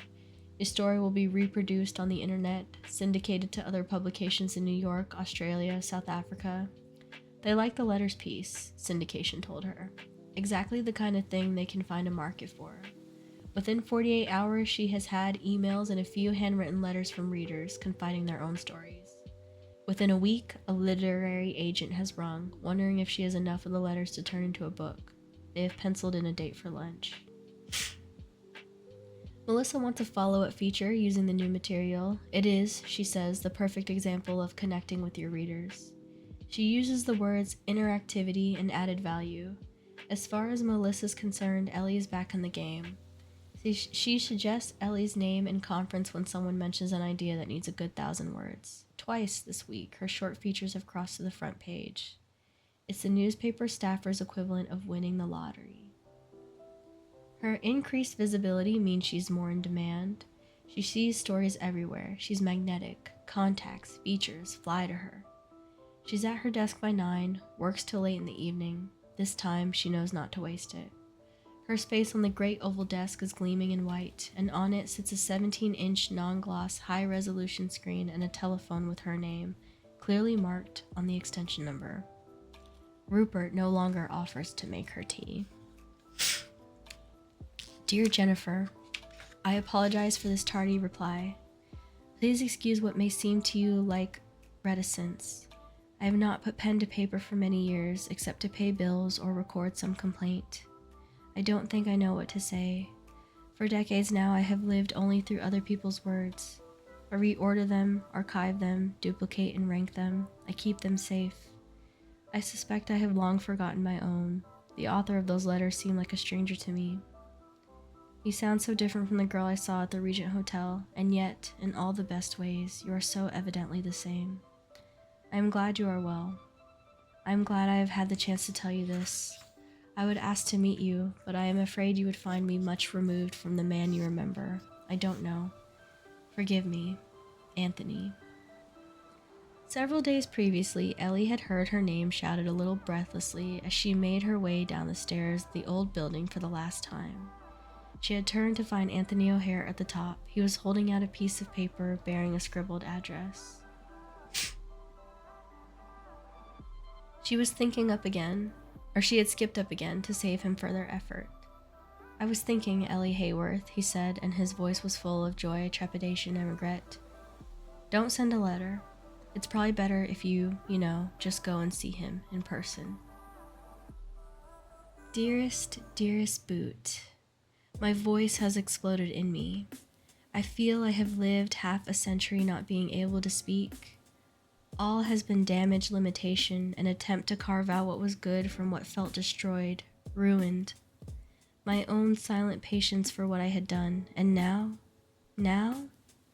I have talked poor Ellie Hayworth's ear off until she stares at me in stunned silence, and I can see her thinking, where is the dignity in this old woman? How can she sound so like a 14-year-old? I want to talk to you, Anthony. I want to talk to you until our voices croak and we can barely speak. I have 40 years of talking to do. How can you say you don't know? It cannot be fear. How could I be disappointed in you? After all that has happened, how could I feel anything other than acute joy at simply being able to see you again? My hair is silver, not blonde. The lines on my face are emphatic, determined things. I ache. I rattle with supplements, and my grandchildren cannot believe I have ever been anything but prehistoric. We are old, Anthony, yes, and we do not have another 40 years. If you are still in there, if you are prepared to allow me to paint over the vision you might hold of the girl you once knew, I will happily do the same for you. Jennifer. Jennifer Sterling is standing in the middle of the room, wearing a dressing gown, her hair standing up on one side. Look at me, she says despairingly. What a fright. What an absolute fright. I couldn't sleep last night, and then I finally dropped off some time after 5, and I slept right through my alarm and missed my hair appointment. Ellie is staring at her. She has never seen her look like this. Anxiety radiates from her. Without makeup, her skin looks childlike, her face vulnerable. You look fine. I rang my daughter last night, and I told her a little of it. Not at all. I told her I was due to meet a man I had once loved and hadn't seen since I was a girl. Was that a terrible lie? No, says Ellie. You know what she emailed me this morning? This. She thrusts a printed sheet of facsimile from an American newspaper about a couple from New Jersey who married after a 50-year gap in their relationship. What am I supposed to do with that? Have you ever seen anything so ridiculous? Her voice crackles with nerves. What time are you meeting him? Midday. I'll never be ready. I should go cancel. Ellie gets up and puts the kettle on. Go and get dressed. You've got 40 minutes and I'll drive you, she says. You think I'm ridiculous, don't you? It's the first time she has seen Jennifer look anything other than the most... It's the first time she has seen Jennifer Sterling look anything other than the most composed woman in the entire universe.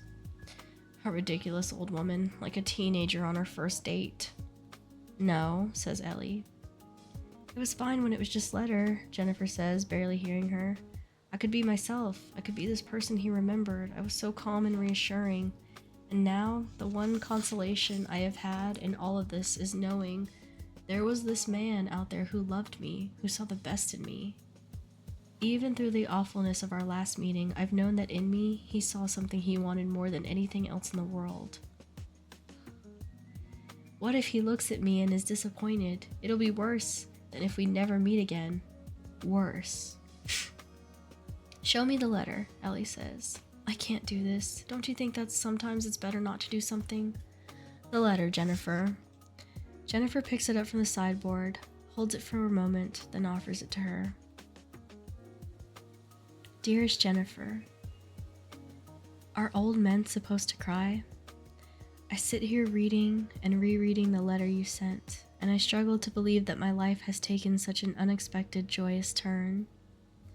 Things like this are not meant to happen to us. I had learned to feel gratitude for the most mundane gifts, my son, his children, a good life, if quietly lived, survival. Oh yes, always survival.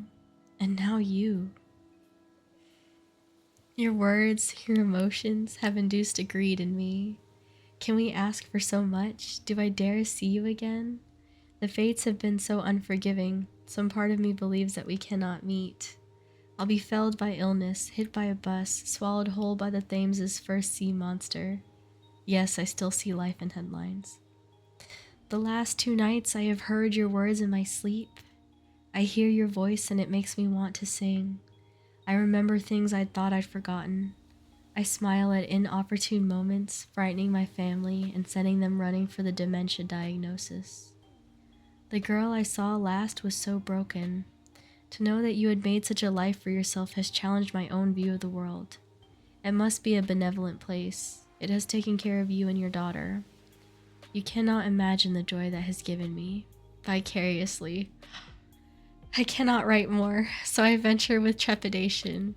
Postmarks Park, Thursday, midday, your boot. Ellie's eyes have filled with tears. You know what, she says, I really don't think you need to worry. Anthony O'Hare sits on the bench in a park he hasn't visited for almost 40 years with a newspaper. He won't read and realizes with surprise that he can recall the details of every commemorative tile. Mary Rogers, stewardess of the Stella, self-sacrificed by giving up her life belt and voluntarily going down in the sinking ship. William Drake lost his life in averting a serious accident to a lady in Hyde Park whose horses were unmanageable through the breaking of the carriage pole. Joseph Andrew Ford saved 6 persons from a fire in Gray's Inn Road, but his last heroic act he was scorched to death. He has been sitting here since 11:40. It is now 7 minutes past 12. He lifts his watch to his ear and shakes it. Deep in his heart, he didn't believe this could happen. How could it? If you spend long enough in a newspaper archive, you see that the same stories repeated themselves over and over again. Wars, famines, financial crisis, loves lost, families divided, death, heartbreak. There are few happy endings. Everything I have had has been a bonus, he tells himself firmly, as the minutes creep past. It is a phrase that over the years has become achingly familiar to him. The rain is heavier, and the little park has emptied. Only he is sitting in the shelter. In the distance he sees the main road, cars sluicing their way along, sending sprays of water across the unwary. It is 12:15. Anthony O'Hare reminds himself of all the reasons he should feel grateful. His doctor is amazed he is alive at all. Anthony suspects he has long sought to use him as a cautionary tale to other patients with liver damage. His rude health is a rebuke to the doctor's authority, to medical science. He wonders, briefly, whether he might indeed travel. He doesn't want to revisit Congo, but South Africa would be interesting. Maybe Kenya. He will go home and make plans. He will give himself something to think about. He hears the screeching brakes of a bus, the shout of an angry bicycle courier. It's enough to know that she had loved him, that she was happy. That had to be enough, didn't it? Surely one of the gifts of old age was meant to be the ability to put things in perspective. He had once loved a woman who turned out to have loved him more than he'd known. There. That should be enough for him. It is 21 minutes past 12, and then, as he is about to stand up, fold his newspaper under his arm and head home, he sees that a small car has stopped near the gates of the park. He waits, shielded from view by the gloom of the little shelter. There is a slight delay, and the door opens and an umbrella shoots open with an audible whoosh. It is up, and he can see a pair of legs beneath it, a dark Macintosh. As he watches, the figure ducks to say something to the driver, and the legs walk into the park and along the narrow pathway, making straight for the shelter. Anthony O'Hare finds he's standing up, straightening his jacket and smoothing his hair. He can't take his eyes off those shoes, the distinctive upright walk, visible despite the umbrella. He takes a step forward, not sure what he'll do, what he'll say. His heart has lodged somewhere near his mouth. There is singing in his ears. The feet clad in dark tights stop in front of him. The umbrella lifts slowly, and there she is, still the same. Startlingly, ridiculously the same. A smile playing at the corner of her lips as her eyes meet his. He cannot speak. He can only stare as her name rings in his ears. Jennifer. "Hello, Boot," she says. Ellie sits in the car and wipes the steam from the passenger window with her sleeve. She's parked on a red route, no doubt drawing down the wrath of the parking gods, but she doesn't care. She can't move. She watches Jennifer's steady progress down the path, sees the slight hesitation in her step that tells of her fears. Twice the older woman has insisted they return home, that they were too late, that all was lost, useless. Ellie had pretended to be deaf, saying la la la la la, and until Jennifer Sterling told her with uncharacteristicness crossness that she was an interminable, ridiculous girl. She watches Jennifer moving forward under her umbrella and is afraid that she'll turn away and run. This thing has shown her that age is no protection against the hazards of love. She has listened to Jennifer's words, spinning wildly between triumph and disaster, and her own endless analysis of John's words, her own desperate need for something that was so transparently wrong to be right, her own conjuring of outcomes, emotions from words whose meanings she could only guess at. But Anthony O'Hare is a different creature. She wipes the window again and sees Jennifer slow, then stop, and he is stepping out of the shadows, taller somehow than he had appeared before, stooping slightly at the shelter's entrance before he stands squarely before her. They face each other, the slim woman in the Macintosh and the librarian. Even from this distance, Ellie can see they are now oblivious to the rain, to the neat little park, to the curious eyes of observers. Their eyes have locked, and they stand as if they could stand there for 1,000 years. Jennifer lets her umbrella fall, dips her head to one side, such a small movement, and lifts her hand tenderly to his face. As Ellie watches, Anthony's own hand lifts and presses her palm against his skin. Ellie Hayworth watches a moment longer, then moves away from the window, lets the steam obscure the view. She shuffles over to the driving seat, blows her nose, and starts the engine. The best journalists know when to bow out of a story. The house is in a Victorian terrace street, its windows and doorways iced in white masonry, the mismatched selection of blinds and curtains telling of the varied ownership within.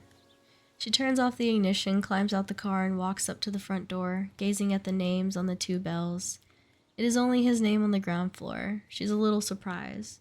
She had assumed he wouldn't own a flat outright. But then, what does she know of his life before the newspaper? Nothing at all. The article is in a large brown envelope with his name on the front. She pushes it through the door, letting the letterbox clap loudly. She walks back to the front gate, climbs up, and sits on the brick pillar that supports it, her scarf pulled up around her face. She has become very good at sitting. She has discovered there is joy in letting the world move around her. It does so in the most unexpected ways. You spelled my name wrong. It's Ruaridh. She glances behind her, and he's propped against the door frame, the newspaper in his hand. I got a lot of things wrong. He's wearing the same long-sleeve t-shirt he had on the first time they spoke, soft from years of use. She remembers she liked the way he wasn't fussy about his clothes. She knows that t-shirt feels under her fingers. Nice piece, he says, holding the newspaper. Dear John, 50 years of love's last letters. I see you're the golden girl of features again. For now. Actually, she says, there's one in there that I wrote myself. It's something I would have said had I had the chance. It's as if he hasn't heard her. And Jennifer let you use that Paddington letter. Anonymously, yes. She was great. I told her the whole thing, and she was great. His face is even untroubled. Did you hear what I said? She asked him silently. I think she was a little shocked, admittedly, but after everything that had happened, I don't think she cared what I did. She stands there as he gazes at the article in her hands. I was once told by someone wise that writing is perilous, as you can't always guarantee your words will be read in the spirit in which they were written. So I'm going to be straightforward. I'm sorry. Forgive me. If there is any way I can change your opinion of me, please let me know. They had been the easiest words to write in the whole piece. He folds the newspaper. Anthony came here yesterday. He's like a different man. I don't know why he came. I think he just wanted to talk to someone. He nods to himself, remembering. He was wearing a new shirt and tie, and he'd had a haircut. The thought makes her smile, despite herself. In the silence, Rory stretches on the step, his hands linked above his head. It's a nice thing you did. I hope so, she says. It would be nice to think that someone got a happy ending. An old man walks past with a cane, the tip of his nose the color of red grapes, and all 3 murmur a greeting. When she looks up, Rory is looking at his feet. She watches him, wondering if this is the last time she will see him. I'm sorry, she tells him silently. I'd invite you in, he says, but I'm packing. Got a lot to do. He places the folded newspaper under his arm. She lifts a hand, trying not to let her disappointment show. She climbs down off the pillar, the fabric of her trousers catching slightly on the rough surface, and hoists her bag onto her shoulder. She can't feel her feet. So, was there something you wanted, other than to, play paper girl? It's turning cold. She shoves her hands into her pockets. He's looking at her expectantly. She's afraid to speak. If she says no, she's afraid of how crushed she'd feel. It's why it's taken her days to come here, but what does she have to lose? She's never going to see him again. She takes a deep breath. I wanted to know if if you might write to me. Write? To you? While you're away? Look, I screwed up. I can't ask anything of you. But I miss you. I really miss you. I'd just like to think that this wasn't it. That we might... She fidgets, rubs her nose. Right. Just stuff. What you're doing. How it's all going. Where you are. The words sound feeble to her ears. He has wedged his hands into his pockets and peers down the street. He doesn't answer. The silence is as long as the street. It's freezing, he says eventually. Something large and heavy has settled in the pit of her stomach. Their story is over. He doesn't have anything left to say to her. He glances behind him apologetically. I'm letting all the heat out of the house. She can't speak. She shrugs as if in agreement. Engineers a smile that she suspects looks more like a grimace. As she turns away, she hears his voice again. I suppose you could come in and make me a coffee while I'm sorting my socks. Actually, you owe me a coffee, if I remember rightly. When she turns back, his face is thawed. Actual warmth is still some degrees away, but it's definitely there. Perhaps you could run your eye over my Peruvian visa while you're at it. Check I've spelled it all correctly. She lets her eyes rest on him now, on his socked feet, his too long to be tidied brown hair. You wouldn't want to confuse your patalacta with your Vayapatamarca, she says. He raises his eyes to the heavens, slowly shaking his head, and trying to hide her beaming smile, Ellie steps in behind him. The end. Well,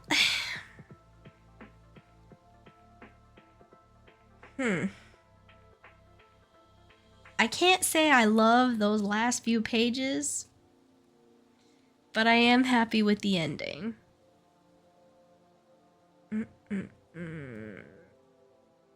I will say, I don't give two craps about Rory and Ellie. I wanted to read more of, I wish it would have ended with something about Jennifer and Anthony. Why couldn't the last words be something about Jennifer and Anthony walking home together hand in hand for the rest of their lives or something? Like, why? I would have preferred that to be the last few pages as opposed to it being Ellie and Rory. But nonetheless, I loved it. What an amazing book. Another happy ending. I'm a sucker for something like that. Oh, man, and now it's over. Let's see. Oh my gosh, 4 hours and 20 minutes of just me talking. That's crazy. That's so unlike me, but I had to finish this with you guys tonight, right? Oscurus VT, if you are still here, thank you so much for the follow. I'm sorry I didn't immediately acknowledge you. I just really wanted to get through the last bit of this book that we have been, so I read the majority of it offline, right? And then I recently decided that I was going to start doing reading Sundays with you guys. So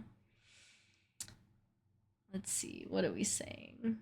You love hearing my voice on how it impacts her. Yeah, I was starting to get really happy. I love the letters. They're gonna work on it. I'm glad Jen and Boots saw each other again. Me too. Don't you hate that little feeling the empty feeling you get when you finish a book? I do hate that empty feeling. How much do I have to pay you to read the first book of my favorite book series? Tell me, what is it? What is it? I'll go look it up.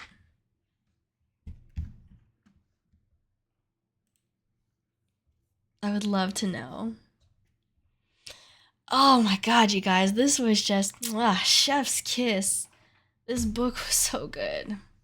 The Expanse by James S.A. Corey. What page did you start on the last weekend? I'll have to look. Let's see. The Expanse of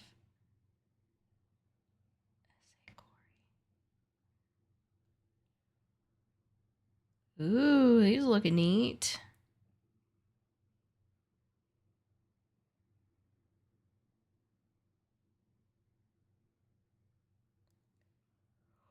Ooh, it's a long book.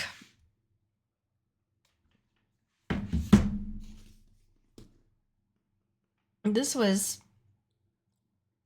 300, almost like 400 pages. This is like almost 600.